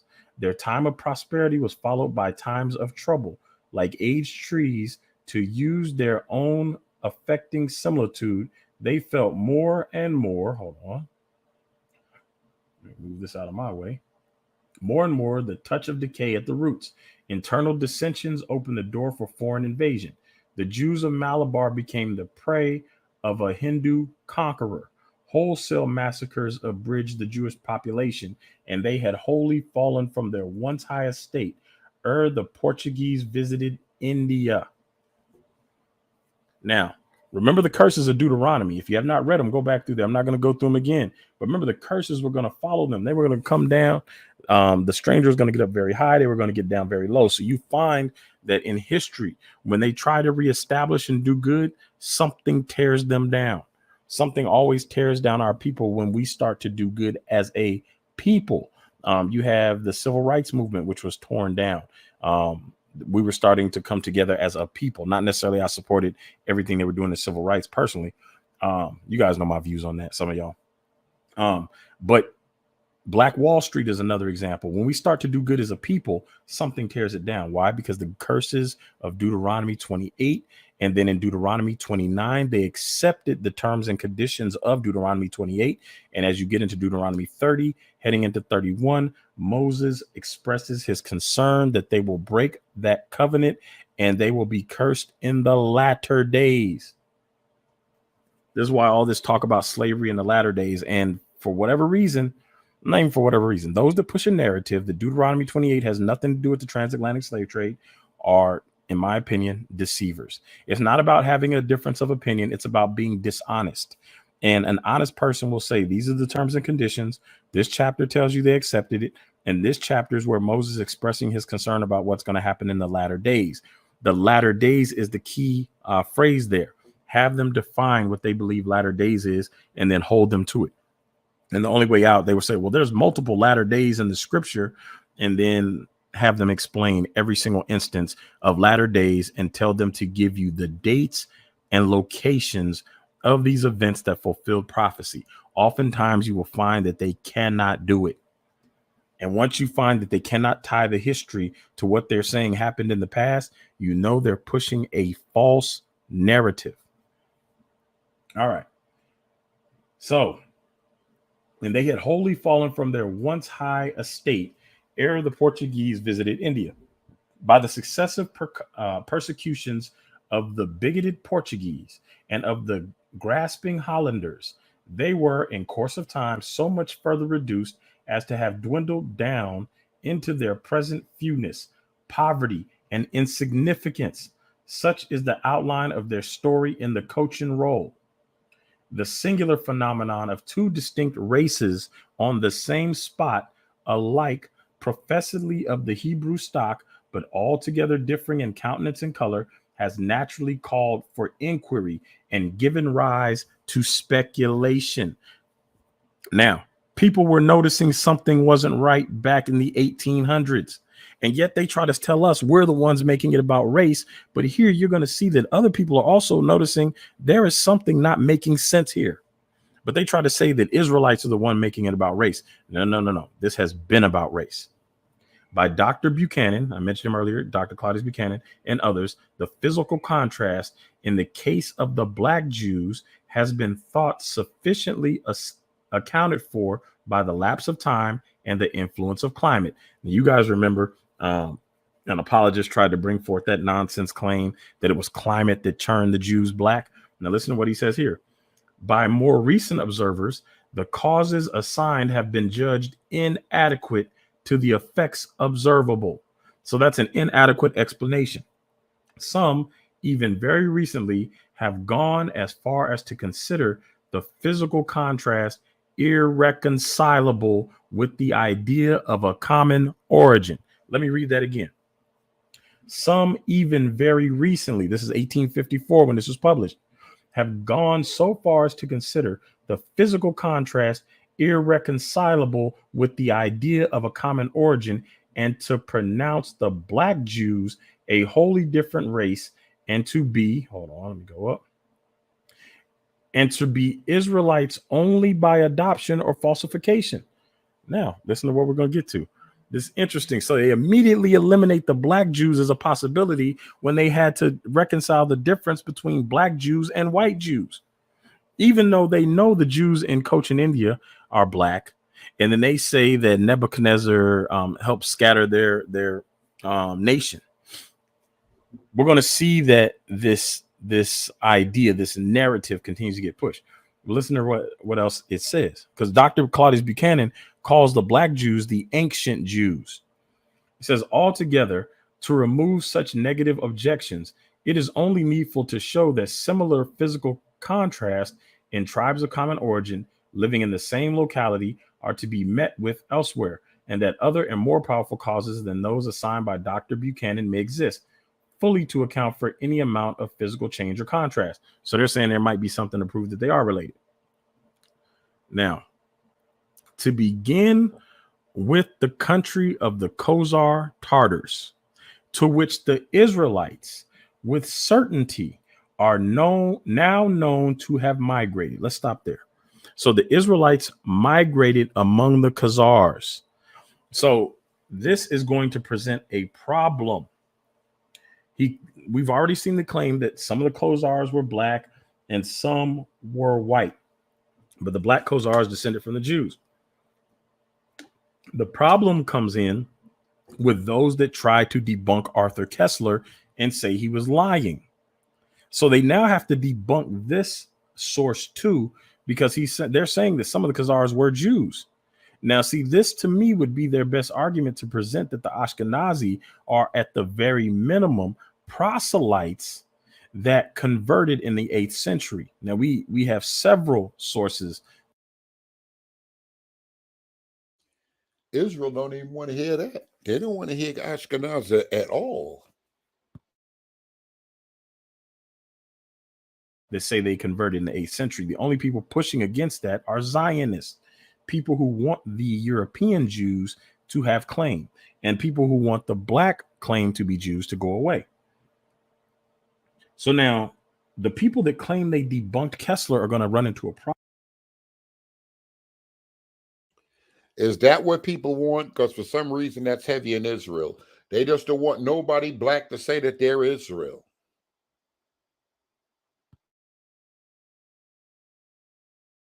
Problem here, because we see the Khazars are Turkic, and then we see the Ashkenazi are Turkic. So is it a coincidence, or was Arthur Kessler right? Let's keep reading. So they migrated. So it says, to begin with the country of the Khazar Tartars, to which the Israelites with certainty are now known to have migrated, and from whence it has been clearly shown they must have passed into Afghanistan and India. Why they say Afghanistan? Because we're going to read about some Black Jews in Afghanistan, and we know about the Black Jews in Cochin and Malabar, India. It is expressly stated by Ibn Hakal himself, an eyewitness of the fact that there were two distinct branches or castes of the Khazars, the one white and the other Black. They can't tell you that Black don't mean Black. And again, this, you see the star right here. You come down here. The people of Khazar are near the Turks, whom they resemble. There are two classes, one of Blackish complexion. I'm sorry, honestly, you wanted to say something? I see you jumping. Yeah. I just really quick. I just wanted to point out that it's important to note that our current understanding of these racial terms is not the same, and that don't hear what I'm not saying. Historically, I refer to Ibram X. Kendi book, Stamped from the Beginning, for this very reason. And you want to talk about sources. He talks about how people have historically hated Black people. like people that we call black now. Like through before the concept, our current concept of race even existed, there were people who hated darker skinned people. Even amongst black people, there was still hatred for darker skinned people. We see this with the Egyptians and the Nubians, right? We see this with the Egyptians and the Nubians, right? So I don't want us to think that, oh, because somebody is showing us that there was ancient hatred for darker hued people, that automatically correlates that all darker hued people are Israel. No, it means that historically darker people were hated. Period. And that's why when white folk wanted to use the Arab slave trade, whatever, their model, they just took it and applied it. That's part of why. It's not the whole reason. They could apply it to black people because most people hated black people anyway. Or people that they would later call black. We see this with before the concept of race even existed. What did Muhammad call the Ethiopian boy? We call him a raisin head. Yep. A raisin head, right? And that's what's the matter, Bruce? Muhammad. What's the matter, Bruce? You beefing with what honestly saying? I'm sorry. Go ahead. Or side conversation. Go ahead. I hope he's not beef. This what I'm just saying is you could just, like y'all say, check the sources. Just go right to the hadith. You can look up. You can Google. What did Muhammad say about the Ethiopian? He was black. And he called him a blackhead Ethiopian. And that showed me Muhammad wasn't black. I don't care what Wesley Muhammad said. That showed me right there. Or that's a whole nother story. But go ahead. Right. So he says it right there, right? And then we know the history with the Nubians and the Egyptians, right? We know this. We know you got folks that's not even touched by stuff that you still see this hatred for darkness, even in Asia. To this day. And they're not talking about like sub-Saharan African, what we would call. So I'm saying that to me, it seemed like this perfect storm. And that's why I say not operating from the perspective of wounds, because a lot of times black folk or people that we quote unquote call black folk now are just looking for a reason to justify, like, what God, why is all this hatred coming our way? Why? And then people land on, oh, we must be chosen. Now, the reality of it is God did choose you to be black. That is true. Yep. That's true. And that's a beautiful thing. That's a beautiful thing. That doesn't mean that you're of the tribe of Israel. And guess what? That doesn't mean you're not either. Don't hear what I'm not saying. I believe Israel is among every hue, like every hue. And so I just want us to not look at these to try to substantiate something deeper or try to apply it to something deeper that it didn't mean. That was it. People been hating black folks. Read that before you. I believe he's talking to you. But that doesn't mean that Dante. That doesn't mean what Dante just read isn't true, and that this book wasn't written during the time of our current or modern use of the term black. I agree with that. I'm not. Come back, Kings. I'm not disagreeing with that. I'm not disagreeing with that at all. That's why I say multiple things can be true, and there's levels to this thing. That's why I say that, because you could have had someone just hating. Real quick, I gotta chime in. Like, no, I'm disagreeing. Like, that book is definitely not saying that Afghani people, Khazarian people, and Indian people look like Negroes. Okay. I'm saying I thank you for saying it. I'm saying I haven't read enough on the sources of this book to say that. I'm saying that I'm not saying that, and don't think that just because someone finds a source, an ancient source of somebody hating somebody dark, that automatically means that person is Israel. That's my whole point in saying all of this. So y'all can talk about this as a source, but you know what I mean? So I just want to say that. Yeah, don't worry. Gotcha. But I just want to be clear, like, there's no way, like, you gotta do a whole slippery slope fallacy to make this book or this source make it seem as if the people they're talking about are a Negro people from like West Africa, or like look like a Negro people from West Africa, as a lot of Israelites are to say with them. That's not what it's saying. It's saying black in the sense that they're darker than the other people. And if you want to call them black in the sense of like they look like they're from India, okay, that's not the same phenotype as West Africa. Right? And so I definitely agree with the sister saying like you can't use this to talk about just Israelite. They're talking about like it's a darker skin thing, period, or whatnot. You know And what else? You know what else too? More. You know what I was thinking? I think a lot of times people feel like the goalpost was moved, and I understand their frustration because before, if you weren't like a specific type of white, you weren't even white, and you were automatically put into certain categories that made you black adjacent and closer to Negro. You know what I mean?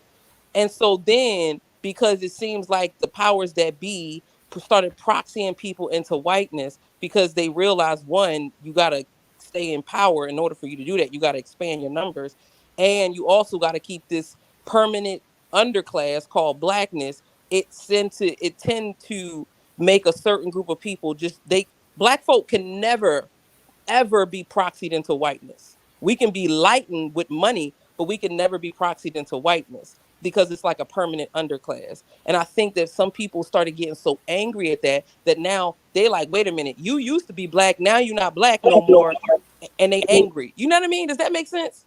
Yeah, and let me get myself in complete trouble right quick, right? Like, so this whole concept of like the black being the downtrodden of the world, and this is how you know you're Israel and all that kind of stuff and whatnot.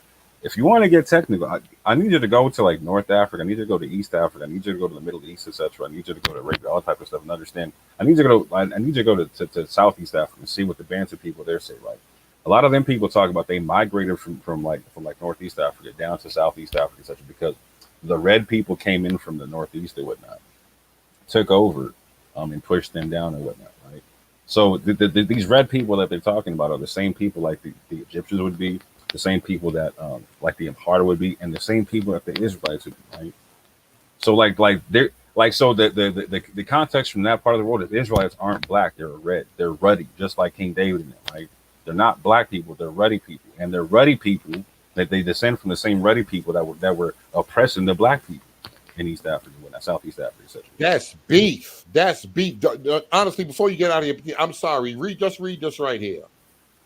It says, what's a West African phenotype if Israelites aren't from West Africa originally in the first place?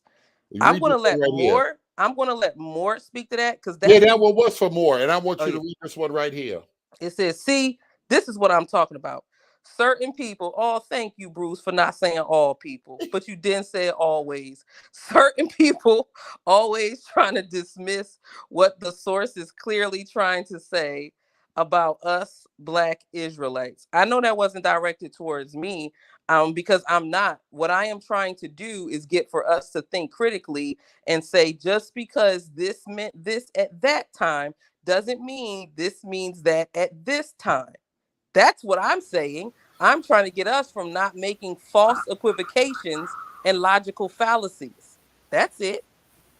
So I'm gonna answer. Those are definitely both shots across my bow, and I'm gonna deal with both of them right quick in reverse order.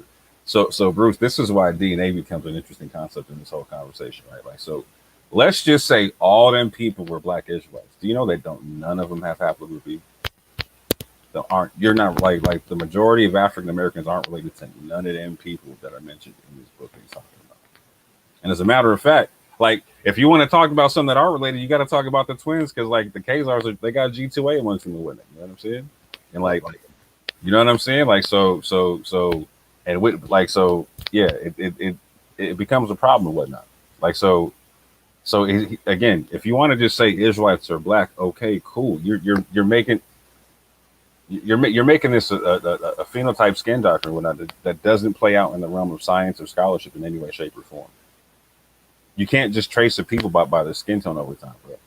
Like so, for instance, like North Africa is a perfect example of this, right? So there's a lot of light skinned people in North Africa, and whatnot, right? A lot of people think that's just because there was a lot of people raiding North Africa or taking over North Africa. Nah, a lot of that has to do with the fact that the Moors were bringing white slaves by the millions to North Africa, right? But they were women, the majority that they brought in and whatnot, right? They castrated the men, etc., all kind of stuff, whatever. The men didn't reproduce and whatnot. But so you see the lightening up coming from the mixing with the women. They still carry their father's E haplogroups and whatnot. They can be light as all hell, but they still got the same haplogroups as all the other Black Berbers and whatnot. There's all the other Black Moors y'all want to talk about, right? They got the same parentage, they just look different. So again, Like if these people are your family, you'd have the same happiness. You'd have some kind of connection, but you don't. The only ones are the people that you're talking about that do are the twins, man. You reading the screen? Okay, haplogroup E has not been proven to be Israelite DNA. That's an assumption you keep making. It doesn't have to be Israelite DNA, fam. The vast majority of African Americans carry haplogroup E. So the question is, do you relate to these people? Okay, fair use. And such dark hair that you would suppose them to be descended from the Hindus, the other race, fair complexion. These sell their children, but it is not allowed among the Jews and the Christians to sell or make one another slaves. Now here, in a region colonized, let's go up, by Israelite tribes, is the very same phenomenon which is found at the present day in the black Jews and white Jews of Malabar. Mr. Elphinstone, I think it's, yeah, Mr. Elphinstone, not Elphinstone, Mr. Elphinstone. Hey, real quick. Clearly, you're saying black Jews and white Jews. Go ahead. You want to say something more? Yeah, I want to address the Comeback King's last part of his statement. Said also haplogroups do not determine national lineage. That right there is another big point no one wants to address, because this is where Dante's talking against that concept, right? Because now he wants to bang on people who are supposedly converts, which is part of the national construct of Israel. So that there is no haplogroup for national Israel. I agree with you, man. 100%. If you want to talk about tribal, there has to be. National, it's going to look like a mixed multitude. So if it is, why are you banging on anybody for being a convert? Come on. Read that. Stop with this DNA mess on the very show. I question Yab Gang on the brother said you can't tell who was an Israelite by DNA. Bro, I have no issue with that. Go back to my last statement. I literally have no issue with that. There's no, the Israelite patriarchs have been dug up, none of that type of stuff. Like what we do with Yap is we make arguments to where you cannot rule out Eve from the conversation with them, right? But based upon that, we also make the argument that on a national level, it's going to look like a mixed multitude. You're going to see all kinds of different haplogroups in a national setting and whatnot. And so you can't demarcate people based upon that. You can't say like, oh, well, you're not this haplogroup, so you can't be. No. You, for the same reason you can't discount us, you can't discount other people either, fam. It's just that simple. And based upon, like, if you're acknowledging the convert concept, like if you want to be like a super blackety black supremacy nation and whatnot, you're picking the wrong group of people, because the Israelites literally got in their whole constitution that you bring people in as sojourners and whatnot, fam. You got the wrong crew, fam. Pick up like this. Like, shout out to NOI. At least they shot it like they made up the whole tribe of Shabazz and whatnot. You know what I'm saying? They gave you a whole other group. You know what I'm saying? Like you hijacking the wrong thing, fam. Read the screen. I have DNA from those areas. What are you saying, more? What areas you got DNA connected to? And I'll say it like this: you can be from anywhere and connect to the Israelite thing on a national level. You know? That's the whole point. You can be from any haplogroup, any walk of life. You could have come from any nation and culture. You can decide, you know what, I want to cling to this thing, man, and do so. That's the whole reason why you got a mixed multitude concept. Shots fired. Fair use. Stone's work supplies a fresh example of the same character and contrast in a case still more nearly in point, that one of the tribes of Afghanistan, the Khazars, in their persons they are small, black, and ugly. We find the Khazars enjoying the same liberty with most of the other Afghans. That the Khazars are Afghans and therefore, like the black Jews, claim to be B'nai Israel or sons of Israel, may safely be rested on their own strenuous assertions. The contrast in countenance and color is the only difficulty. A difficulty certainly not to be set in the balance against the national tradition of any tribe of the Afghan race. Although Mr. Elphinstone himself has not escaped its influence upon his judgment, observing that though they speak Pashto and strenuously maintain their descent from the Afghans, their features and appearance certainly indicate a race distinct from that nation. But whatever changes time and climate conjoined may produce in national physiognomy, there is another cause of change far more powerful than both, which in the present question has been strangely overlooked. I mean intermarriages with other races. That is going to be important right here. They're going to take it back to the Bible now. Now we know from the book of Nehemiah that such foreign alliances were not unusual among the Jews after captivity. And as Manasseh had become a Tartar horde, seated as we have seen in the country of the Khazars. So now they're saying Manasseh was in the country of the Khazars. So now you understand why there's two groups of people. You have the black Khazars and the white Khazars. It may be justly inferred that they indulged in similar latitude, intermarrying with their female slaves or contracting marriages with the black Khazars mentioned by Ibn Hakal. So how is it that Manasseh had slaves? Remember, the white Khazar sold their children as slaves, but the others did not. The subject at large and the point in hand receive curious light from a single expression in the Cochin manuscript, whence it would appear that both the tribe of Manasseh had become tawny or black. And remember, they didn't use black and white here, so we're not going to fall for the narrative that black doesn't mean black. It actually means white because they're separating the two. Let me read that one more time. The subject at large and the point in hand receive curious light from a single expression in the Cochin manuscript, whence it would appear both that the tribe of Manasseh had become tawny or black, and that this tribe had settled in Malabar and were the true ancestors of the black Jews. Can you pause that? So right the there? tribe of Manasseh is black. They're the ancestors of the black. So it's saying that they became tawny and black, right? And so this is like one of the reasons why people really need to go through these sources at length and compare and contrast and do stuff like that. That he was doing the other day and whatnot. How you showing she did a long time ago, the other day. Because like these terms can be used in multiple places in multiple different ways. So for instance, here tawny means black, right? But if you go to like North Africa or West Africa, tawny, like, so they had a term like for like a blackamoor and a tawny moor, like one, like for the very reason I was talking about just now about like how the skin tone changes with it, right? So the lighter skin moors or whatever are going to be called the tawny moors. The darker ones are going to be called the blackamoors or whatnot, right? So these same terms are not going to be used.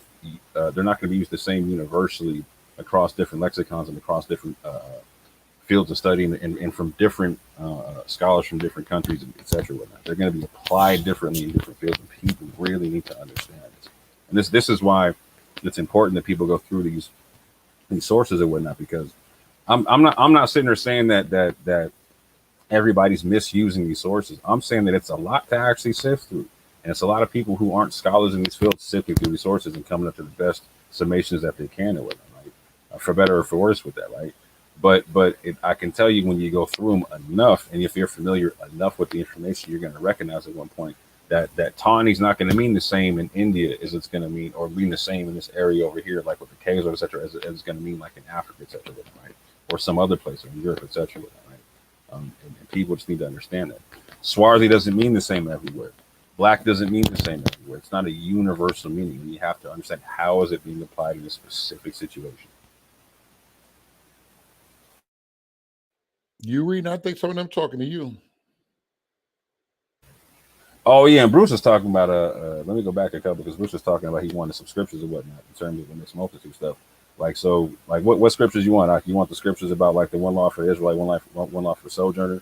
You want the scriptures about like Sheshan and Chronicles and whatnot, and a whole lineage of like 14 generations deep of Judah coming from an Egyptian man and such or whatnot. What scriptures you want for them? Yeah, they can is the more stop. The bottom line, the author is talking about black people. Okay, what kind of black people? Like, what does that mean to you? Like again, like this is why people say y'all got a skin doctrine, fam. Like this is a whole skin doctrine, fam, because these are black people you're not related to unless you're like the twins, fam. And that's the whole point. And you're gonna be like, well, no, you can't trust DNA. I gotta trust the book. You're not even showing me a picture of these people. Like, tell me, like, how do you understand that the person in this book is saying black means they look like you? Jump on. I got the link up. Jump on, Bruce, if you want to say something. Fair use. Black Jews. It says the expression in question is, I don't read this. It says the tanned or sun-blacked Manasseh. Sun-blacked. If you go to the Song of Solomon, you will read, I am black, but comely. And another one says, look not upon me because I am black, because the sun has looked down upon me. Sun-blacked Manasseh. It is introduced in connection with those most ancient Jewish records, let me slide over, which are said to date from the time of Nebuchadnezzar, and which were spoken of as belonging to the sun-blacked tribe of Manasseh. Again, and which were spoken of as belonging to the sun-blacked tribe of Manasseh. In this one allusion, we have the parentage of the Black Jews. So the Black Jews over there among the Khazars had descended from the sun-blacked tribe of Manasseh, and they did intermix. So when some of you guys heard me on Berean and G-Con asked me that question, were the Ashkenazi Israelites, and I said some may be. This is why I said some may be, not all, but some may be, because the sun-blacked tribe of Manasseh lived among them, and we know that they converted and they had to learn the customs from somebody. So when you go over to Berean's channel and you hear Berean keep making the point that they've been keeping the customs for all these years, it's because they lived among an actual, or the actual tribe of Israel lived among them and probably taught them these customs. That's the only thing that makes sense. Is it not? So Ashkenazi Jews that's keeping the customs, they got it. They really got it from Black Israelites. And at best, they're converts. Fair use.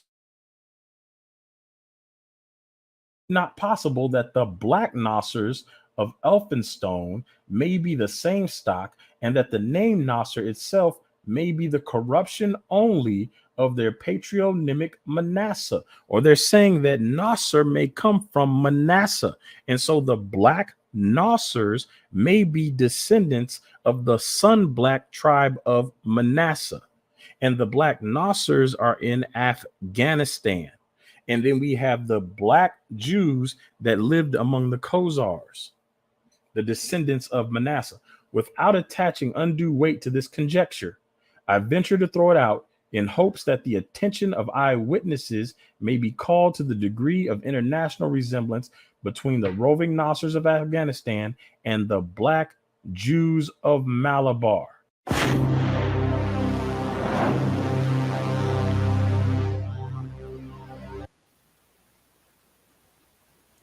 All right, y'all have got a mouthful right there. We're gonna pick this up later on. We're gonna pick this up later on. You want to say something more before we get out of here? Yeah, You want to say something before we get out of here? Yeah, one quick point. Like, so he was talking about like the sun-kissed tribe of Manasseh. Now, this is why I want to slow this down so people can understand that the language ain't the same everywhere. It ain't universal. And you really need to understand how it's being used in the Bible and whatnot, because he just quoted the concept of the whole "don't hate me for my blackness" concept and whatnot, right? The person who says that's not an Israelite, fam. The person who says that's like a Cushite descent and whatnot, right? And so that's literally like the same concept. Like, so he's talking about like, you can tell, like, you know what I'm saying, people are Israel because they're black and being hated, etc. whatnot. Fam, in the Bible, Israel ain't the black people you think they are. They're ruddy people, fam. They're, again, does that mean that they're white? No. But they're not the same. Again, even in the Israelite text, it's talking about don't hate me for my blackness, coming from somebody who's not an Israelite, talking to a ruddy people, fam. So again, he's trying to take that and then extrapolate it, saying, see here over here, if the people being hated are Israelites because they're black or whatnot, like, and this is how you know what it is. No, fam, it's not the same thing. You had dark, like the sister was saying, you had dark people being hated on throughout history in a lot of different places because they were the darker skinned people. And you can even find this in the Israelite text. You see the same thing he just quoted and whatnot. trying to, and you can go through all kind of parts of his book, and I don't know why more apologists have not done it. He tries to quote the Sheba stuff all day and whatnot for him, but again, you can see it from Couture or from you can see it from Moses' wife all the way down to the person being quoted in terms of don't hate me for my blackness or whatnot, right? People are looking at the Cushites a little funny if they're Israelites or whatnot. So again, the same colorism that it's in the text, man. I hate to break it to you. It's not a black and beautiful text. Are there black people there? Yes, 100%. Are there red people there? Yes, 100%, man. But it is not a text that glorifies skin tone like that, man. I hate to break it to you. It's not a black and beautiful a text like that, man. If you're an Israelite, and it's definitely not a black supremacy text like we're a pure and clean nation. No, fam. You got the wrong constitution. You got a group of people who are literally meant to bring other people in, and those people got inheritance in the nation. It is what it is. This is the stuff that get me aggravated right here.